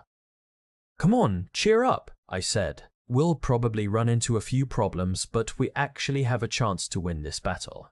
It's those few problems that I'm worried about. We need supplies. Rhino needs more ammo, Norgala needs material for his devices, and all of us need food. Ugh. Dota scratched his head. We went through this every time, but right now even the main unit was low on supplies. That meant we were in an even worse, more urgent position than usual. So, you want me to go do what I do best? I can't get everything you want in one go, you know. No, I want you to stay put. Don't do a thing this time, okay? Stealing from the already supply-starved holy knights and soldiers would only doom us all. Horde Krivios was a reliable, skilled commander, and that included managing supplies. Stealing from him would end up holding all of us back and putting everyone in danger. You actually did something good in that last battle, didn't you? Something other than stealing. Huh. What do you mean? You're making me really uneasy right now. The prince and princess. You're the idiot who said you wanted to save those two kids, right? Do you know something that we don't? Oh, I don't know. Dota smiled ambiguously. Maybe? Do you think I noticed something? What the hell? How should I know? In that case, forget it. Does that mean I don't have to do anything this time? Haha, good one. I shot down Dota's naive fantasy right away. Our unit doesn't have that kind of luxury. In fact, it's time for you to be useful for a change. Huh? Dota's face twisted. What do you mean? We don't keep you around just to steal from our allies, you know. It's time for you to do some work. Are you being serious? Yep. And if you do a good job, you'll end up saving us all. I can't say I'm excited about this. I mean, it's gonna be dangerous, right? It will, but it's an extremely important role. If you can pull it off, you'll save lives. Listen, first. But right as I was about to launch into my explanation, we heard a voice coming from the tent's entrance. Excuse me. It was a soft yet strangely resonant voice that I'd last heard quite recently. I hastily turned around. Penal Hero Unit 9004, yes. I apologize for my sudden visit. It was third Princess Melniatis, with an aureole behind her, a trick of the sunlight perhaps. Nevertheless, her appearance was so sudden that even I was caught off guard. Dotter tried to hide behind me. I met you earlier, she said. Xylo for Barks, yes? And that must be Goddess Terita. Yes, replied Terita, nodding awkwardly and sitting up straight. I understood how she felt. There was something about this girl that made you want to stand at attention. I am the Goddess of Swords, Terita, alongside my knight, Xylo. I grant the heroes my divine blessing. What an honor it is to meet you. I have heard so much about all of you heroes. Where did she hear about us? It had to be Venetim. Not much time had passed since the War Council, but it was more than long enough for him to run his stupid mouth and spread rumors. And Dotter, she continued, I wish to express my gratitude to you for advising the others to save us. Let me thank you on behalf of my brother as well. As you can see, I'm doing fine. Thank you, sputtered Dotter. He bowed before disappearing completely behind me. Nothing he'd said even made sense. I heard you were an extremely brave man and that you used to be a hunter. I have heard many tales of the fairy hunters of the Quadai Mountains. Huh? I have also heard your sharp eyes and ears, and your experience and gut instincts have helped save your unit from countless predicaments. Oh? Petier was getting more confused by the second. There was no telling who this story was about, but it was clear Venetim was the source. She'd been fed so many lies that I doubted anyone here had the energy to correct her. And Sir Norgale? I never expected to run into him again in such a place. Yeah, about that. I replied despite myself. Do you know this man? I cast Norgala a sidelong glance. He was still fast asleep. Even his profile looked dignified, perhaps due to his respectable moustache. Sir Norgale was a scholar at the Temple's Academy with my brother, Lordsir. A scholar. I had heard such rumors before. Apparently, Norgala had once been a promising scholar, a prodigy, when it came to sacred seal engineering. I had always felt the rumors had to be true, based on his talent. We have spoken countless times before, and he was always kind to me. He reminds me of my elder brother that way. My brother was a modest, gentle man. When I was a child, I always felt like he knew everything about the world. Princess Melniatis gazed at Norgala as if she was remembering old times. I had heard that he ran away and went into hiding after my brother's disappearance. But I never expected he would end up like this. She didn't seem to know about the terrorist attack he'd plotted. In fact, I hadn't known the name of the terrorist either. All I'd heard was the statement that Galtuile released, which said that extremists from House Met had been responsible. I only found out Norgale Senridge had done it single-handedly after I joined the Penal Hero unit. There was no way the temple would allow such information to go public. No one could know that a once promising scholar had lost his mind and gone on a rampage. That went double when it came to the royal family. The only ones who knew the truth were probably the king and crown prince. Sir Norgala called me his sister. Her voice was trembling almost imperceptibly. I do not know what happened to him, but I had no idea what she'd wanted to say next. I suppose I should be grateful that he at least remembers me, she said at last. This young girl seemed to really look up to Norgala, and I got the feeling I should probably head out before her. After leaving the tents, I took a short walk. The crimson evening sun reflected brilliantly off the nearby river surface, and the walnut trees along the riverside seemed faded somehow, perhaps due to the harsh winds and snow. Carbfresh village was much larger than it had seemed at first. There was an inn for travelers, a small temple, and even a public hot spring. Although the residents had already evacuated, there were signs that the hot spring facility had been used recently, and the building was in better shape than I'd expected. Hot spring drilling technology had evolved exponentially alongside the development of sacred seals in the Federated Kingdom. Nowadays, there was at least one per colony, save those that were extremely remote.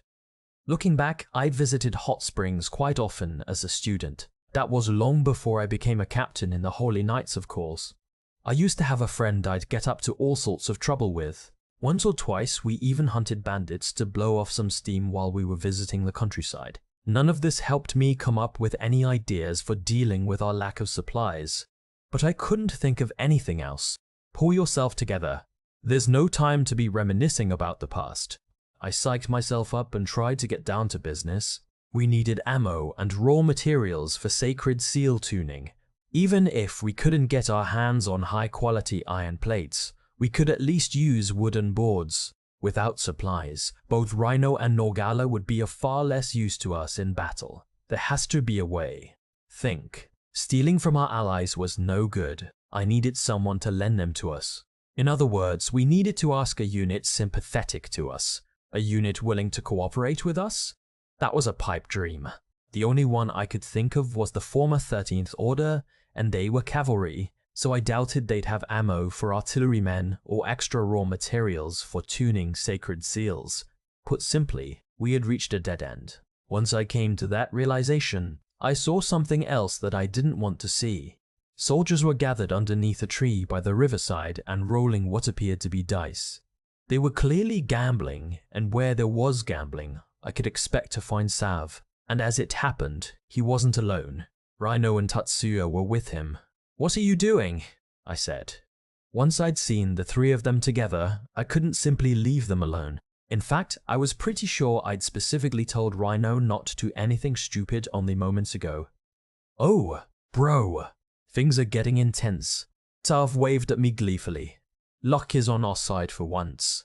Tatsuya's on a roll." "Are you serious? Don't teach these two how to play your stupid games. Oh, come on." Tav protested. "We're in the middle of solving our supply problem." That sounded like pure sophistry to me. The few surplus materials they might win through gambling were nowhere near enough to change the course of battle. I figured this would be better than doing nothing. Rhino said smugly, shooting me a thumbs up. "We are in a tight spot, so I will do whatever it takes to contribute. Even a few supplies are better than none, yes?" Comrade Tatsuya seems to be really motivated today.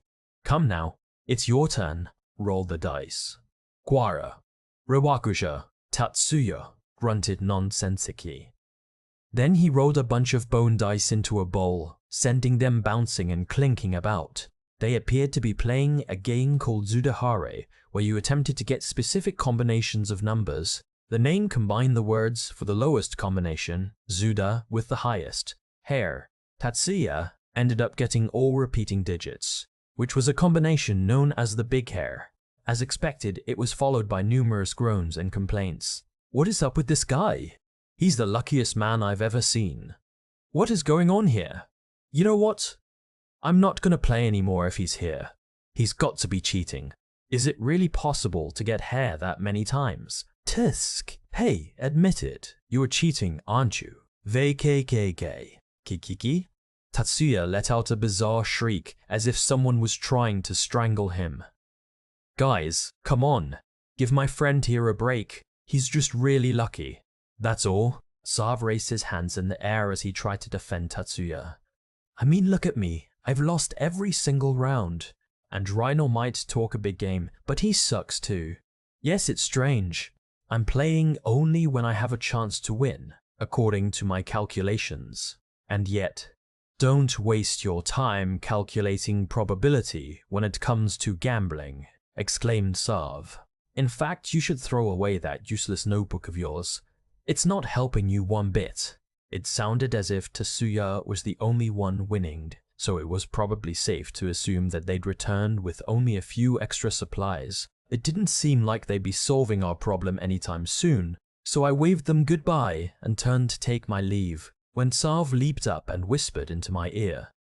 "Hey, bro. Did you notice? You're being followed." "Huh? By who?" "I'm not sure. I mean, I'm not their target, and I only felt their presence really briefly. But like, it's bad. I think someone wants to kill you. I don't know. On second thought, it's hard to explain what it felt like, but I don't think it's just one person. I think it's a whole group.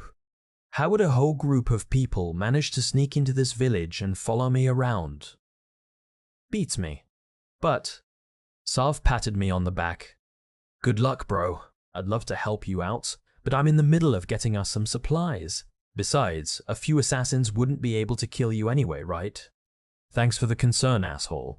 Sav had done a great job of ruining my mood, so I decided to give him a taste of his own medicine. By the way, Jace was looking for you, and he seemed pissed. You should probably head back to the stable as soon as you can. Huh? The flippant smile on Sav's face froze. Satisfied, I took my leave. So I'm being followed, huh? I wasn't quite as confident as Sav that I could handle a group of assassins all by myself. People like that always waited for the moment you let your guard down to strike, so it was difficult to predict how they would attack. The more honest you were as a soldier, the harder it was to prepare. In fact, it would be near impossible for anyone but a specialist, and so I decided to lure them out of hiding instead. I picked up my pace until I was walking so quickly that whoever was following me would have to start hurrying as well. Soon I was jogging, and then I broke into a run. Then, all of a sudden, I whipped around. Seriously? I was taken aback, and not in a good way. The least threatening assassin I had ever seen swiftly ducked behind a nearby walnut tree.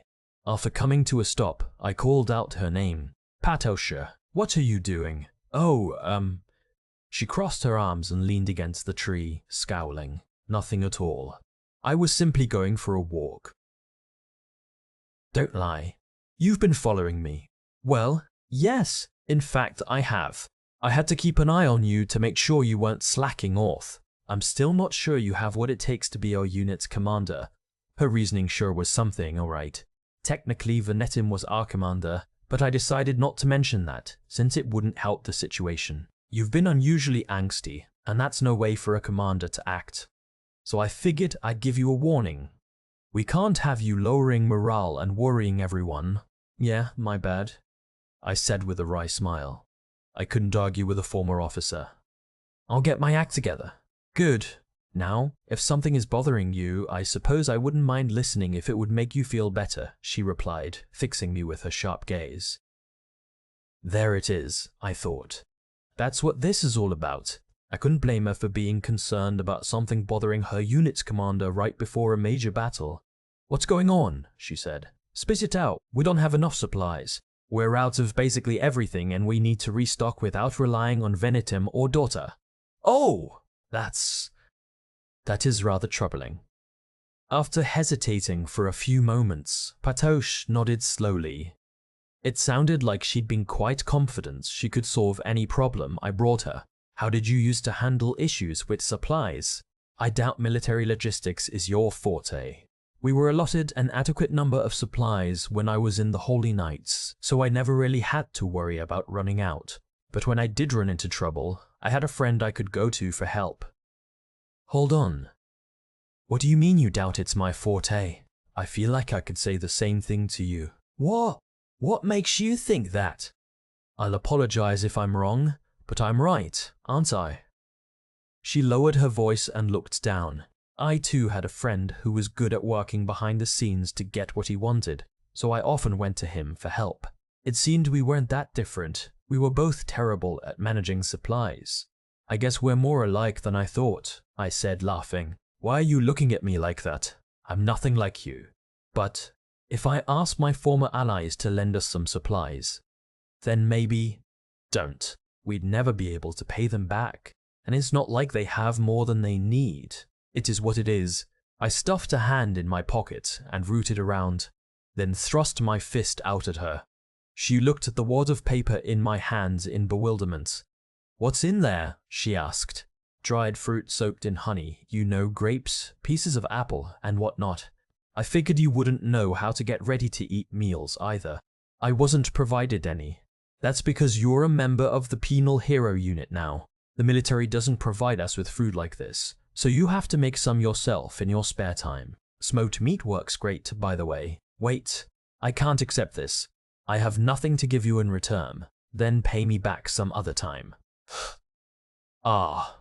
Pato shrieked when I grabbed her hand and forced the wrapped fruit into it. What do you think you're doing? We take turns making meals like this, so hurry up and learn how to cook, okay? Because, what? How? She was reaching for the sword at her hip before she'd even finished her sentence. I was just as shocked as she was, and I had my hand on a knife ready to unsheathe and throw it. 5 of them. No 6. We were surrounded. Sarv had been right. That said, our pursuers didn't seem to be hostile. Each one of them was dressed as a knight, a family crest sewn into their clothes. They must belong to the Noble Alliance. A lion holding a battle axe in its mouth housed Dasmitor. Upon closer inspection, I recognized a few of them. They were all practically children. These were the soldiers who were forced to take up the rear during the withdrawal. Hey, muttered one, taking a step forward. Stop right there, yelled Petausha. Quit it, they mean no harm. You know that. I held out an arm, stopping her from unsheathing her sword. Who are you? I asked. Me name is Sifrit. The young soldier seemed frightened, but he took in a deep breath and continued. Penal heroes, I heard you were having trouble with supplies. A little. But who isn't, right? Our unit actually has a surplus. We have ammunition and even blanks for tuning sacred seals. You've got to be kidding me. That was the Dasmitor nobles for you. I couldn't believe they'd managed to carry that many supplies all the way here. But why did they have so many? Of course, my question received the worst possible answer. Lord Dasmitor has yet to engage in meaningful combat, and I doubt he plans to start anytime soon. For the next battle, we will be positioned behind the Ninth Order. That was likely the safest position on the battlefield. House Dasmitor was very powerful politically, and Horde Clivio seemed to be having trouble dealing with them. Interesting. Therefore, we would like for the penal hero unit to use our supplies. What? Hold on. Please tell us what you need, and we will bring it to you tonight. I said hold on. That would be illegal. Do you think Dasmitor will allow it? Of course not, but we wish to do it anyway. Sifrit seemed to be telling the truth. The surrounding soldiers were all staring at me with solemn gazes, or perhaps that was hope in their eyes. Your unit saved us, grunted one soldier. Another followed, and then another. We would have been completely wiped out if it weren't for you. We'll do whatever it takes to support you if it means you can end this war. All the higher-ups care about are themselves and maybe their families. Stop. Don't do this to me. I didn't want to see that look in their eyes. I hated having people count on me like this. We believe it's the penal hero unit who will lead us to victory. You better keep that to yourselves, I said, or people are gonna think you've lost your goddamn minds. Not at all. There are plenty of soldiers and other units who look up to you all as well, especially the Thunder Falcon, Silo Forborts. You should hear the rumors. You have quite the reputation. Is the Goddess Killer really that popular? None of us would dare call you that. You're... Oh, hey, do you think I could get your autograph? Stop. That's close enough, said Pataush coldly as she slid in front of me. Her piercing glare alone was enough to make Sifrit flinch. We are penal heroes. I recommend you regular soldiers keep your distance. Huh? But I just saw some penal heroes gambling by the riverside with soldiers just like us. I recommend you avoid that as well. Her overwhelming intensity caused Sifrit to take a step back. He opened his mouth once more as if he wanted to say something, but then swallowed his words and simply lowered his head. In any event, thank you for saving us. We will bring you the supplies you need later tonight. All right, I said, unable to do anything else. As if my words were some kind of signal, the young soldier left in a hurry. The others bowed before heading out as well. Petausha and I were the only ones remaining. I'm sure you already know this, but let me say it just in case. Pato spun around, her gaze even sharper than before. Unsure it's nice to have a young lady be sweet on you, but don't let it go to your head. Don't forget where we stand in all this, huh? That soldier you were just talking to. The boy? Get your eyes checked. That wasn't a boy. I fell silent. No wonder he'd looked so slender for a boy his age. All that aside, we'd found a solution to our biggest problem. Once we had ammo and raw materials for tuning sacred seals, we could prepare for battle. I clenched my fist, then opened it again.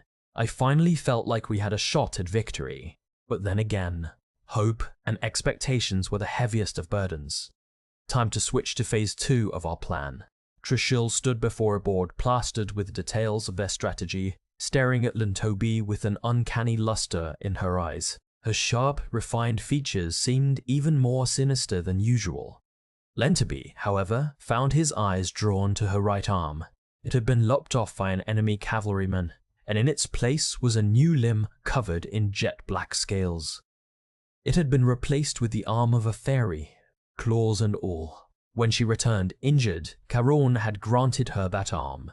The demon lord had casually scooped up the arm of a Dullahan and tossed it to her, then ordered Furia to shove it into her wound. What followed had looked like some sort of demonic sorcery. The new arm had fused to her bloody nub. Her wound had bubbled, but within half a day it was healed. During the process, Trishul had been in terrible agony. She had tied herself to a bed to keep from moving and simply endured it. But once it was over, she had a new arm, jet black, distorted and ominous. "Our enemy is the penal hero unit," she grunted, hatred clear in her voice. "Lentobi, there will be no next time for us. We have to kill them, no matter what." The problem is, Lentobi could easily imagine what she would say next. "The problem is their commander, Hanged Fox," she continued. "If we can kill him, then... how about we try to snipe him? We will try, of course. We're going to try everything we can." She fixed him with a cold glare. "You use that brain of yours to come up with a plan. If we fail again, we're in trouble. You must find a way to kill Hanged Fox. Without him, the others will be reduced to directionless sheep." Lentobi could tell that his commander had her back up against the wall, that she was desperate. Maybe it was time for him to jump ship. He still had things to do after all. He might be working for a demon lord at the moment, but what he really wanted was to fight for mankind and be praised for his hard work. Perhaps it was mere vanity on his part, but I have to kill her somehow and take over as commander. That was the only way he could ensure his survival. As long as he kept sucking up to the demon blight and pretending to be a loyal servant, they would keep sparing him. And as long as he was alive, he would have his chance. That day will come, unsure of it, but until then, he was going to do whatever it took to survive, no matter how cruel. He had stolen others' positions to make it to the top, let the enemy into the city, and killed those he was supposed to protect. He'd even killed children and the elderly to thin out the herd. In his mind, the only way he could ever make up for all his despicable acts was to survive. He wanted to prove that he wasn't evil, that he'd always intended to do the right thing, that what he was doing now was all an act.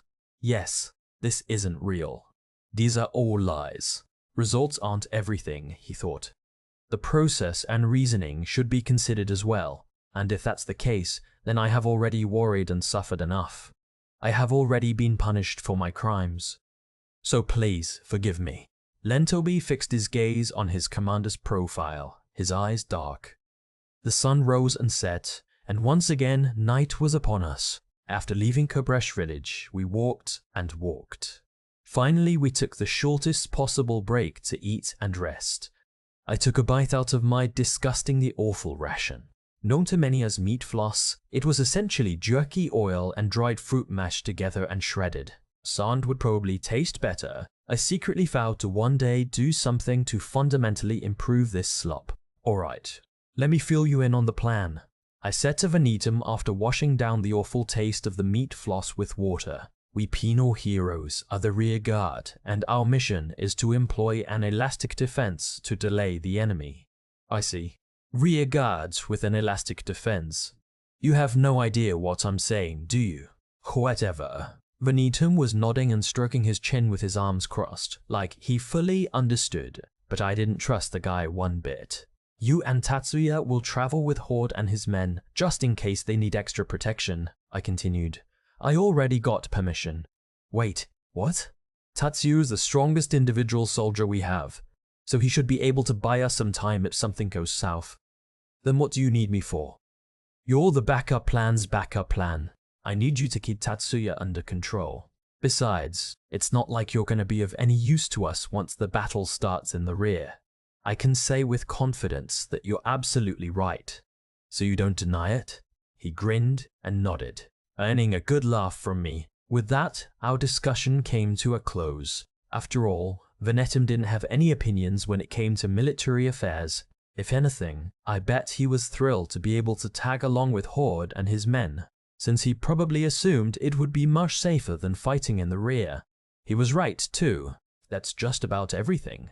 All that was left was to keep moving and make it to Mount Tujin as quickly as possible. A cold wind began to blow. It would probably start snowing later that night, exhaling white puffs of air. I fixed my eyes on Mount Tujin, where it stood tall to the north. Norgale and his 200 military engineers were already marching. They had a job to do up ahead, setting traps to the northwest. Specifically, I wanted traps that could be scattered across a wide area so we would have the greatest chance of slowing down the Demon Blight's pursuit of the Ninth Order. Despite the short amount of time, I was sure Norgala would go above and beyond my expectations. In fact, I had briefly spoken with the man just before we left the settlement. Melanitis and Reikwell are my younger siblings, he'd confirmed, finally able to move on his own. Commander-in-Chief Xylo, I am counting on you to protect them at all costs. Understood? You have my word. He looked me right in the eye with an intimidating gaze, but in all honesty, there wasn't much for me to do. The two of them were royalty, so they follow Horde where it was safest. I'd even send Tatsuya with them, just in case. I'm counting on you too, Your Majesty. I am going to make them regret ever stealing the second capital from me.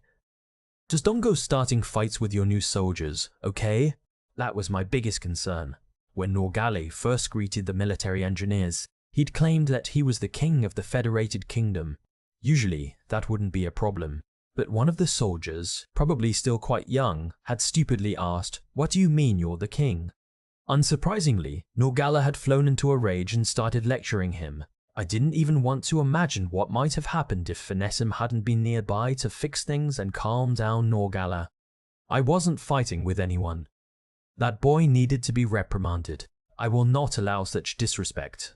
I put up with far too much insolence as it is. There, probably just nervous to be around the king. I may have been talking out of my arse, but I didn't want to put him in a bad mood at a time like this. Maybe Venetum would have been able to come up with something better. Low-level soldiers like that don't know how to talk to royalty, you know. I suppose the problem is education, muttered Norgal, looking stern and stroking his moustache. We can't allow the temple to monopolize such matters. We'll have to use treasury funds to create a royal academy. Listen carefully, Commander-in-Chief Xylo. The wealth of a nation starts with. I could tell this was going to run long, so I turned off my brain.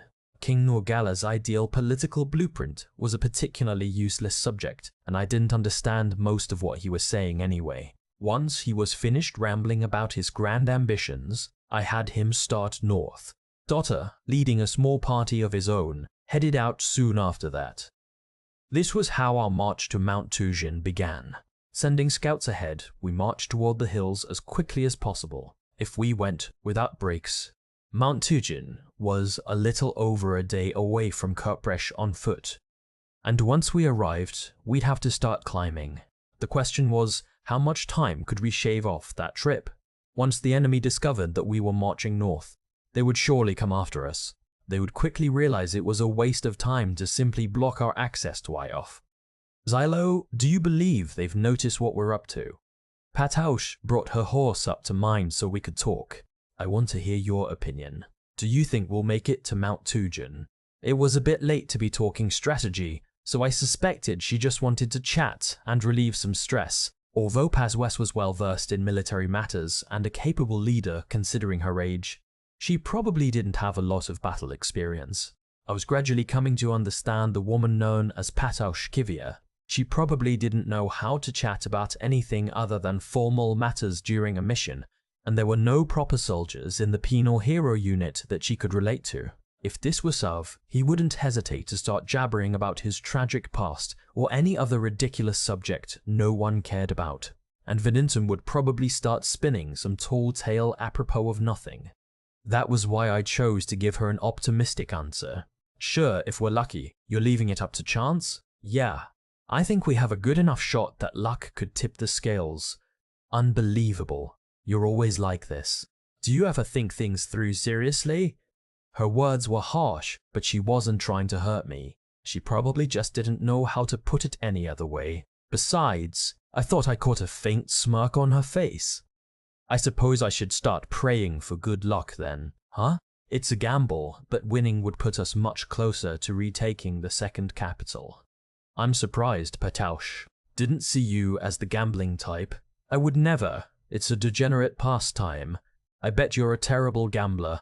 In fact, I'm starting to worry about our mission. I'm not terrible. Or at least, I wouldn't be. I simply don't waste my time gambling. Because it's degenerate. Leaving me with those words, Pataush sped up to rejoin the other cavalry. That was probably enough to do the trick and soothe her nerves. How long had it been since I'd spoken like that with a proper soldier? It really brought me back. However, it seemed we'd had an eavesdropper, relying on luck, are we? Not very professional of you, Xylo Forbarts. Before I realized it, Horde Clivios was right behind me, holding the reins of his horse with a cheerless expression as Pelmari sat behind him. It sounded like he'd taken Batash's and my exchange seriously. I agreed to this strategy and accepted your proposal, he continued, so I would appreciate it if you didn't make me regret that decision. My bad.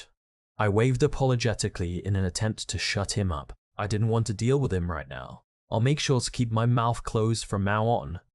You know, you have a piss-poor attitude, Xylo Forbarts. Even back when you captained the Fifth Order, I always felt like your appointment was a mistake. It appeared someone wasn't a huge fan of mine. Come to think of it, Horde had never left much of an impression on me back in those days. We hardly ever talked, and now I knew why. He despised me. Horde glared at me as if I were cursed, and it looks like I was right. Allowing you to become a holy knight was a mistake.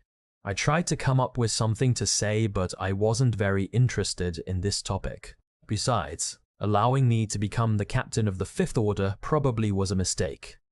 I'd killed my goddess. A holy knight like that shouldn't exist. No one would believe me if I told them the truth either. At any rate, I was fine with whatever insults people like him wanted to hurl at me, as long as they didn't speak ill of Sunerva. I had grown used to this charade long ago, after all. It seemed someone wasn't quite as forgiving, however. That is enough. Have you no decency? It was Teriorisa, of course. She had poked her head out from behind me and started reprimanding Horde. She was back on her feet after a night of rest, but she'd been quiet all day, and it sounded like she had a lot of pent-up anger that she needed to vent. Xylo is my knight, and I chose him. Ever since we left the settlement, she had been fiddling with the bistie in my jacket. I told her that it tickled, and asked her to play with hers instead, but she was clearly not interested in anything I had to say. Bisties, as it happened, were sacred seal tools with the ability to produce heat, used often during winter marches. The ore had to be mined in Zawangan, so they were rather valuable. The Desmitor family's supply stash had included even items like this. It seemed they truly had plenty of everything. Horde Clivios, I will not allow you to speak that way to my knight. Horde hesitated for a moment. A goddess forging a pact with a penal hero was such a unique case. He probably had no idea how to interact with her. Eventually, though, he narrowed his eyes and bowed to his own principles. My apologies, Goddess Taitaita. Do not let it happen again. It was no mistake that Xylo was chosen to become the captain of the Fifth Order either. Toritat snorted proudly. She could have stopped there. But she then turned to Pelmari, who was sitting behind Horde with fear in her eyes. Taurader shot her the kind of grin a girl might give her little sister after a scolding. Goddess Pelmari, she said, You should really educate your knight on the proper way of speaking to others. I understand it may be difficult, but providing guidance to mankind is our duty." Pelmari lowered her gaze. Her long black hair covered her eyes, making it hard to read her expression. "I am sure my knight Hord did not speak with malice. He can be somewhat uptight at times, I suppose." "Pelmari, stop," Hord said, swiftly cutting her off. "I despise those who ignore the rules and act however they please. And it makes me sick to see someone tell blatant lies, steal supplies, and behave in defiance of others. I will have every one of you punished once I have enough evidence, okay?" I actually hoped he could pull it off, but how was a captain in the Holy Knights going to carry out his duty to the military while simultaneously gathering enough evidence to charge a group of people that even the Allied administration, Diversen, Ishin's top mobile investigators were only barely able to apprehend? "You're a real serious guy," I said. "I can see how you managed to unify this many soldiers even during a retreat. The military always said that good work would be rewarded and bad work punished, but an officer who could actually make that distinction was invaluable. If someone wanted to lead with any kind of purity, they had to be strictly disciplined themselves that, or have a talented adjutant to play the villain. My old unit had been the latter. I used to make my adjutant do all the yelling to keep my men in check. So while people like Hord annoyed me, I couldn't hate them. Make sure your men survive," I told him. "Of course," said Hord. "That is my duty as their captain. Don't think a little flattery is going to change my opinion of you all. But I won't let my personal feelings influence how I treat you either." He maintained a blank expression throughout, making it clear that he was serious. He hated us, but he wasn't going to drag us down so long as we did our job. That was easy enough to understand. Can I say something?" Pelmari interrupted, smiling awkwardly. The man I forged a pact with is an exceptional holy knight as well. However, this seemed only to kindle Torita's competitive nature. Yes, I suppose he is decent enough, but he is no match for my Xylo. In fact, it would not be an exaggeration to say my knight is the best of the best. Allow me to explain why. First, I was going to tell her to stop, but in the end I didn't have to. Her voice was immediately drowned out by the blaring of a horn. When it sounded a second time, I noticed it was coming from the west. It was one of the scouts signaling that they had found the enemy. "They're here," said Hord. "It appears they discovered us. They're coming from the southwest, a few thousand of them." Hord touched the small shield-like buckle on his belt. It was engraved with a sacred seal and could be used for communication. These devices were called by various names, such as Howling Wind Seal or Echo, and they were even more valuable than Bisties and quite compact. If Dossa saw one of those things, he wouldn't be able to take his eyes off it. "Men, suit up and prepare for battle," shouted Hord, placing what appeared to be a mask over his head. It was an eerie, steel blue covering that completely hid his face. This was almost certainly the Ninth Order's famous anti-poison mask. I'd heard about it, but this was my first time seeing one in real life. This was how they survived fighting alongside the goddess Pelmari and her poisons. "Are you ready, Pelmari?" Hord asked. "Yes, but before we begin, aren't you going to tell me that I can do it, Hord?" "You can do it." "Then, yes, I can do it." Although her head was still bowed, I could see her lips curling into a faint smile. I understood why Hord dealt so mechanically with her. He took things way too seriously and strove to give her exactly what she demanded. I felt sure that he believed what he was doing was correct. "Xylo, we will continue heading north as planned," said Hord. "You and the rest of the penal heroes will stay here and stop the enemies from reaching us. I will give you the signal once we secure a post, so buy us time until then." "I can't make any promises," I replied. "War is unpredictable, you know." I knew he would hate that. But I'd rather not listen to you complain later, so I'll get it done. There was nothing more difficult than satisfying a perfectionist. It looked like we would need an all-out victory to shut him up, and besides, if we failed, there was a good chance we'd all end up dead. I could see light in the western sky. There were flames, lightning from sacred seals, and the glow of artillery shells, all starkly visible against the dark of the night. That must be Rhino. Sav could tell from the light alone. Furthermore, 4 shots had been fired in quick succession, and the only person he knew that shot like that was Rhino. That man could think so abnormally fast. Even Sav couldn't keep up. There were times he could hardly believe his teammate was human. Chaos had suddenly exploded everywhere around him. Xylo and the others in the rear had probably already started fighting. The goal was to keep the enemy from heading north by distracting them for as long as possible, and since Teorita still couldn't use her powers fully, it was going to be a contest of strength. But, well, I'm sure Bro will be okay. Xylo would figure something out. He had instincts like a wild animal when it came to battle. Despite his fondness for common military practice on the battlefield, he would sometimes ignore it with style and still come out on top. The real problem is Jace. He can be scary for totally different reasons than Bro can. The cavalry had started fighting in earnest, and the infantry took off, lightning staffs in hand. Meanwhile, from Sav's point of view, Jace didn't seem to be panicking in the slightest. In fact, he seemed perfectly calm. The other Dragon Knights were no different. The ones here had only barely managed to get their dragons out of the stable when the troops were forced to retreat. There were 17 of them, 18 including Jace. It was quite the spectacle. They calmly came to a stop, examined their dragons' harnesses and equipment, then began preparing the weapons they would carry. They didn't speak much, only a few soft whispers exchanged with their dragons. Sav felt like he was witnessing the night after a funeral. In comparison, Jace was downright chatty. "It's fine, Neely." His voice now was far gentler than the one he used with other humans. "I don't regret it at all. I know I'll be able to do it. You know that, right?" Neely was probably even more important to Jace than family was. A simple word like that couldn't hope to encompass the strength of their bond. This puzzled Sava why then.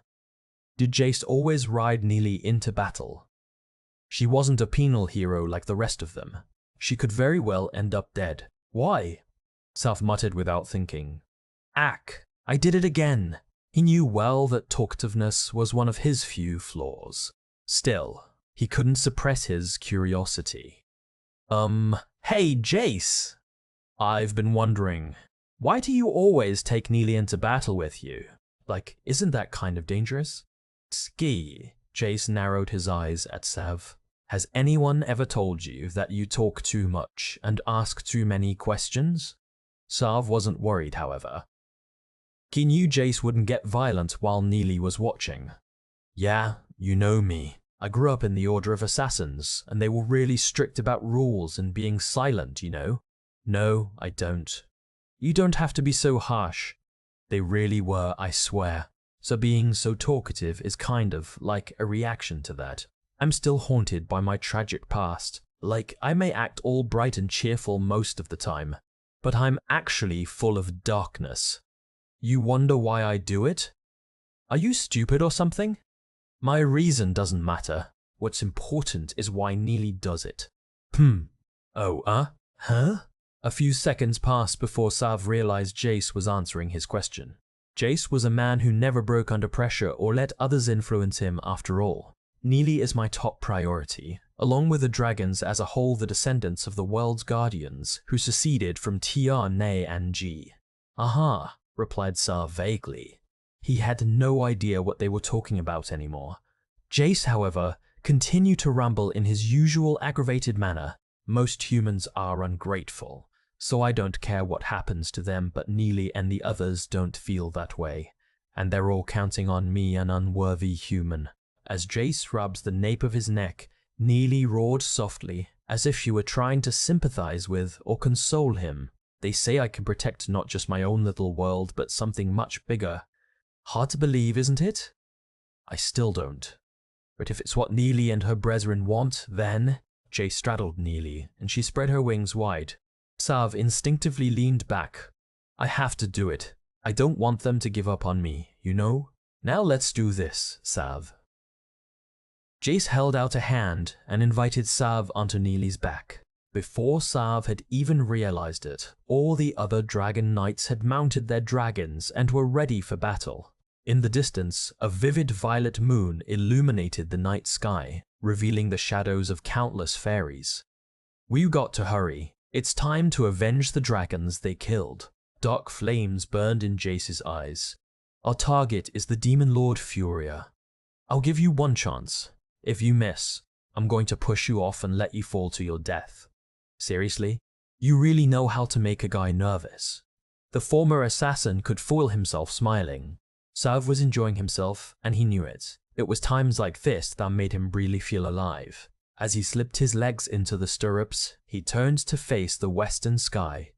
There he saw a glittering crimson beam of light soar through the air and smash through their encampment.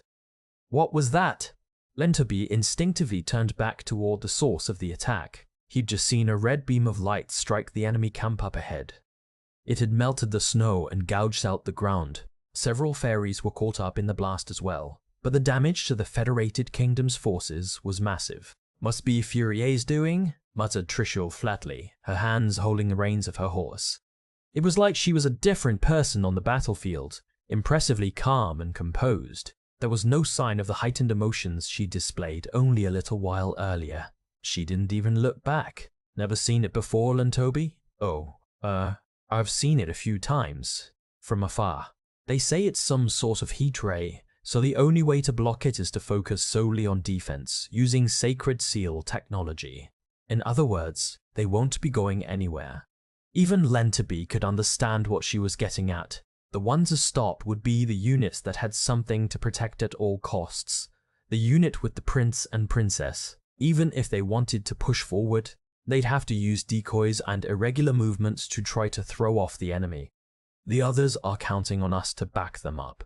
We can't let them down this time. Yes, I know. Lentoby couldn't afford to disagree here. He was really beginning to feel the weight of having let 2 members of the royal family escape. "Fortunately, I already found the prince and princess. Charon is taking care of them. Drishil must have found them with her stigma." She closed one eye, looking for their position, so they were already 2 steps ahead of the enemy. It seemed luck was on their side this time. "Our mission is to stop Hanged Fox's unit," she continued, "but we need to be careful not to fall into any traps." "Got it? Who knows what kind of dirty tricks that man has up his sleeve." It seemed Trishul was still sore about their earlier loss, but Lentoby felt she had a point. Their current enemies were like magicians.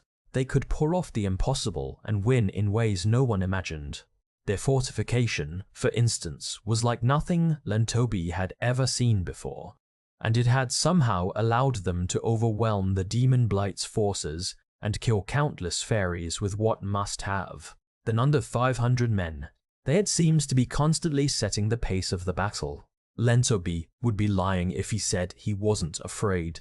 "It looks like Charon is getting ready to attack," said Trishul. "Let's move out." "You have your mask for the poison, right?" "Yes." Lentoby shivered once, then followed Trishul. They knew how the Ninth Order operated, and each member of their unit had been given a crude, all-purpose mask engraved with sacred seals to protect them from poison. They weren't sure how effective the masks would be, but they were better than nothing. "I have to survive, no matter what. That's my top priority.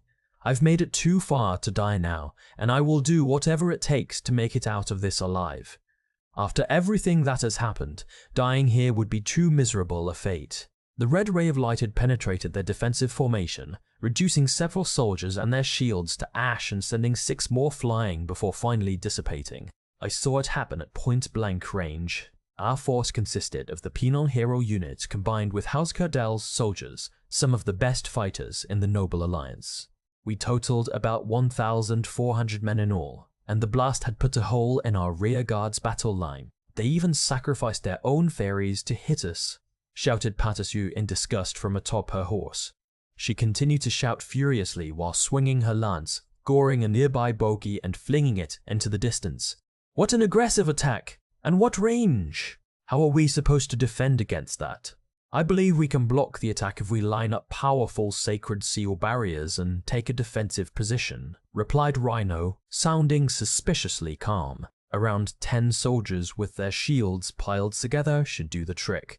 Though his tone was warm, He was merely communicating the results of his calculations. That was how it felt to me, at least. Of course, if we did that, we wouldn't be able to move. Plus, the enemy clearly outnumbers us, so it wouldn't take long for them to wear us down and crush us. I know, and we would be failing our mission as rear guard, since they could simply detour around us. Patis grimaced. She probably didn't like taking directions from Rhino. I knew exactly how she felt. What do you think, Xylo? We can't simply defend the entire time and allow the enemy to attack us. The battle had already begun, and who knew when another crimson beam of fiery light would be heading our way? We would be forced to keep fighting in a state of constant fear. There's one thing that's bothering me, I said at last. Their offense is week to week. The fairies had been attacking us for a while now, and yet something was missing. Where are the demon lords? Obviously, Furia just shot that beam at us. But where's Charon?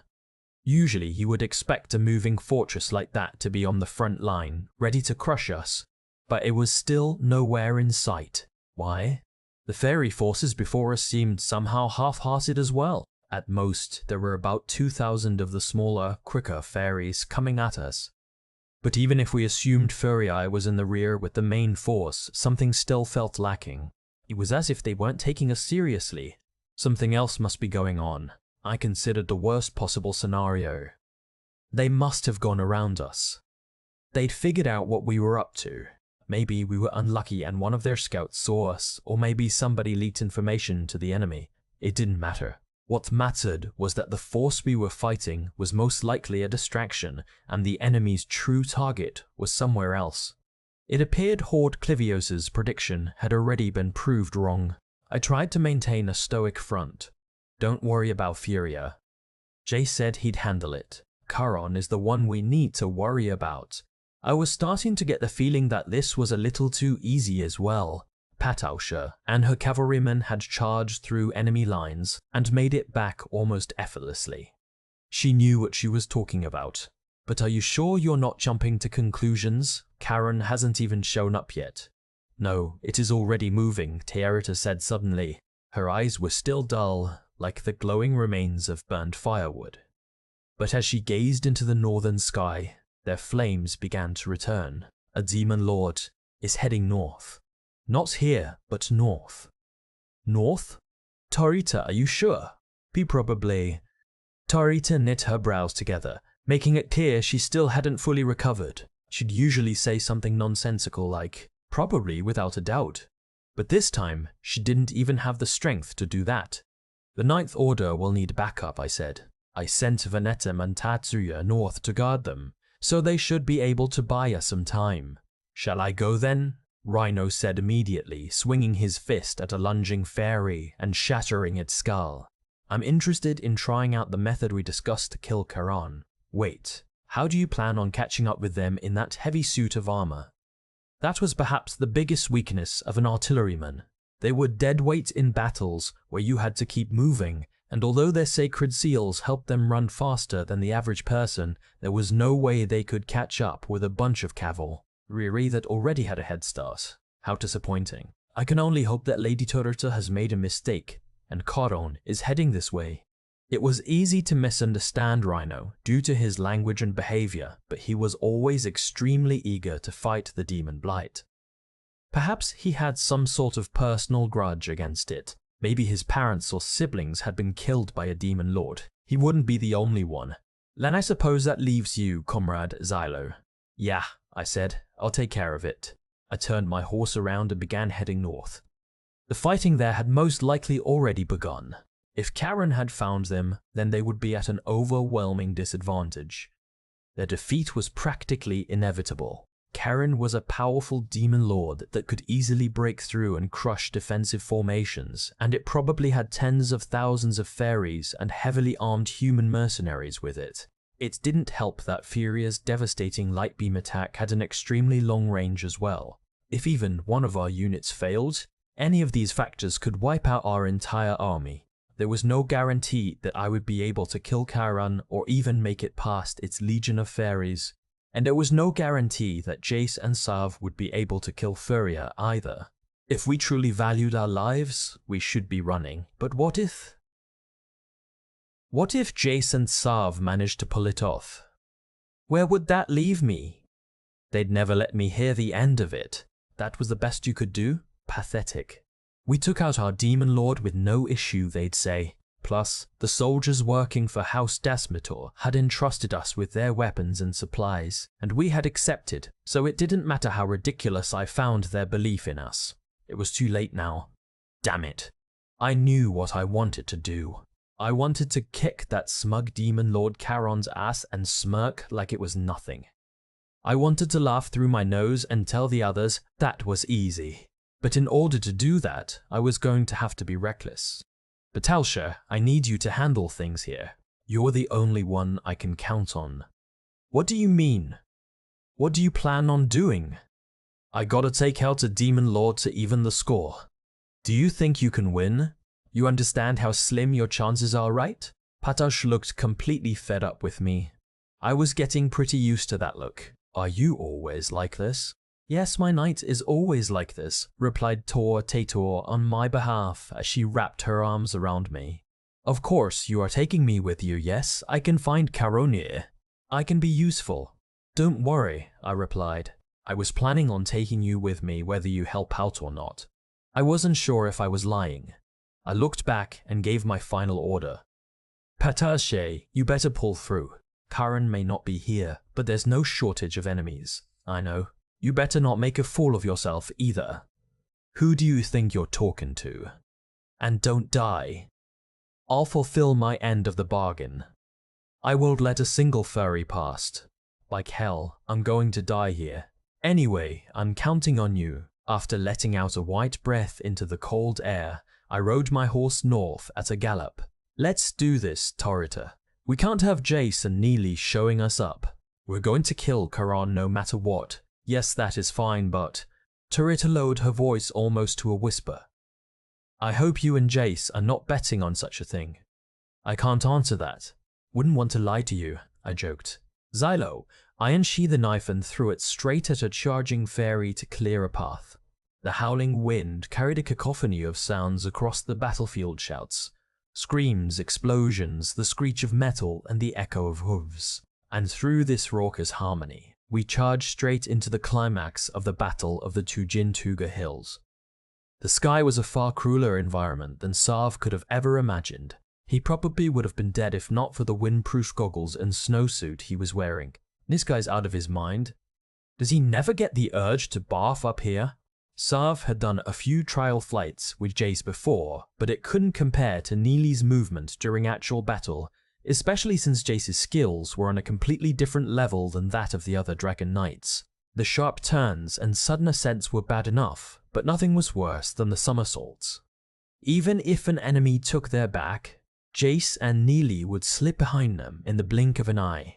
The burden on the rider's body was so intense, however, that few could replicate the movement, even if they knew what they were doing. Neely too seemed on a different level than the other dragons. Simply straddling her made it clear to Sarv that she was special. Even with his extra weight on her back, she could still gracefully control how quickly she accelerated and slowed down, as well as her posture. Her flame breath was incredibly accurate. It was even easier to see from the sky, where he could watch her disintegrating the huge flying fairies called wyverns with a single breath. The only thing they had in common with Neely was size. Jace had said, "We're going to take out every last wyvern, and if possible, all of them in one fell swoop." From his tone, Sarv felt certain these fairies had once been dragons. He was positive. Both Jace and Neely were pursuing the wyverns with such intensity and speed that everything looked like a blur to Sav.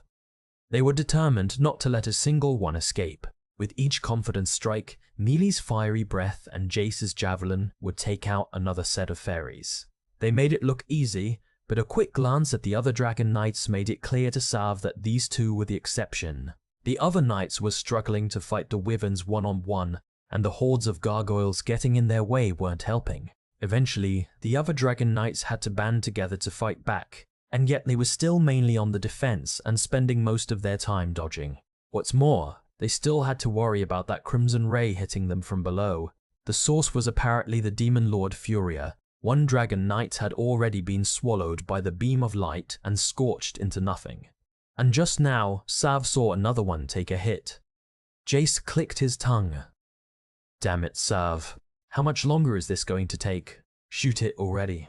How many more times does it have to fire that thing for you to find it? Yeah, I know. Sav aimed his lightning staff, calculating the distance between himself and his opponent. The Demon Lord was positioned far to the rear of the enemy's troops, but there were no other fairies surrounding it. Incidentally, the Demon Lord didn't look like a monster. It looked human. Sav could see a shadowy humanoid figure shooting beams of light his way. All that was left was to determine if he could shoot that far. I don't know if I can hit it from here, man, he said. Do you think you could get us a little closer? The lightning staff in Sav's hands was known as the Daisy, and it was created by Verkla Development Corporation specifically for sniping. Norgala, however, had tuned and modified it so much that it was hardly recognizable, and its range now far surpassed its original specifications. But he'd only focused on the range Dav had to somehow boost its power and precision by himself. I want to get close enough that I can be sure I'll kill it. You know I don't like to take pot shots. I shoot to kill. It's like gambling. I like to wait for the right moment and then go all out and win big. Shut up. Jace's reply was short and simple. You're telling me you want me to break through the fairies in our way, all while dodging that red beam of light until I get close enough for you? Yeah, is that too hard? Excuse me, hold on. Neely's saying something. The Azure Dragon roared into the clear night sky. Her profile was almost chillingly beautiful in the deep violet light of the moon. She's laughing, thought Sav. She finds your doubt insulting. Hold on tight, dumbass. I'm going to kill you if you fall, Neely. Let's descend first to pick up some speed. The descent was so immediate and so rapid that Sav thought his guts were going to come out of his mouth. Neely twisted and spun, weaving her way through the horde of fairies and incoming beams of crimson light. For a moment, Sav didn't know which way was up. It wasn't just his eyes that were spinning. Could feel his organs twisting inside his body. Melee, now! He faintly heard the sound of Jace's voice as a javelin flew through the sky, followed by a stream of fire. Two fairies dropped, almost in unison. A heat ray came within a hair's breadth of Neely's wing. The wind was howling. Sav had no idea how she'd managed to make it out in one piece, but what he did know was that they were rapidly approaching the Demon Lord. They were now isolated from the other dragon knights, making them the only target for an increasing number of fairies starting to surround them. This brief moment was going to be the only chance he got. Shoot! Shouted Jace, but Sav was already in position, the scope on his lightning staff locked on Furie's head. He could see the creature clearly now. It looked like a woman with long silver hair that glittered in the night. I can hit it. I'm close enough now. I mean, I'd look like an idiot if I missed from here. He traced his finger along the sacred seal, activating it and unleashing a sharp bolt of lightning with a dry pop. He felt confident. His aim was perfect. The trail of lightning pierced the night sky and shot straight into Furia's head. So why was it still attached to the creature's body? Man, you've got to be kidding me. Seriously? Sav couldn't believe it. Furia had shot its crimson beam right before the bolt of lightning landed, cancelling out the attack, and its beam kept going, scorching a path through the sky and taking out another dragon knight. It can do that, thought Sav. Its reaction speed was incomprehensible. Could it have predicted his shot? Alright then. If that's how you want to play it. Sav immediately formulated a plan. They needed a distraction if they were going to get through its impregnable defense, if they were going to bypass its crimson beam. Sav was going to have to fire multiple shots in quick succession. I need to confuse it and create an opening. Even a second will do. What do you think you're doing? You screwed up, Sav. Jace shouted furiously. Worthless idiot. Xylo's never going to let me hear the end of this. Let's fall back. Not yet.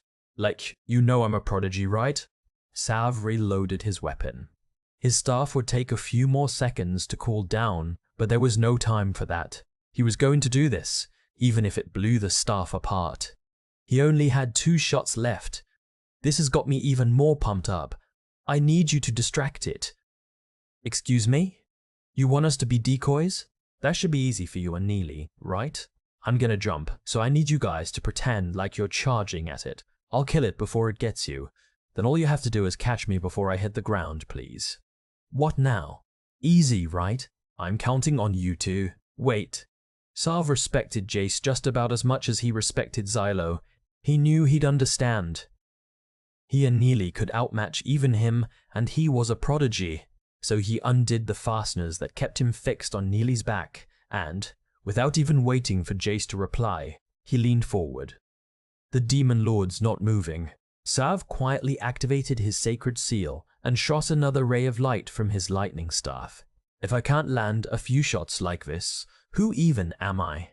His next strike was just as accurate as the first, but again, it was swallowed by the demon lord's crimson heat ray.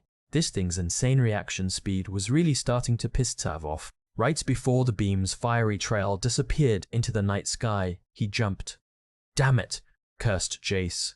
Neely! Sarv heard what sounded like the high-pitched shriek of a bird. Midair, he once again reloaded and activated his weapon's sacred seal with unbelievable speed. Meanwhile, Furia raised a hand and stopped cold. It's hesitating. Sarv smirked. Who did the enemy see as a bigger threat? Sarv, falling through the air? Or Jace and Neely? Who would it aim for? This was the difference between humans and the Demon Blight. Their opponent had no scopes for long-range sniping. It had no tools to increase its physical capabilities. Sarv got the feeling that Furia couldn't tell the difference between individual humans at this distance. It probably had no idea whether Jace or Sarv was the one trying to snipe it, or perhaps it was simply terrified of Neely. Either way, it hesitated for a brief moment, and that was all Sarv needed. Yeses. Got her. That moment of hesitation proved fatal. A third bolt of lightning scorched the air, so powerful that the lightning staff itself exploded, sending a small chunk of wood into Sarv's cheek. Pain shot through his face, but his aim had been perfect. Furia's mouth opened in mute amazement as the bolt of lightning was sucked into its chest. It was over. The Demon Lord's body exploded at the point of impact as Sarv continued to fall. He felt like he was floating until FWP. The impact was so powerful that Sarv thought his neck would snap. I should have let you fall, shouted Jace, the collar of Sarv's snowsuit gripped tightly in his fist. Pretty cocky of you to make Neely and me play along with your little stunt. What's wrong with you? I had a blast. Besides, it totally worked out in the end, right? Only we could have pulled that off. Like I care. By the way, Jace's eyes locked onto what remained of Sarv's weapon, still dangling from his hand. It was charred black, bent, and broken. Norgale is going to be pissed when he sees what you did to your staff. Yeah, it's not gonna be pretty, huh? It was a race against time. We needed to charge through the mobs of fairies and head north, and in order to do that, we needed to break through the center of the enemy line. Getting past the smaller fairies was easy. The real problem was the giant bipedal fairies, the trolls. They had both intelligence and speed. The instant a troll noticed Diorita and me, it threw its arms into the air and lunged at us. Hold on tight, I warned. I didn't want to burden Diorita, so I couldn't ask her to summon any swords. I unsheathed the knife and threw it toward the creature's legs. When it came to fairies this size, a blow to the body might not be enough to finish the job, and hitting its head would take luck, even with my aim. So I decided to destroy the ground beneath its feet and knocked it over as we galloped by. We didn't have the time or strength to do any more than that. Damn it. There are way too many trolls. This time, there were 2 of them standing in our way, and to make matters worse, they each grabbed a smaller fairy from nearby and prepared to throw them at us. Seriously? I had to strike first. I threw another knife. It exploded. How many knives were left? I had no time to count. Another troll was charging right for us. I didn't even have the time to draw another weapon. Damn it! We were going to have to ditch the horse. but the instant that thought crossed my mind, the troll's head exploded. Something must have hit it. A spear, or was it a bolt from a lightning staff? There was no time to check. But who? The answer came to me almost instantaneously. Hurry! The enemy has caught up with the Ninth Order, and they are already engaged in battle. I could hear Norgala's voice through a layer of noise. It was the military engineers. They had taken over a small hill and were sliding down it while firing their lightning staffs, blowing up all the enemies who stood in my way, the ones that didn't flee at least. Clear a path for our army's commander-in-chief. Military engineers, fire. Commander-in-Chief Xylo, I know a shortcut, so listen carefully. I appreciate it. I truly did. Let's hear it. Pass through the hill we're occupying. We've blocked off the enemies to the west, so you can head straight north. You have them blocked off? You can do that. How, Your Majesty? He must have used traps to stop them in their tracks, but I couldn't imagine what kind. We were out of disintegration seals to pulverize the ground with, and there weren't many things he could have prepared in such a short amount of time. Perhaps some sort of small-scale explosion seals, but those shouldn't have been this effective. Any fairies that tried to go around and take them by surprise had been thrown into confusion. Thanks to Norgala's efforts, Horde Clivios and the rest of the Ninth Order were able to reach the foot of Mount Tujin, facing only small groups of fairies. From there, the difficult terrain of the mountain would only buy us more time. I used wood clappers, Norgali said as if it were nothing. Wood clappers were made by shoving wooden rods into the ground and tying boards to them. After that, you would connect them with strings so that whenever anything ran into the string, it would move the boards and make a clapping sound. It was common to then engrave explosive sacred seals into them to create an impromptu trap. If you added a few clever adjustments to the string, you could make it really hard to go under, over, or around them. There were at least two issues with this kind of trap, however. One was that it required a decent amount of time to engrave sacred seals into enough wooden boards to make it effective. The other problem was the fact that it was a very easy trap to detect. Did you make so many that they couldn't simply go through?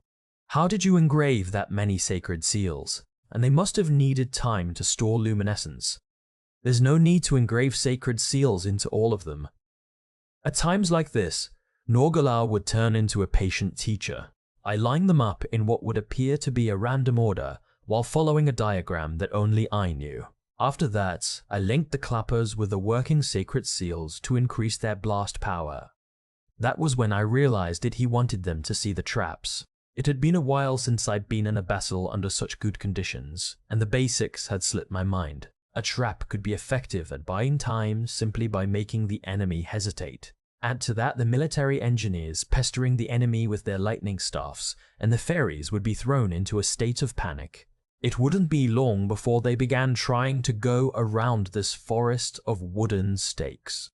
All I had to do now was hurry and meet up with Horde. He needed backup to kill Karen. Tyolita, how much strength have you recovered? I am fine now. I feel great. I can briefly summon the Holy Sword if needed. Stop talking out of your arse like Venetim and tell me the truth.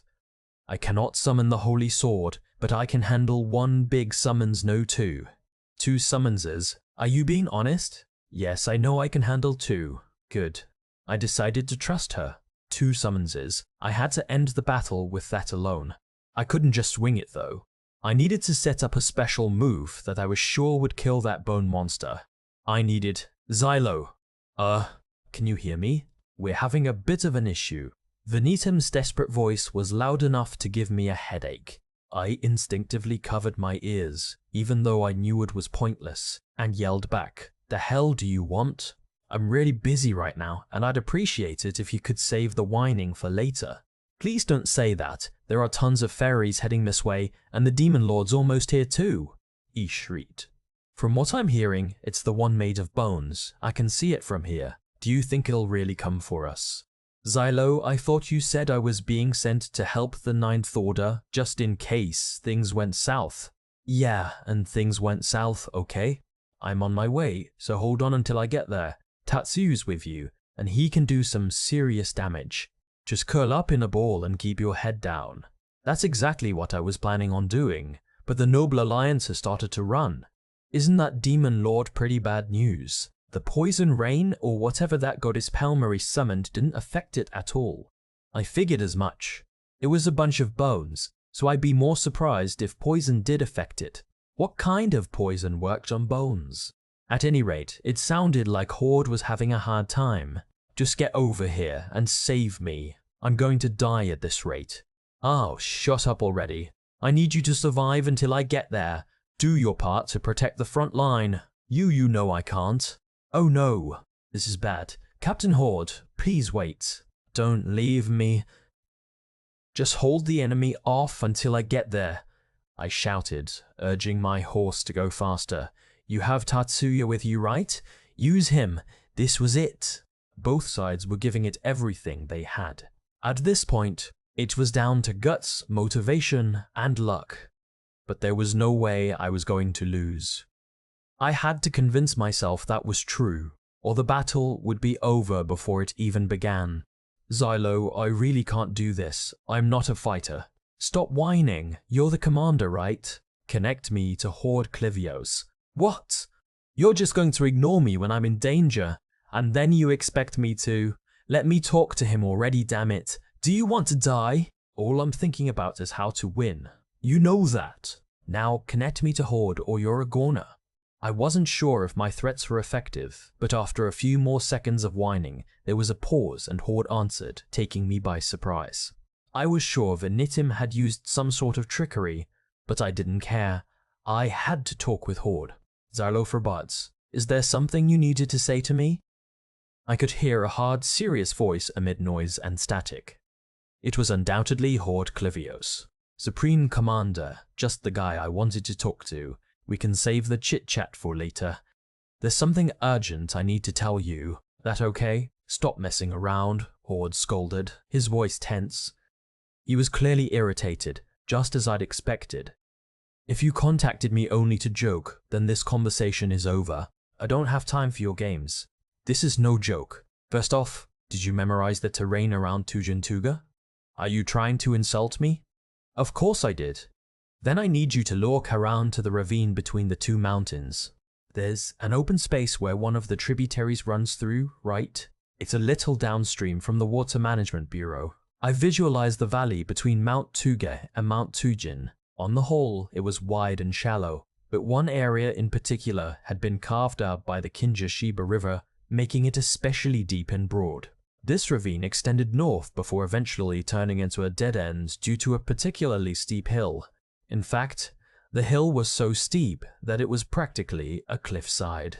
And climbing this cliffside was actually a shortcut to the summit of Mount Tujin. What's special about this place? I need you to tell me why first. We need it to use your goddess's poison. Horde fell silent. It looked like bringing up this goddess was his weakness. I need you to trust me just this once, I pressed. I was raised by the southern night gaunts, the Mastibort family, and that's where I learned how to fight too. Trusting you just this once could get us all killed and ruin mankind's chance of ever retaking the second capital. Sure, but do you have a better idea? Pelmari's poison doesn't work on Karen. We already tried multiple types. You tried liquid poisons, right? What about gas? The wind right now was strong, and the battlefield was wide open. So I figured they hadn't tried using a gas yet. It would just be dispersed by the wind after all. Horde's silence confirmed my suspicions. Fortunately, the air was stagnant in the place I'd indicated, and there was a river as well. If I'm correct actually, no. Rhino was the one who came up with this one. He thought of a way to dispose of Charon based on its biology. It's a risky gamble, but I think we have a chance. A gamble? You're a terrible gambler too, huh? That worries me a bit. But we'll just have to give it our best shot. You in? Silence followed for a few seconds, but I knew what he was going to say, so I signaled for my horse to go even faster. Venitim was terrified by what he saw. The entrance to the Tujin Tuga ravine was a bloodbath, the picture of despair. Horde swung an arm down and shouted, "Fire!" signaling a vast stream of arrows to whistle through the sky as one. The Ninth Order carried few lightning staffs. Instead, they used arrows with poison tips. Venetum had heard the poison used was a highly lethal formula summoned by goddess Pelmari herself.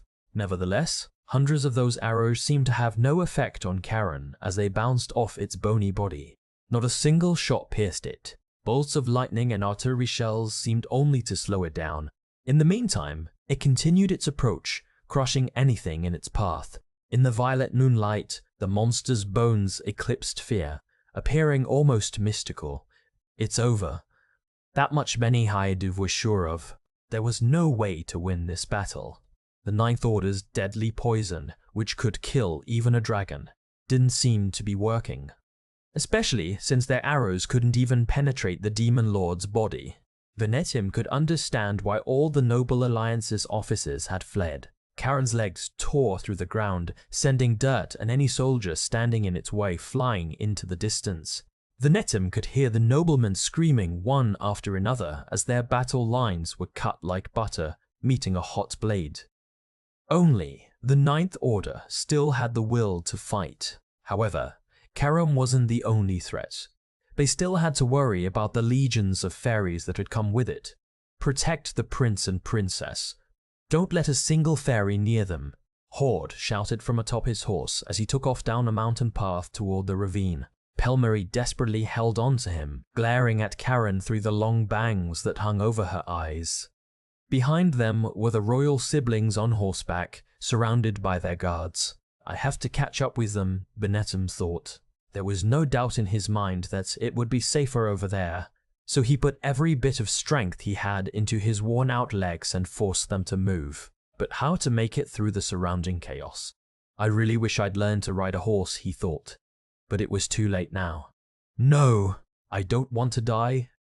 A person who looked like an officer in the Noble Alliance shoved Venetum to the side in an attempt to escape. Venetum felt an impact like he'd been kicked. In fact, he probably had been. As he staggered, Venetum thought, I don't want to die either. He rubbed his thigh as the feeling grew. I've been kicked, it's cold, and I'm exhausted. I really wish someone would do something about this. Venetum, hold out just a little longer, shouted Hordo, the sacred seal on his neck. Xylo told me he sent his strongest infantryman with you. What does he expect me to do? Thought Venetum. Tatsu was nearby, of course. But there were so many people trying to run away that he wouldn't be able to use him effectively. All those soldiers would just be caught up in the attack. You're a penal hero too, right? Figure something out, Horde demanded. Venetum froze. Horde better not expect him to pull off something like Xylo or Jace could. He didn't have the skills for that. The only thing he was physically capable of doing was standing by helplessly. He couldn't throw away his life in battle. He couldn't even run away on these useless, stiff legs. There was only one thing he could do. The same thing he'd always done. Have someone capable do the hard work for him. And to get people to help, he had to lie.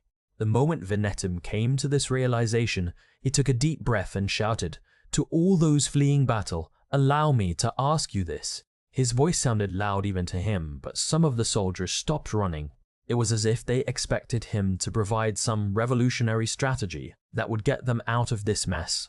If they did, he would have to apologize. You are free to run away. After all, our enemy is extremely powerful and our chances of winning are slim. However, what will be left for you? You may live, but what will you have? If you plan on wasting the rest of your life in hiding and accomplishing nothing, then you might as well die right here, right now. What he was saying was absurd, and that was exactly why it would take the soldiers a few moments to process it. We are backed by the Prince and Princess, two of the most important people in the only nation left to mankind. Venetum wanted to vomit. Even more soldiers were beginning to slow down. Meanwhile, the Ninth Order continued to heroically fire arrows from their bows and crossbows. Some were even launching javelins engraved with sacred seals, though none of it had much effect. They had yet to scratch Karen's bones, and it still didn't look like the poison was working, though the impacts were slowing it down somewhat. One soldier, noticing this from the corner of his eye, stopped running and fired an arrow. Perhaps he wanted to take out his anger and get one last hit in before turning tail again. mankind's future can be saved, Venetum continued. But in order to do that, we must protect the prince and princess at all costs. What am I even saying? He wondered. But in the end, it didn't matter. He'd say whatever came into his head. He just had to buy time until Xylo arrived. Yes, that's it, he thought. Xylo and his goddess are on their way. The world will know that we still have the strength to fight. They will know that mankind's warriors are alive and going strong. All will see the significance of our battle. It was pure deceit. The average person wasn't going to see any meaning in a single battle, but this was exactly what was needed. An exciting fantasy would be far more enticing to fleeing soldiers than would dreary reality. And he was right, they were stopping in their tracks. By standing our ground here, we are protecting the whole world. And we will win, because we have one of the original saviors on our side. He placed a hand on Tatsuya's shoulder. The man stood, slumped completely over and grunting. Venetum might well be the only one who knew this special method to get Tatsuya fighting. Everyone's gaze shifted to Tatsuya as they cleared a path for him, opening a one-way road to the horde of fairies on the front line. This man here was one of the warriors who defeated the first Demon Lord. He is the only surviving champion of the first war of subjugation, and he is here to fight by your side. Venetum then whispered into Tatsuya's ear, giving him the signal. Please fight like the true hero that you are. I'm counting on you. Tatsuya instantly took off. Gah, he grunted. It sounded like a creaking coming from the back of his throat. He curled forward even farther, raising his battle axe into the air. To Venetum, it looked like he'd vanished. Simply saying he was fast didn't do the man justice. There was a rasping noise, followed by the sight of fairy parts flying into the air. Tatsuya was sliding across the snowy plains toward the center of a group of incoming fairies as flesh and blood rained down upon him. Digai Deruwash, a monstrous screech. Venetum couldn't see his face, but could that be laughter? What did that man do? Came Horde's dubious voice. It was a tone Venetum was used to. I just saw fairy parts flying through the air. I used our secret weapon. Venetum replied, trying to sound nonchalant. Tatsuya was able to maneuver with unnatural speed so quick, Venetum's eyes couldn't follow him. With a single swift swing of his battle axe, Tatsuya mowed down his enemies, then leaped into the center of the horde. Naturally, his opponents tried banding together. A Bogi lunged forward to bite his legs, a Fuath hopped up in hopes of crushing him, and a Bargus charged right for him, using its massive body like a battering ram. But Venetum knew that their attacks were futile. He knew that when Tatsuya got like this, his moves defied logic. Tatsuya became a blur, his battle axe forming a vortex of blood. Even the Bargist's thick neck was cut clean through. No fairy could even get close to him. He was like a cyclone, ravaging anything that came near. Tatsuya pulverized every foe that approached, then lowered his posture like a wild beast before leaping into the air once more, awash in violet moonlight like something out of a nightmare. It's one of the penal heroes. I've seen him before. That axe. I saw him back in Aof. That's Tatsuya. That's the cackling ogre. It's really him? Is he even human? I've never seen anything like this. The surrounding cheers grew louder and louder. More soldiers stopped fleeing. Some even readied spears and bows. Did you hear that? Did you rascals see him? A middle-aged nobleman dressed in a full suit of armor was yelling even louder than the rest. On his shield was the emblem of a skylark flying through a tempest.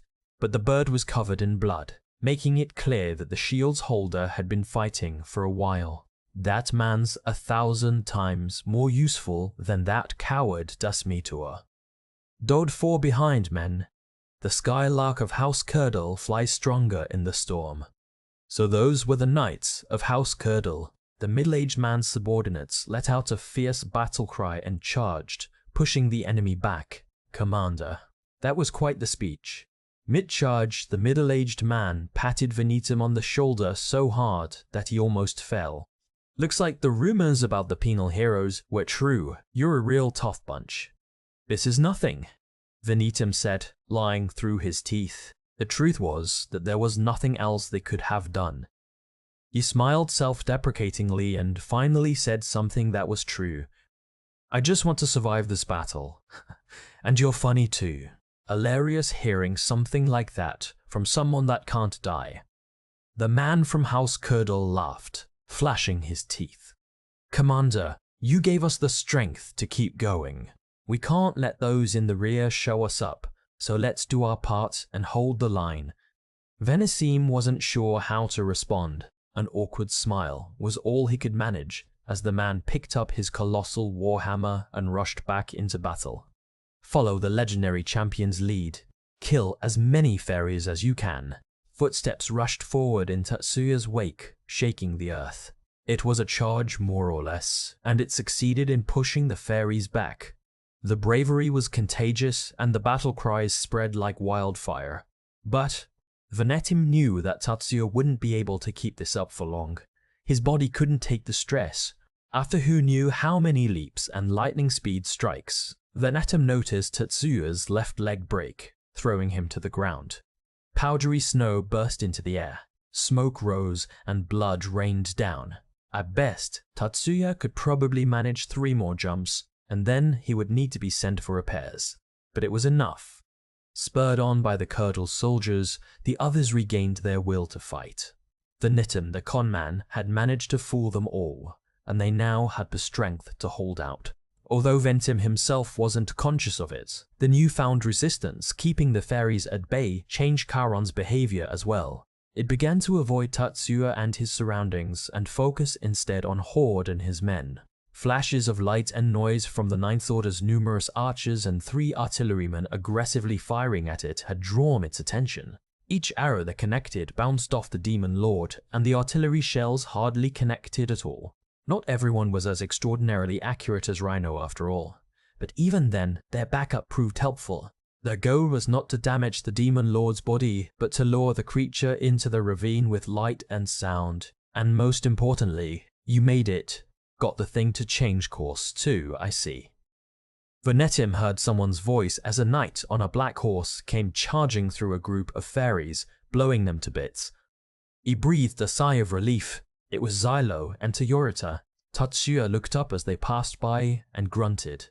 Xylo, as if in answer, swung his arm, launching a knife at a fairy lunging toward them and blowing it up. That man was truly born to fight, mused Venetim. I thought you'd have a harder time of it, but I guess I shouldn't have doubted you. Good job, Tatsuya. Hey, hold on now, Venetim protested. I worked really hard too, you know. It seemed pretty hopeless for a while there. That was when Venetim realized how weary he was. There wasn't anyone you could count on more than Xylo when it came to violence, and so the complaints just spilled out of his mouth. What took you so long, Xylo? I came as quickly as I could, and it looks like I made it in time. You can leave the rest to me. Xylo flashed him a savage grin. It's about time someone buried that bag of bones. The ravine was deep and wide. The flat floor of the valley stretched north until it met a steep slope with a waterfall gushing down it, which acted as a dead end. Of course, a valley like this was nothing compared to the grand ravines I remembered from the Masterbolt territory. Still, it was large enough for Cameron, a Demon Lord as big as a walking fortress, to easily pass through. River water, mud and snow flew into the air as the monster's massive body slowly pushed forward. The other soldiers and I got into position, surrounding it from above on either side of the ravine. In the meantime, I had those still in the rear temporarily stop retreating. There wasn't much point in it now. Once we'd led the Demon Lord this far into the ravine, all we could do was hope our gamble paid off. My old man wouldn't be happy if he knew I was leaving battles up to chance like this, but I did have luck on my side. Toyorita was a goddess after all, but seeing her now, clinging to my arm, I realized she barely had the strength to stand on her own. I was going to have to end this as quickly as possible. Xylo Forbots. It was Horde Clivios's voice. He had already gotten off his horse and was glaring fussily at me through that creepy anti-poison mask with Pelmari behind him. What's the situation? What's the rearguard doing? I found his high-handed attitude annoying, but I appreciated how he got right to the point. Rhino was covering Patalshi's cavalry, so the enemy shouldn't be able to break through our forces unless a demon lord shows up and starts giving the fairies orders. The rear guard should be able to keep the enemy busy until dawn. What's the status of Demon Blight Furia? Jace and Neely flew out with Sav. They'll take care of Furia. If they can't do it, no one can. That just leaves the giant skeleton. You're wrong. There are human mercenaries as well. We must prepare for a possible attack. That's already been taken care of. I pointed to the west. Dota handled it. Smoke could be seen rising in the distance. Flames were lighting up the western hills. Both humans and demon lords have to eat, I said. They need weapons too.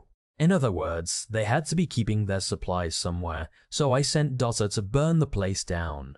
You destroy the enemy's supplies? How did you even find out where they were keeping them? I looked at the enemy's path of travel, and then, taking the surrounding terrain into consideration, I determined the ideal locations to store supplies. Then, I had someone scout them out from above. I felt confident they would attack a settlement along the river and transform it into a base, so that narrowed down my choices. That sounds like quite a gamble as well. Speculating and hoping for the best is that simply how you do battle? More or less. It worked, didn't it? Now that their rations are gone, the mercenaries will have to surrender. They won't have the energy to fight anymore, and they'll be physically unable to continue the battle much longer. Now, I looked down at the valley floor below where Charon was heading north at a steady pace. Up ahead was a steep incline with a waterfall, but those weren't exactly difficult obstacles for the demon lord to get around. It could probably skewer the cliffside with its bony legs and climb its way up fairly easily. And if it made it to the top, it was all over. We would lose. It would start producing fairies, and we'd end up on the offensive again. About Charon. You said that your poison didn't work on it, right? Yes, we dropped a paralyzing poison onto it, but it did nothing. I highly doubt those bones have anything resembling nerves or organs. I doubt it's even a living creature. Horde sounded more irritated than usual. Unfortunately, Palmery and I do not possess the means to kill it. Perhaps the 6th or 7th Order could, but it's a little too soon to be throwing in the towel. That thing is alive. No doubt about it, I declared. Our artilleryman managed to shatter some of its bones before, and I saw soft flesh inside. According to him, it's probably similar to a shellfish.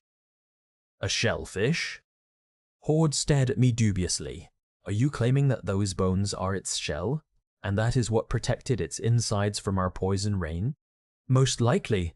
I once saw a type of large shellfish that moved around a lot, like Charon. Not nearly as big, but my father went out to the Eastern Islands, and actually, that's not important. Anyway, it's probably something like that. This wasn't something crazy like an inorganic material made into a fairy. This was something we could understand, something we could handle. It should have some central organ that it needs to survive, I said. When it was being hit with artillery shells, it curled forward and crossed its front legs as if it was trying to protect its core. We'll need to narrow it down further, but we should focus our attacks there. In that case, it should have sense organs in order to perceive its surroundings too. They'd be exposed, they're most likely covered by some sort of nictating membrane to protect against liquids.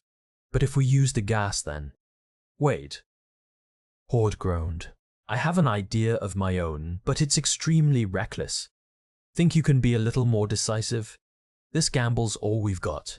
Take the risk. Easy for you to say, penal hero.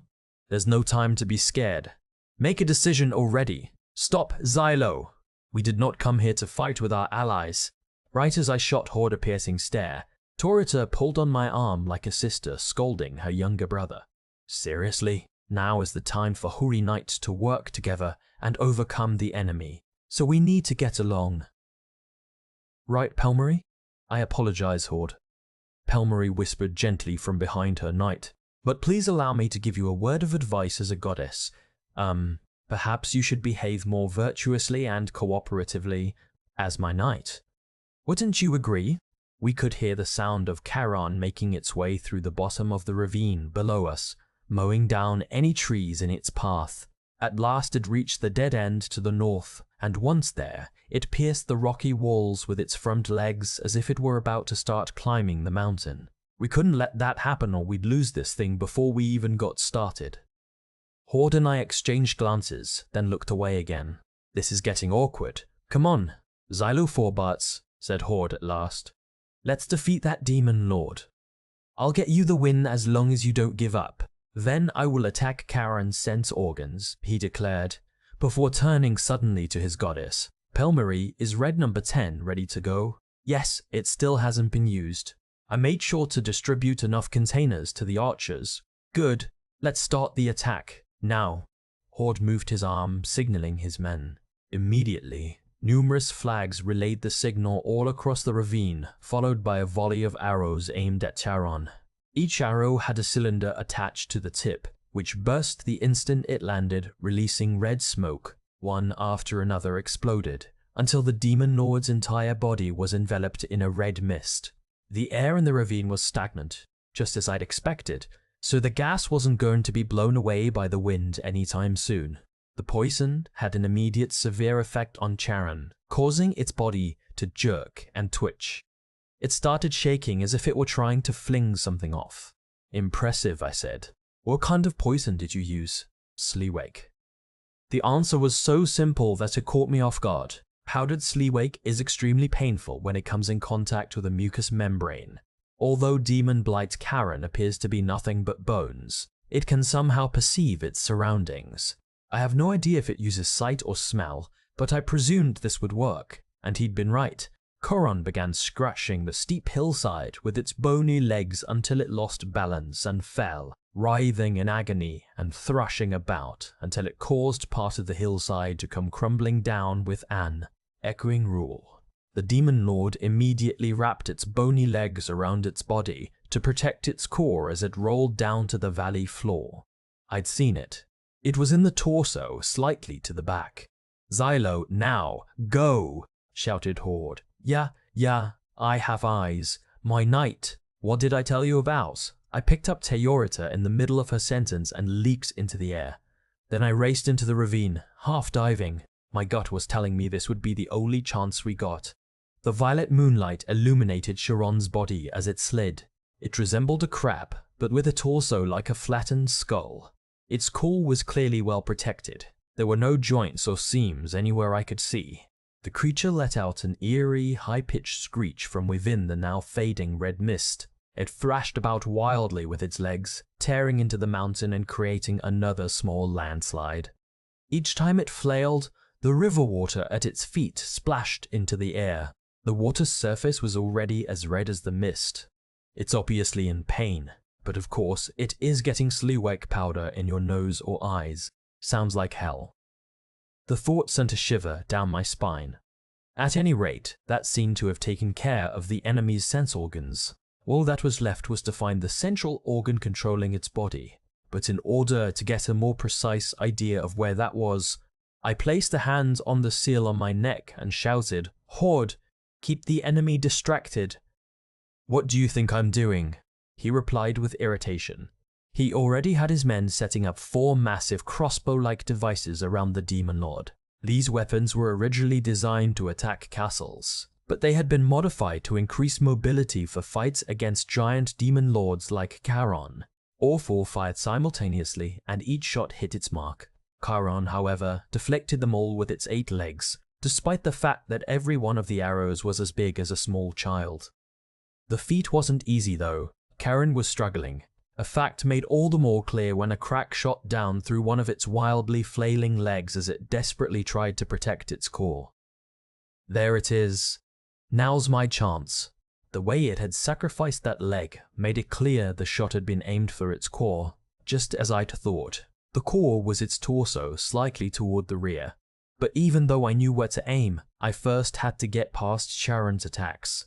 I fixed my gaze on the enemy as its numerous white bony legs swung wildly at anything that came near, including me. A single leg swung right at me, like a scythe. Assel can't even see straight, and it's still this precise. I kicked off the cliffside. Dodging the attack was simple, but the monster's leg tore into the cliff, sending boulder fragments and dirt flying into the air. I kicked off the cliffside once more and jumped higher, twisting my body to protect Taurita as my back was pelted with sharp, heavy stones. Xylo, this is nothing. We had more important things to worry about than a few scratches. Taurita, I'm counting on you. Time for the first sword. As you wish. Her hair sparked, discharging electricity, and the flames in her eyes briefly swelled as an oversized sword emerged from the void. Usually, great swords like this one were wielded with 2 hands, but as I slid down the cliffside on the balls of my feet, I grabbed it with just one and spun myself around. It's time to end this. After kicking off the cliffside a 3rd time, I used my flight seal to fling myself back at the Demon Lord. Then, infusing the blade with Zate Findi's explosive powers, I threw the greatsword as hard as I could, capitalizing on the centrifugal force I'd created. Karen's wildly flailing legs just barely deflected it, causing it to explode. A flash of radiant light was followed by a roar as the leg cracked and blew off the monster's body, rendering it useless. The first gamble failed. But it's not over yet. I kicked off the cliffside again, softening my landing. I still had another chance. In my opinion, the best way to gamble was to make sure you had enough assets to keep going until you won. I dashed across the valley floor, kicking water and mud into the air as I put distance between myself and my opponent. Xylo, to your left, warned Taurita as Karen swung one of its forelegs even farther out. More shattered rock went flying. Was it trying to hit me? Its legs began smashing into everything within range, creating a whirlwind of dirt and rock that was impossible to evade. Eventually, a stone the size of a child's head hit me in the side and almost completely knocked the wind out of me. Like hell, I'm going to lose now. This pain's only temporary. Pull yourself together and end this, Xylo. Fortunately, Taurita wasn't hit. Good job, me. Not as useless as I thought. Be on your guard, Xylo. It's going to try healing its runes, Horde warned. I was already well aware. Just as Horde said, Karen's shattered leg was feeling around for the fragments of its bones. A tentacle stretched out and started bubbling. It was getting ready to heal itself. But that wasn't all. You've got to be kidding. A shiver ran down my spine. Bubbles were spilling out of its wound, contaminating the river water. It seemed to be some sort of highly viscous fluid. There was a chance it might paralyze me if I touched it. Taurita seemed to notice it too, and tightened her feeble grip on me. My knight. We must distance ourselves. Get away from that stuff. I know, but Karen was flailing its forelegs, sending dirt and water mixed with the bubbles in every direction, and some landed on the tip of my foot. Damn it. I almost fell, and if the monster kept this up, it was only a matter of time before I wouldn't be able to move anymore. Horde Clivios, I need some backup. Don't worry about hitting me. Are you being serious? Yes. Do it. You realize you are asking me to harm Goddess Taurita as well, correct? Taurita understands the risks, and she's ready. Trust me. I looked at Taurita, blowing embers in her eyes. Right? Yes, Xylo, she said, nodding, overjoyed. I wasn't going to give her special treatment. I couldn't afford to anymore. I was going to fight alongside her as if she were no different from the human trash in the penal hero unit. If I could do that, then once again I'd Horde fire. The Ninth Order's captain didn't reply, but after a brief moment of silence, cannons exploded in unison and fired into the ravine, illuminating the night with scorching, dizzying flashes. The foreleg Haron was trying to heal was shattered once again, and the impact of the strike seemed to be slowing it down. Soon, it stopped entirely. After fighting it back in the hills the other day, I had learned to expect this. The creature's entire body trembled, and it let loose an eerie, insect-like shriek.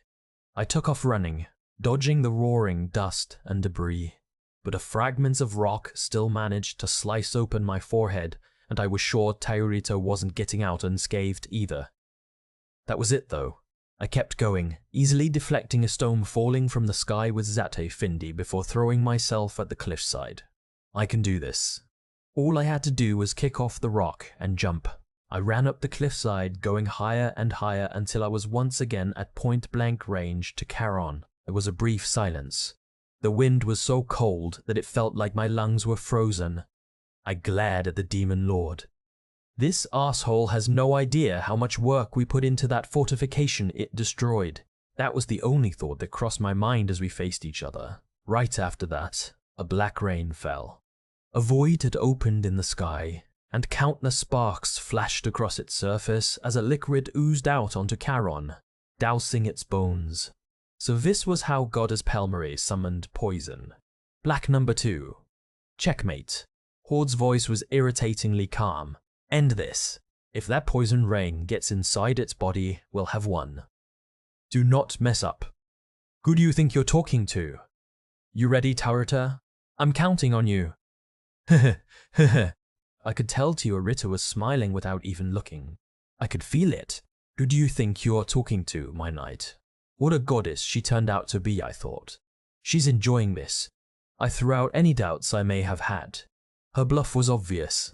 I knew she was still thoroughly exhausted from summoning the Holy Sword, but if she said she could do it, then she could do it.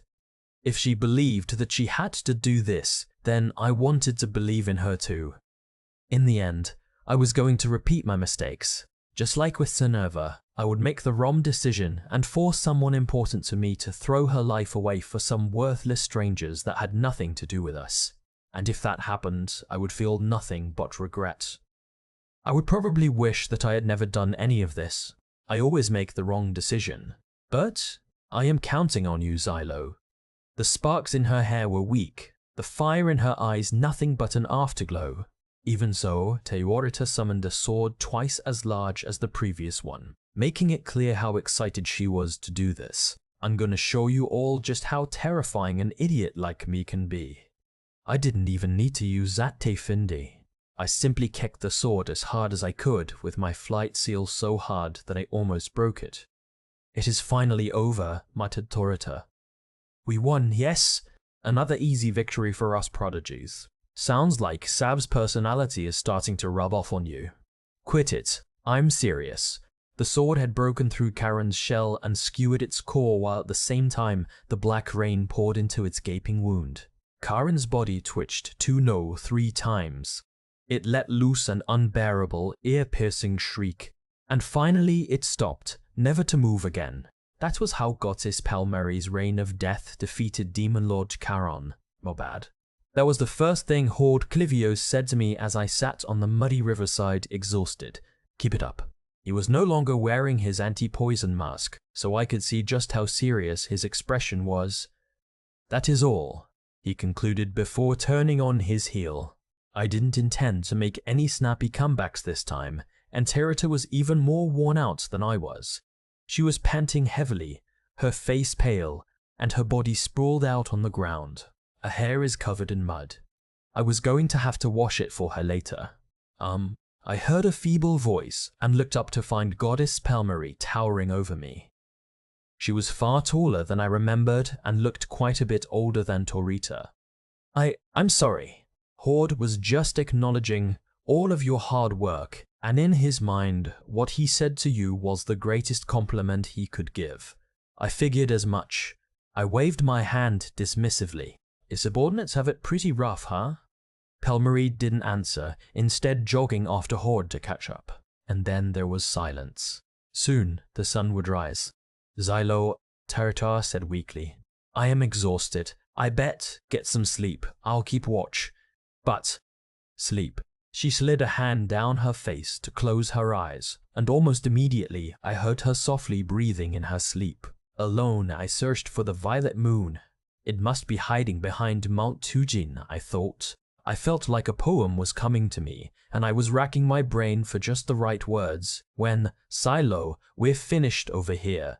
It was Pataush's voice. How conscientious of her to keep updating me. The enemy has begun to scatter and most likely lacks the cohesion to regroup. Alright. There is one issue, however.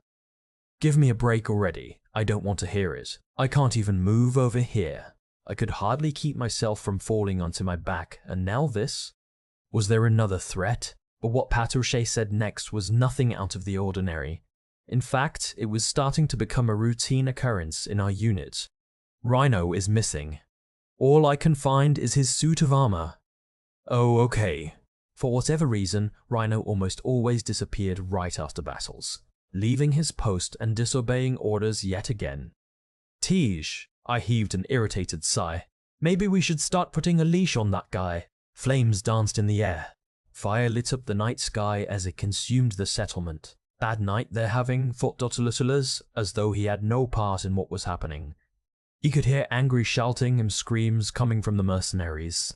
The original residents had left this place long ago. Guess that means I don't need to feel guilty. Dotter and his subordinates had set fire to stacks of supplies, dumped filthy water on others, and broken whatever they could break. Sneaking into the settlements wasn't that difficult.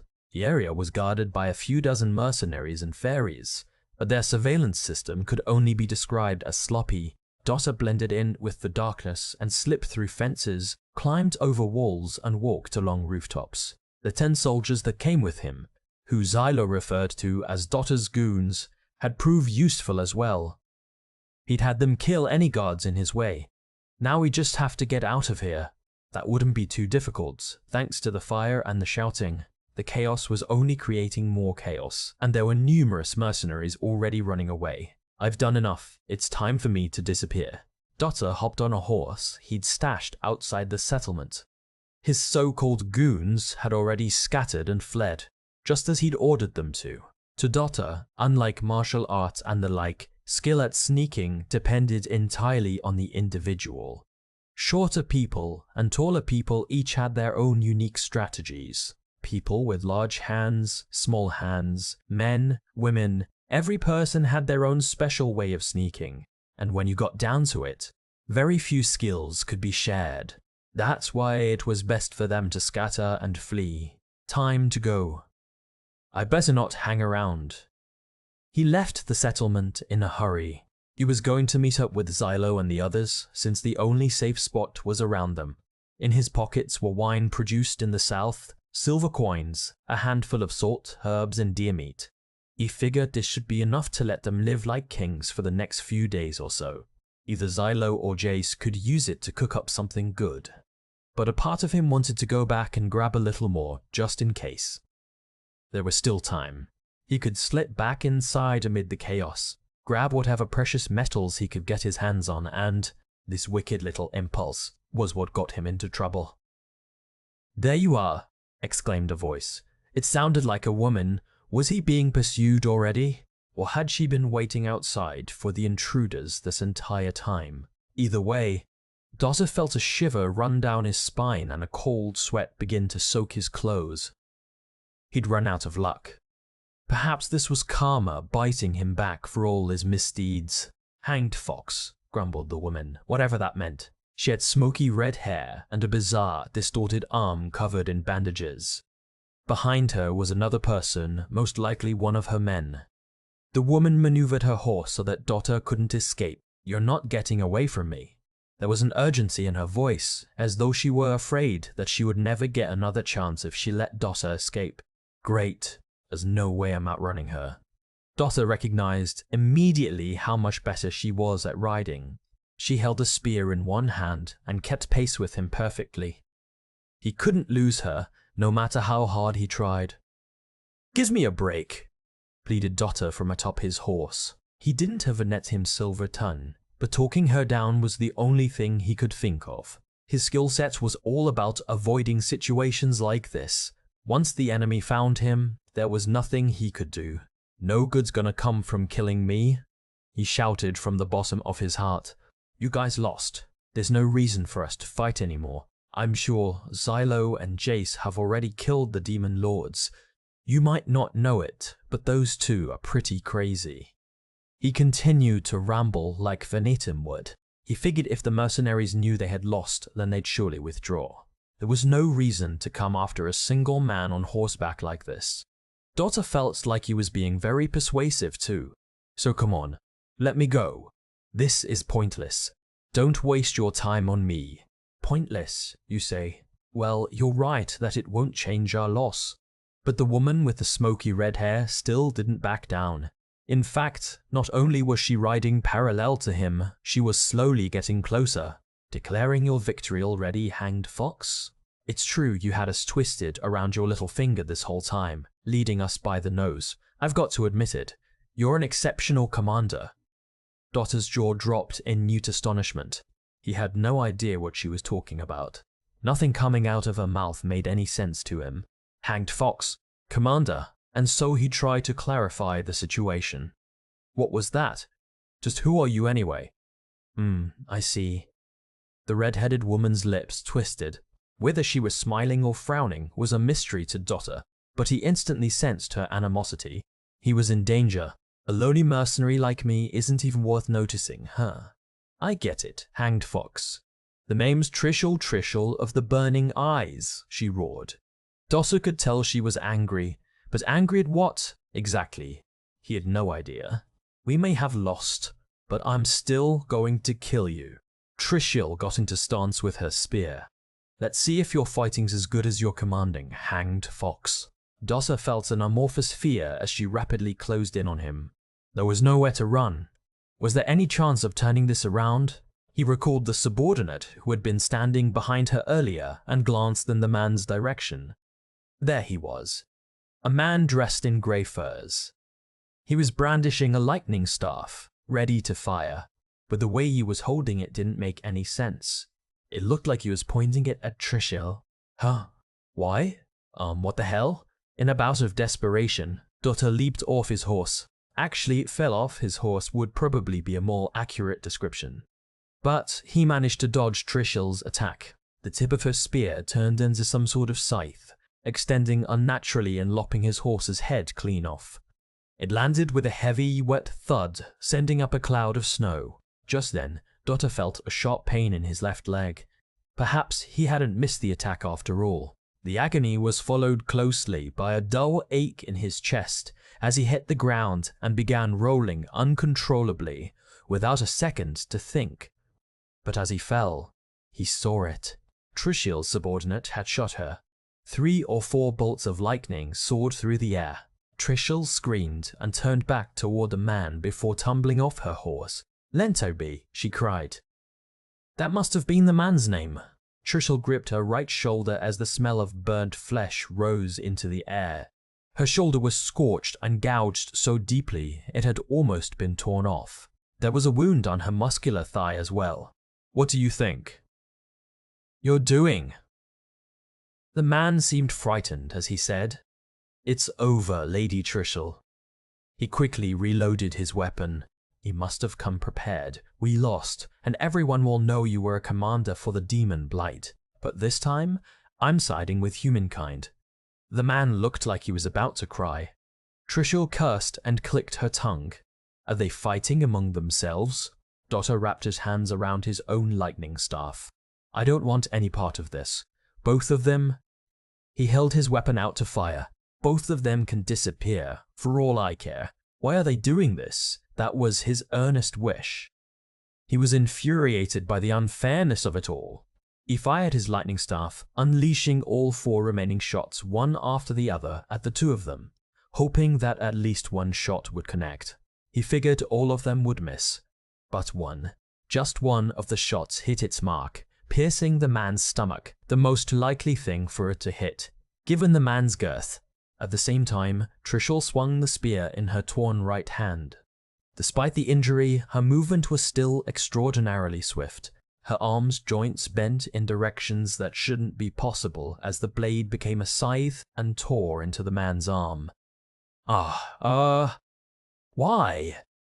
He screamed and writhed. Still, he managed to ride off, leaving Trishul and Dotter behind. Neither of them was in any position to chase after him. This can't get any worse. My legs hurt, I've lost my horse, and there's still one enemy left. Dotter would need at least 10 seconds to catch his breath. He couldn't sit up, let alone talk. It was cold. Every breath he took hurt his lungs, and he could hardly feel his shredded left leg anymore. Why? Groaned Trishul. Why did you save me? Dotter wanted to say that he hadn't, that it was all a misunderstanding. But he couldn't put that thought into words. All he could do was pant, grunting as he tried to catch his breath. It was probably a good thing he couldn't speak. It felt like another 10 or 20 seconds of silence went by after that, more than enough time for Dottor to give up and accept what was about to happen. How did this happen, Pyfer? Eventually, Trishul sat up. The sound of cloth ripping tickled Dottor's ear. She must have been tearing her clothes. But why? We need to stop the bleeding. She looked down at him. You're going to die if I leave you like this. I don't want that, Dottor thought. His head felt like a rock. Maybe I just need to get some sleep. Lentobi had no choice but to abandon his horse. Hanged Fox's strike had hit not only his side, but also one of his horse's forelegs. He was filled with regret.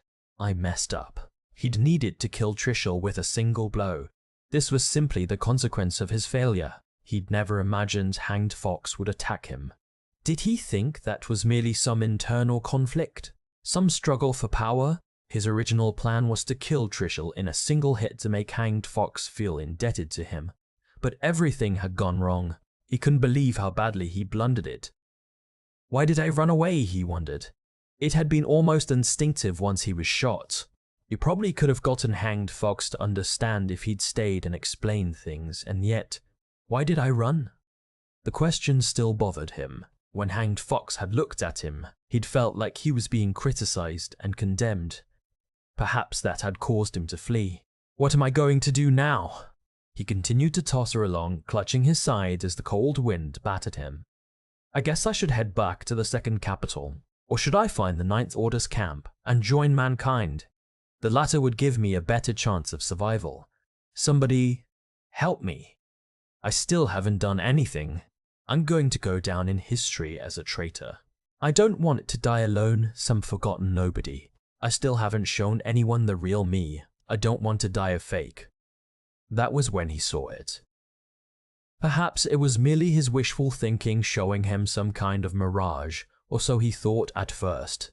Oh, a man was dragging some sort of bloody sack of meat with him across the snow. He was large, and he looked down at Lentobi with a gentle smile. Was this some spirit of the plains? That was the first thought that came to mind.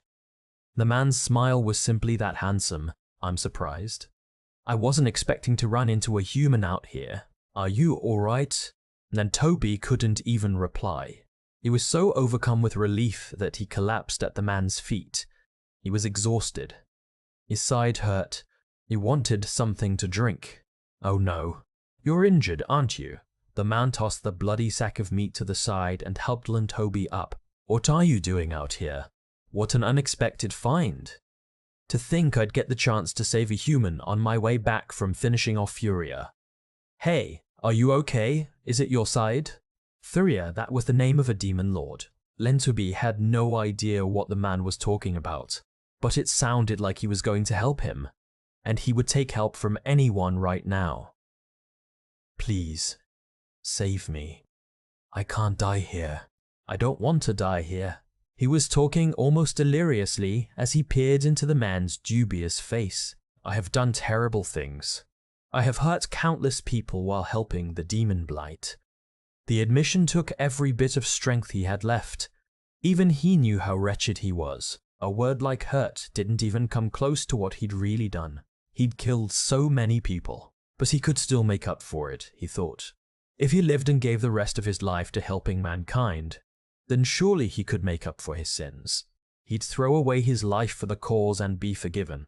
That was what he believed. This is my chance to make up for it all. But I'm really not that kind of person, he continued. I want to fight for mankind, and I want to use the rest of my life to do so. I am willing to give up everything to fight for humanity. He was speaking from the bottom of his heart. I will dedicate myself and my every last waking moment to saving mankind. I will sacrifice everything if it means I can help humanity. Incredible! The man looked down at Lentobi with pure admiration. You are an incredible man. What is your name? Lentobi? Lentobi forced the words out of his mouth. Lentobi Kisko. Lentobi Kisko, I will never forget you. You have my utmost respect for your sacrifice. The man smiled as he signed a sacred seal with his fingers.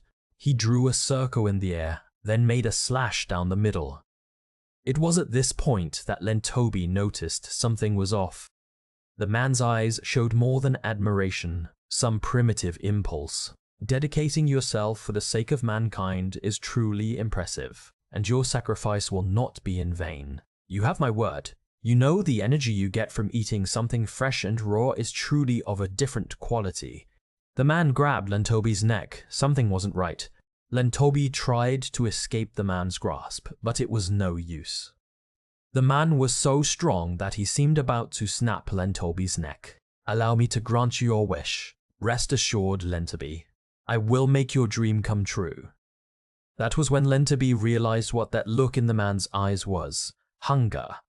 No. Lentobi tried to resist. I can't die here. I still have to live life being true to myself. I can't die a fake. You have my word. I will lead mankind to victory. Now come, Lentobi Kisko.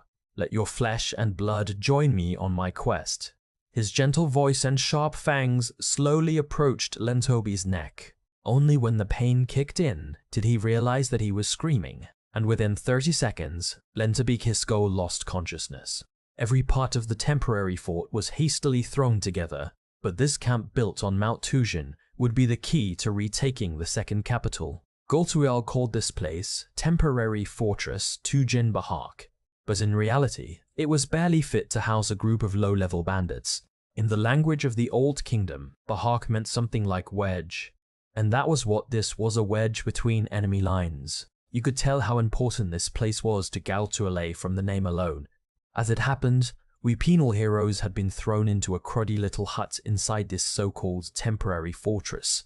They called it the barracks, but there was a distinct difference between the quality of the other buildings and the one they gave us. The space was divided by strips of cloth with 2 people to a room. The only ones to receive slightly better treatment were Tyrater and her caretaker, Pataush, who were given their own, somewhat more comfortable-looking hut. Jace had complained about being put with Zav, but he shut up when I asked him if he'd prefer Rhino or Norgale instead.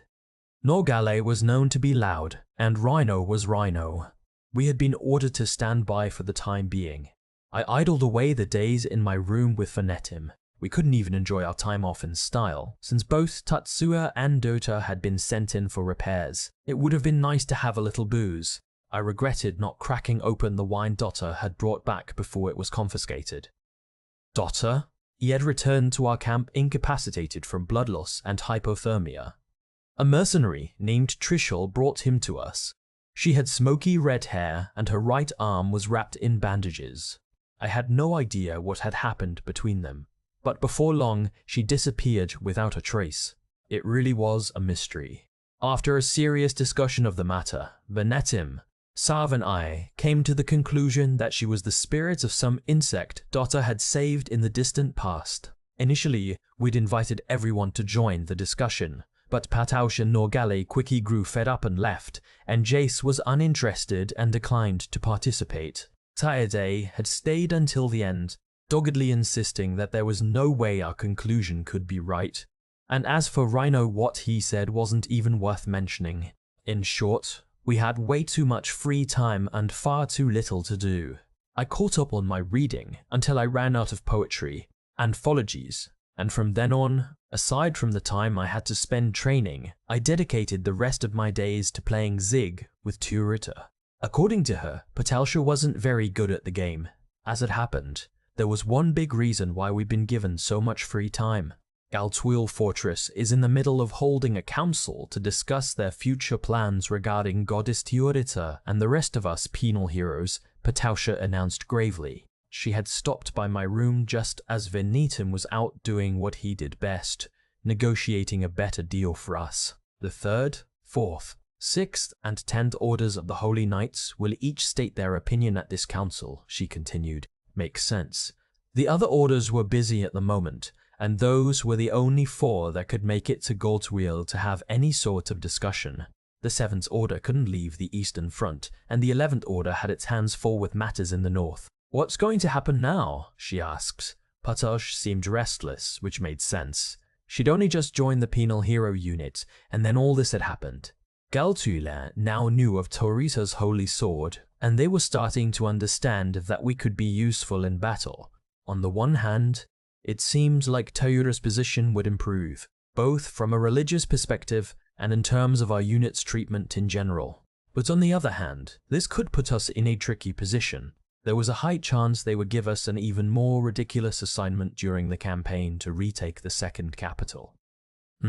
You seem to be rather laid back about all of this, Xylo, Pataush complained. She was probably upset that I was lying in bed, but it wasn't like we could do anything about the council.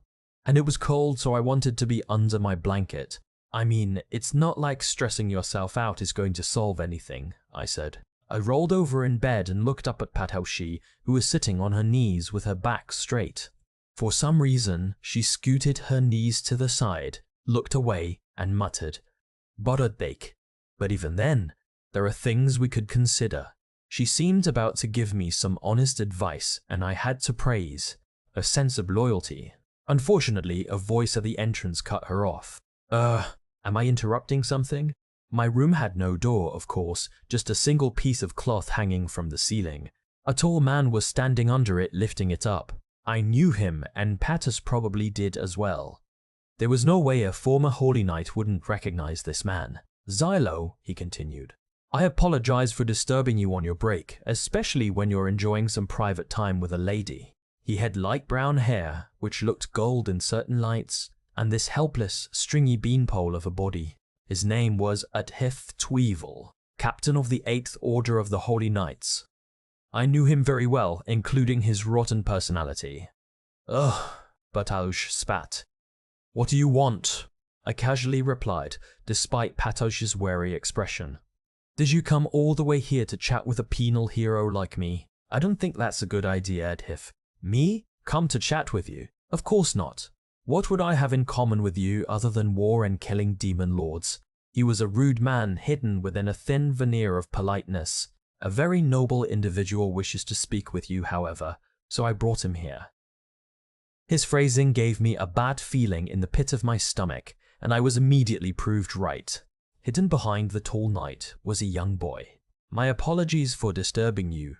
He was a slender, delicate young man with very handsome features. Reikwell Zeph Zeal Met Keo, the third prince of the Federated Kingdom. There weren't many who had more authority than he did. In fact, you could probably count them all on one hand. At any rate, my gut had been right. I was probably about to be drawn into something I wanted no part of.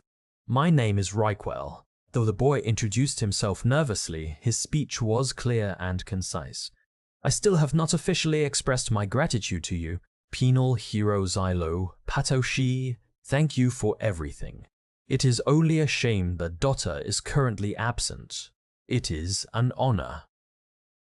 Pataushi swiftly dipped her head in a reverent bow. A few moments later, I followed her example and bowed too. Obviously, I got out of bed to do so. I didn't want anyone to think I was rude or lacked common sense like Jace and Norgale. "Thank you very much for your kind words." I was trying to suggest that his words alone were enough. But Reikwell didn't stop there. I supposed I should have seen it coming. "As a token of my gratitude, there is something that I wish to tell you two. In addition, I have a special favor to ask of you as well." There it is, I thought. Unfortunately, the prince wasn't the kind of person I could joke with, so I couldn't tell him to stop, or that I didn't want to hear it. Seeing Addis smirking at me really pissed me off too. The reason we escaped the second capital alone was to deliver a certain secret artifact of the royal family. Reikwell lifted an item sheathed in white cloth and slowly began to unwrap it. Neither Pataush nor I could look away. A secret royal artifact. I had heard rumors that the Zeph Zeal royal family had 3 symbols that served as proof of their right to the throne, and a special sacred seal was engraved into each item. The first capital held the sacred beetle. The great temple was in possession of the sacred brush, and resting in the second capital was the sacred key, Kervork. Hidden underneath the white cloth was a tool that resembled a dagger with a hilt and a blade. The blade was decorated with an intricate sacred seal and gave off a silver, glistening light. We could not allow this to fall into enemy hands, no matter what. I am sure you are already aware, but this key possesses a special power, he said, lowering his voice. So the rumors were true, I thought. This key can lock and unlock a sacred seal's power. That would make it an extremely powerful tool. I understood now why they'd want to smuggle it out of the second capital, no matter the cost. We were extremely fortunate it hadn't wound up in the hands of the Demon Blight. Government-run facilities in the second capital were mainly controlled with sacred seals. With this key, you would have full control to activate and deactivate those facilities. All of a sudden, the plan to retake the second capital was starting to feel realistic. But why would the prince be telling us all this? Reichwell wasted no time in answering my question. The next thing he said was beyond ridiculous. Silo, I would like for the Penal Hero unit to use this key and sneak into the second capital. Hey, hold it right there. Rude words rolled off my tongue before I knew what I was saying. But not even Pataush reprimanded me this time. In other words, Xylo, this is a mission for a small group of elite soldiers whose loyalty we can count on absolutely, said Adhif, still smiling. Horde and I suggested your unit for several reasons. First, we always know where you are, thanks to the sacred seals on your necks, and second, we can kill you at any time if you ever violate orders. Furthermore, my goddess can always retrieve the key if an emergency arises. I am hoping that you consider this offer, said Reichwell. While we were stunned speechless, he took the opportunity to say something even more unbelievable. If you decide to accept, Xylo, then I promise to render my full assistance to you as a member of the royal family. The boy tightened his grip around the sacred key. I can unlock one of the sacred seals on your body. I have already received permission to do so. One of the sacred seals on my body. I thought back to the powers I once had. Most of them were sealed away when I was sentenced, save for a couple like Zata Effendi and Sakara. What is your decision? What a stupid thing to ask, I thought, groaning as I stared into the nervous boy's eyes. When it came down to it, a direct request from royalty was no different from an order.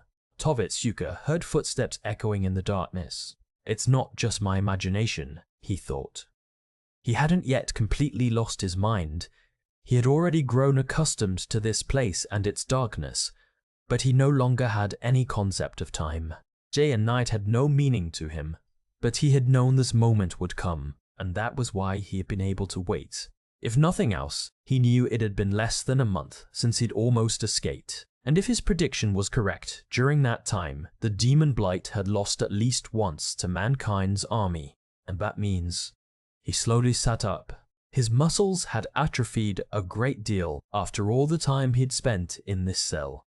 His brain, however, was just as good as ever. He, as a human, was simply built that way. It's my time to shine. Tovitz had been locked away in a cell under the second capital's royal palace. Once a prison for the most heinous criminals, this underground pen was now used to hold rebellious humans. After the second capital fell, a portion of those who fought back against the Demon Blight were locked up here, not to be killed or eaten, but simply to be stored away, and Tovitz had figured out why. There was no way the Demon Blight would do something without a purpose. They were going to use these people. That was why they put not only criminals down here, but anyone they felt was dangerous. Tovitz Yuka, said a voice.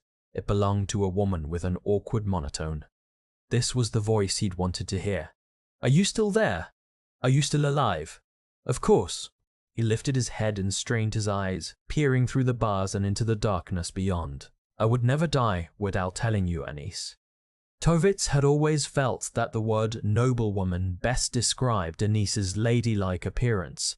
She had jet black hair and eyes, the latter of which he found especially beautiful. There was something unchainingly cold about her gaze that humans simply couldn't replicate. Her name was Anis, and she was a demon, lord no different than Abaddon and Sogor, with whom she had joined forces before swiftly seizing this palace. During that time, Tovitz had used the chaos to his advantage and tried to escape, leading the other prisoners out of their cells, killing the human guards and racing to their freedom. That was when he saw her, and it was how he ended up like this. But all of it had happened for a reason. There was meaning to it. You were right, Tovitz, said Anise. Rhynek, Furia, Amit, and Taron were all killed. How could you have predicted such a thing? Is this the power of what you humans call a stigma? No, I don't have any special powers like that. It was just a simple prediction. Tovitz straightened his back and faced Anise with a radiant smile that stretched from ear to ear. The humans' army seems to have very recently gotten their hands on a secret weapon of some sort, and from what you told me and what I heard, I couldn't imagine the battle turning out any other way. Iblis's death at Murid Fortress and the humans' unexpected wins in so many recent localized clashes only further back up my hypothesis. Anise remained silent. She was apparently planning to listen to everything Tovitz had to say. Abaddon had probably ordered her to, but Tovitz was fine with that. For now, it would do. I think it's most likely a single unit on a special mission. They will be extremely powerful when it comes to smaller, localized battles, especially considering their secret weapon that can kill even an immortal demon lord. I see. And what kind of people are they? How can we deal with them? What kind of people? I have no idea. Tovitz smiled wryly. He figured trying to bluff his way through this wouldn't help, since Anise wasn't the kind of creature you could bargain with. All I know is that they have a very powerful method that allows them to kill demon lords without fail, and I assume they're a small group of elite warriors with specialized expertise in assassination. He had concluded that it must be a small group consisting of various members, each with some sort of unique skill set. The unit excelled in covert operations, possessed a method of killing demon lords, and were able to forge a path by which to use it. In that way, they were like a small group of assassins. Although it would depend greatly on the conditions, they would be a difficult force to reckon with. However, dealing with them is easy, said Tovitz. That much he was sure of. Don't fight them. Ignore them. That's your best bet until you find a means of disposing of them. If you must do something, focus solely on slowing them down. If there was an invincible band of warriors, then the best strategy would be to not engage them at all. If possible, weakening them or preventing them from acting effectively would be ideal. In addition, the Demon Blight would need to be even more careful when considering which of their units to match up against the enemy's remaining forces. The Holy Knights were especially strong and possessed unique abilities. Depending on the individual demon lord, they could wind up at an extreme disadvantage, or the opposite might be true. But then that begged the question, why hadn't they started doing this earlier? It's probably because they don't yet understand humans very well. Before, there weren't many demon lords capable of that level of thought. But the number of intelligent demon lords was gradually increasing. Though Tovitz had no idea why, he could say with confidence that they were evolving. There were clearly far more demon lords who could speak human language now compared to when the Fourth War of Subjugation had just begun. Mankind had been losing in incremental steps ever since. Either that or they had already lost and were just lying to themselves and continuing to struggle so that their loss would seem less pathetic. But Tovitz paused mid-thought. Who cares which it is? Thinking about the world and mankind was depressing. He didn't enjoy it. He was but a small, insignificant man after all, and he had always felt that way. Saying he was doing something for the sake of mankind would be a lie, and he couldn't risk his life for something like that. The things he could do were much less significant, so there is only one strategy I can suggest in good conscience, he said as calmly as possible. Don't bother with them. Focus on fighting the other enemy units. I see. Lord Abaddon said the same thing. When he heard that, Tovitz decided to push his luck a little. I believe I could be of more use to you all if you freed me and gave me more detailed information. You should be careful what you say. Are you claiming that Lord Abaddon is beneath you in intelligence and wisdom? All I'm saying is that I understand how humans think more than my lord does. Tovitz carefully selected his words so that he wouldn't anger Anise. Please use my knowledge. I won't let you or my lord down. Anise seemed to consider this, or perhaps she was only waiting a moment before telling him what had already been decided. The latter was starting to feel more realistic. The leader of the mercenaries, Trishul, and the man in charge of this city's security both disappeared after losing in battle. We need someone new who can manage the humans. This is what Lord Abaddon has decided. Tovitz had won a small victory. Their leader had already made up its mind. Tovitz Yuka, answer these 2 questions for me. Anise stared down at him with her jet black eyes, void of any emotion. He felt a coldness in his heart, as if the temperature had suddenly dropped a few degrees. First, why were you locked away in this cell in the first place? You said you were a soldier. What crime did you commit? I was part of a revolt. We failed, though, obviously. Tovitz flashed her a smile as if to hide his embarrassment. I was getting bored and I thought a rebellion would be really fun, so I helped out. I thought the leader seemed like an interesting fellow as well, and that helped convince me. The world from his eyes lacked color. He was born a noble, enlisted in the military, and contributed to society when his skills were needed. Tovitz had been on his way to becoming an exceptional soldier, but he had never made a choice for himself, and that brought him beyond what he could bear. That was one of the reasons why he decided to help a certain man who wished to start a rebellion, a rather strange dragon knight. And then you were arrested, yes? Yep. I underestimated the military's intelligence network. It was a huge mistake on my part. The mission was to lead the dragons into battle and attack the capital. This was a very fresh idea, and they appeared to be very close to establishing an independent government. However, the military had beaten them on land. They'd set up nets along a route no one could have predicted they would use. Whether the ambush was due to the power of a stigma or to one of the goddesses, he wasn't sure. Whatever the case, they'd have to consider such things going forward. You would have to come up with a strategy under the assumption that the enemy possessed extraordinary military intelligence. Now, for my next question. Why do you wish to join us? There was no skepticism in Anise's voice. You are human, correct? So why? For the sake of the new world after this war is over? Anise herself didn't seem to find this strange. She was merely acting like a puppet, repeating what she had been told to ask. Tovitz found that beautiful. When you ran into me, you shot all of your friends in the back and killed them. That sounds like rather strange behavior for a human. Wouldn't you agree? I don't know. He exhaled. His breath was white, reminding him once again of how cold it was. It's hard to explain. My reasoning is a little extreme, but it's probably not that unique. I think such behavior is common among my fellow humans. Speak in a way I can understand, for I must report what you say to Lord Abaddon. I am willing to turn the entire world against me to protect what I consider truly important. He repeated what he had told her once before, and in my case, that's love, Anise. I decided to love you, and if that means fighting against mankind, I'll do it. I see. Her reply was no different this time either. It was utterly devoid of emotion. And that was exactly what Tovitz desired. I will have to ask Lord Abaddon if he finds your behavior strange. Now come.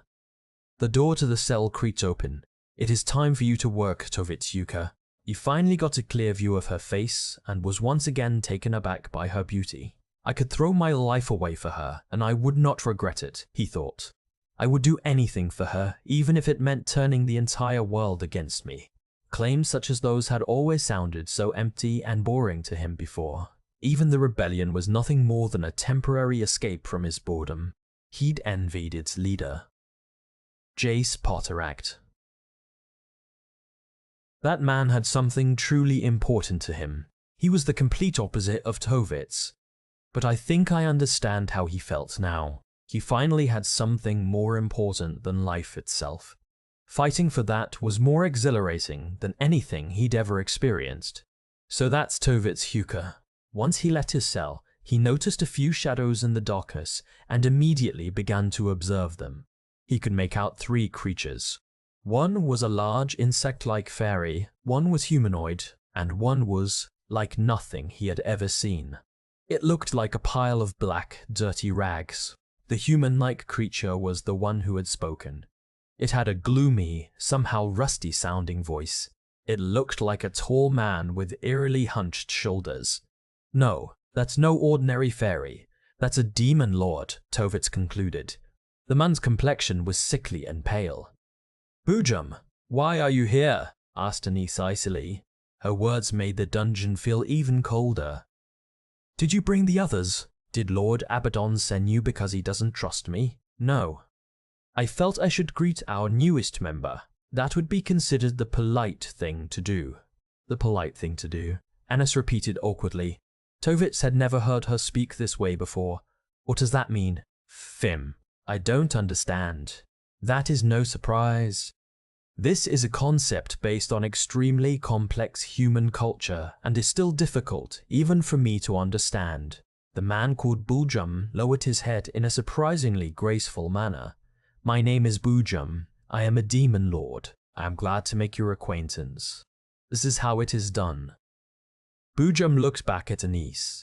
You introduce yourself to make your existence known to the listener in a concise manner. You two try it as well. I'm Afank. Much to Tovitz's surprise, it was the pile of black, dirty rags that answered first, but after closer inspection, he realized that this creature was somewhat humanoid as well. The tips of its rags wiggled like fingertips. Glad to make your acquaintance. This. How did I do, Buljum? Good. There was an eerie, high-pitched sound coming from behind the pile of rags. Numerous lines suddenly appeared on the wall, but it happened so quickly that Tovitz couldn't process what had happened. I'm so nervous. I'm sorry. The sound was heard 2 more times, and more sharp lines were etched randomly into the wall. I find humans difficult, all sorts of things. No, even beyond those, There is nothing to be ashamed of. Everyone has things they're good at and things they're not good at. Buljum nodded with evident satisfaction before bending down and picking something up. It was an arm. Buljum's arm had been cut clean off without Tovitz even realizing it. Did that Afant creature do that to him? Tovitz had absolutely no way to know. Our final member lacks the functions necessary for language. Therefore, allow me to handle her introduction. Buljum shoved his arm into the wound at his shoulder, which wasn't even bleeding, and it reattached itself to his body as if it had been welded back on. There was something clearly unique about his physiology. This lady is Sugara. She is in charge of the second capital's air defense. The insect-like fairy suddenly spread its wings and began to chirp as what appeared to be a mouth emitted glowing golden sparks that then faded into the darkness. Lady, Tovitz thought. So that one's supposed to be female. Buljum glanced at Sugar from the corner of his eye and nodded once more with satisfaction. Tovitz Yuka. We welcome you to the new second capital. From now on, stop right there, Buljum. Since when did you become our representative? Anise coldly cut him off. You are being disrespectful to Lord Abaddon. I see, you have my apologies. Buljum looked clearly deflated, and Tovitz couldn't help but laugh. This Buljum guy is one eccentric demon lord. At least he was nothing like any demon lord Tovitz had ever met before. He flashed him a bright smile and held out a hand. Thank you for your kindness, Buljum. I apologize for not introducing myself sooner. I am Tovitz Yuka. I look forward to working with you. I will do my best. Buljum's hand felt dry and limp. Tovitz then held his hand out to Anise. This was the real reason he'd started shaking hands. Anise, will you take my hand and accept me as one of your own as well? I do not see the necessity, she said blankly, refusing him. You need to prove yourself, Tovitz Yuka. We do not care about the process or the motivation. All we need are results. Well, you've come to the right guy. This was exactly why he was attracted to Anise, and he was going to do everything he could to get her the results she wanted, even if that meant the end of mankind or even his own life. There were numerous temples in the Federated Kingdom's first capital, Zephint, with a whopping 8 of them being officially recognized by the kingdom. The most famous, however, was the Grand Temple built beside the royal palace and known as the Grey Cradle. On important religious days, it was usually packed. It was even a popular place for sightseeing, and most people on vacation in the first capital would visit it at least once. That was why it made for the perfect camouflage. When the captain of the 12th Order of the Holy Knights, Kafsen de Chrome, arrived that evening, the temple was still packed with priests, the Kynes, and tourists. After making his way through the crowd and down the corridors that were purposefully designed to form a maze, he arrived at the northernmost part of the temple, where seasoned security guards kept watch. Samchen. Nearby was a nameless room that at first glance appeared to be merely a storage area. However, this was no storage area, and in fact this room did have a name, known only by those who needed to know it. They called it the Crypt of Grey Lights, and it was a room easily overlooked if one wasn't actively searching for it. The only thing that stood out about it was its large, sturdy door. It's been a while. Kafsen stuck a card, so small that it could hide in the palm of one's hand, into the keyhole, activating the sacred seal carved into it. Click. The door opened.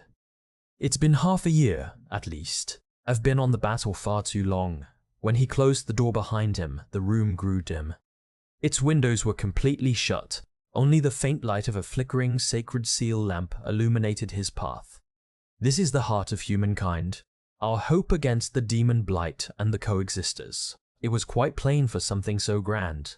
There were no beautiful decorations in the room, only bookshelves lined up against the walls, packed full of books.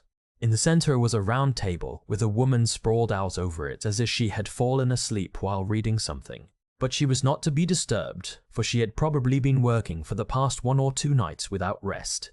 Sitting nearby her was an old man writing something with a fountain pen. He didn't even look up. Nothing new here. Kafsen's eyes were naturally drawn to the back of the room, where a shadowy figure of small stature was sitting. My apologies. He took a knee before the small, shadowy figure and bowed. How do you feel today, Mai? Save the sarcasm.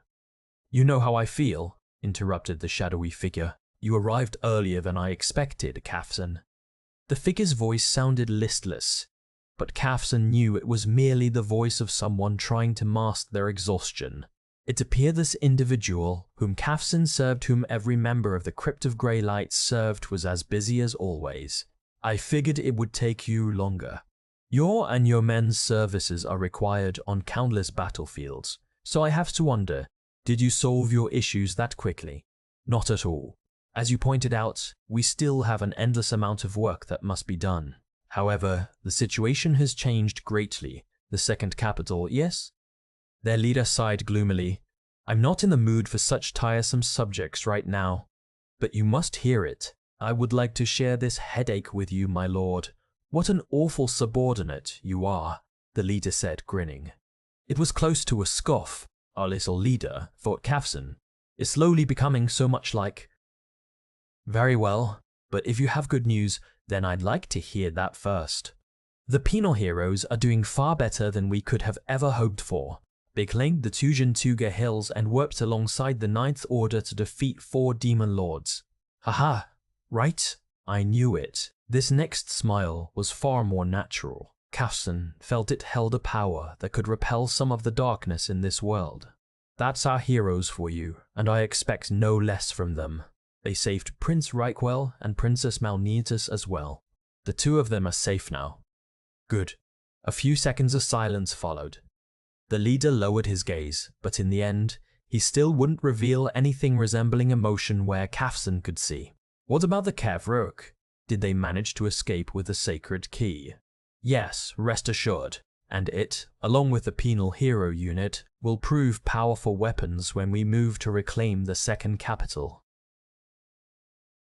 That much is fine, but I'm starting to get the feeling that there's some bad news as well. Yes, the Administration Division approved Galtweil's newly drawn-up plan for Project Saint. I see.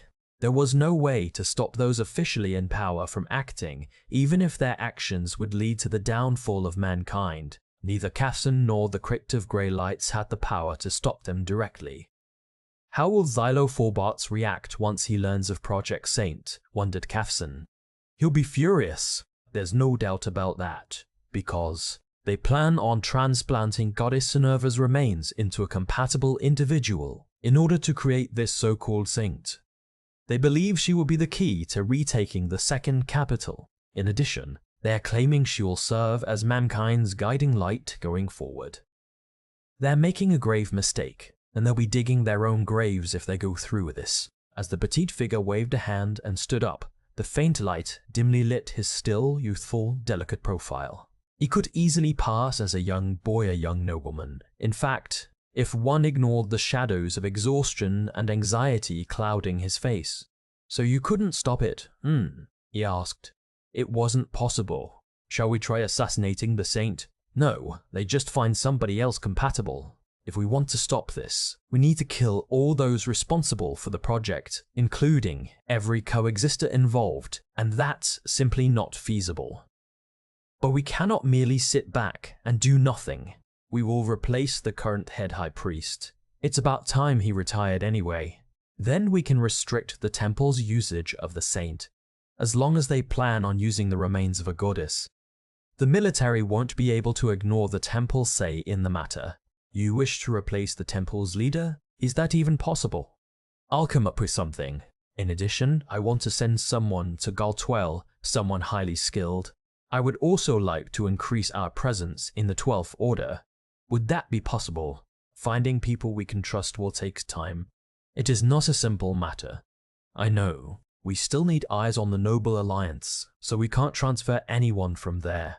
Adding members to Cassan's 12th Order wasn't easy. Furthermore, they were always short on people due to their underground war against the coexisters. There's a limit to how much I can look into these nobles myself, muttered the boy as he shifted his gaze toward the round table. Spread out over the table was a detailed map of the Federated Kingdoms, that is to say, mankind's territory. We must continue our efforts to reconcile with the Eastern forces, and I would like to reduce the Chancellor's influence as well. Please do not try to handle these issues alone. We cannot let anything happen to you, how restrictive. Bear with it for now. The future of mankind unquestionably depended on this boy, the Federated Kingdom's first prince, Reneva Zeph Ziel-Medkio. He was mankind's greatest hope, especially now that the current king was no longer of any help. And Kafsin's priority was putting this boy on the throne, no matter what. He was currently adopting various measures to achieve this goal, but he still had to keep Reneva safe until the current king could be forced to relinquish his position. I know they're not exactly free either, Renava said with a sneer, but I'm very envious of the penal heroes. He's really starting to remind me of his brother. Day by day, Renava became more and more like his older brother, the late Lortzir. That in itself was fine, but it bewildered him now and again. He had to hurry up and get used to it, he told himself. The world would go on, even without Lortzir. It had to, because I was the one that killed him, but I'm not doing this to atone for my sins. I can't atone for them, and I won't. In fact, I'm planning on making this boy the next king and using him as a tool to ensure mankind's victory. I wonder how Dotter's doing.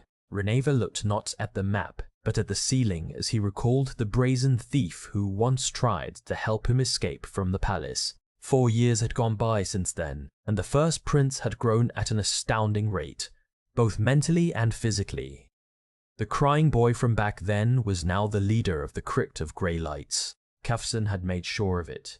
I know I'm the reason the heroes are finding themselves in all these miserable situations, but I fantasize about meeting them someday. And that is how it should remain, a fantasy. Kafsin decided to keep quiet about Dotter being sent in for repairs. Reneva needed hope, more than anything else, and the penal hero unit was that hope. Their success in battle was slowly becoming Kafsin's hope as well. Kafsin, I need you to promise me something. If anything ever happens to me, please make me a penal hero. But of course, if that were ever to happen, mankind would surely fall. It was a terrible joke, and that was why Kafsin smiled and quickly agreed. I would do everything in my power to have you sentenced to be a hero. Hey, Rocket Shokai here. I was considering once again talking about weak villains who scream Kia before dropping down from the ceiling to attack. But all of the additional pages I thought I would have ended up being used for the main story, so I am going to keep it short and simply tell you why I like such villains. I like them because they always seem like they're having fun, they're always excited, and they're always living life to the fullest. They say, do what you love, and you'll never have to work a day in your life, and these villains have made what they love into their whole lives. They've combined the means and the goal. To them, things like licking their knives and screeching before attacking are the goal. And honestly, I am touched by how happy they are and how much they enjoy life. There's a beauty to it, and it's gratifying to see. Of course, I'm not at all interested in living my life like they do. But if I were ever to gain the ability to turn myself invisible and stick to the ceiling, then I'd probably find myself doing the same stuff they would. In fact, I think I'm going to start practicing licking knives. Now that I have wasted your time with such nonsense, I would like to take a moment to thank you all. I cannot express how grateful I am to each and every one of you. Until next time.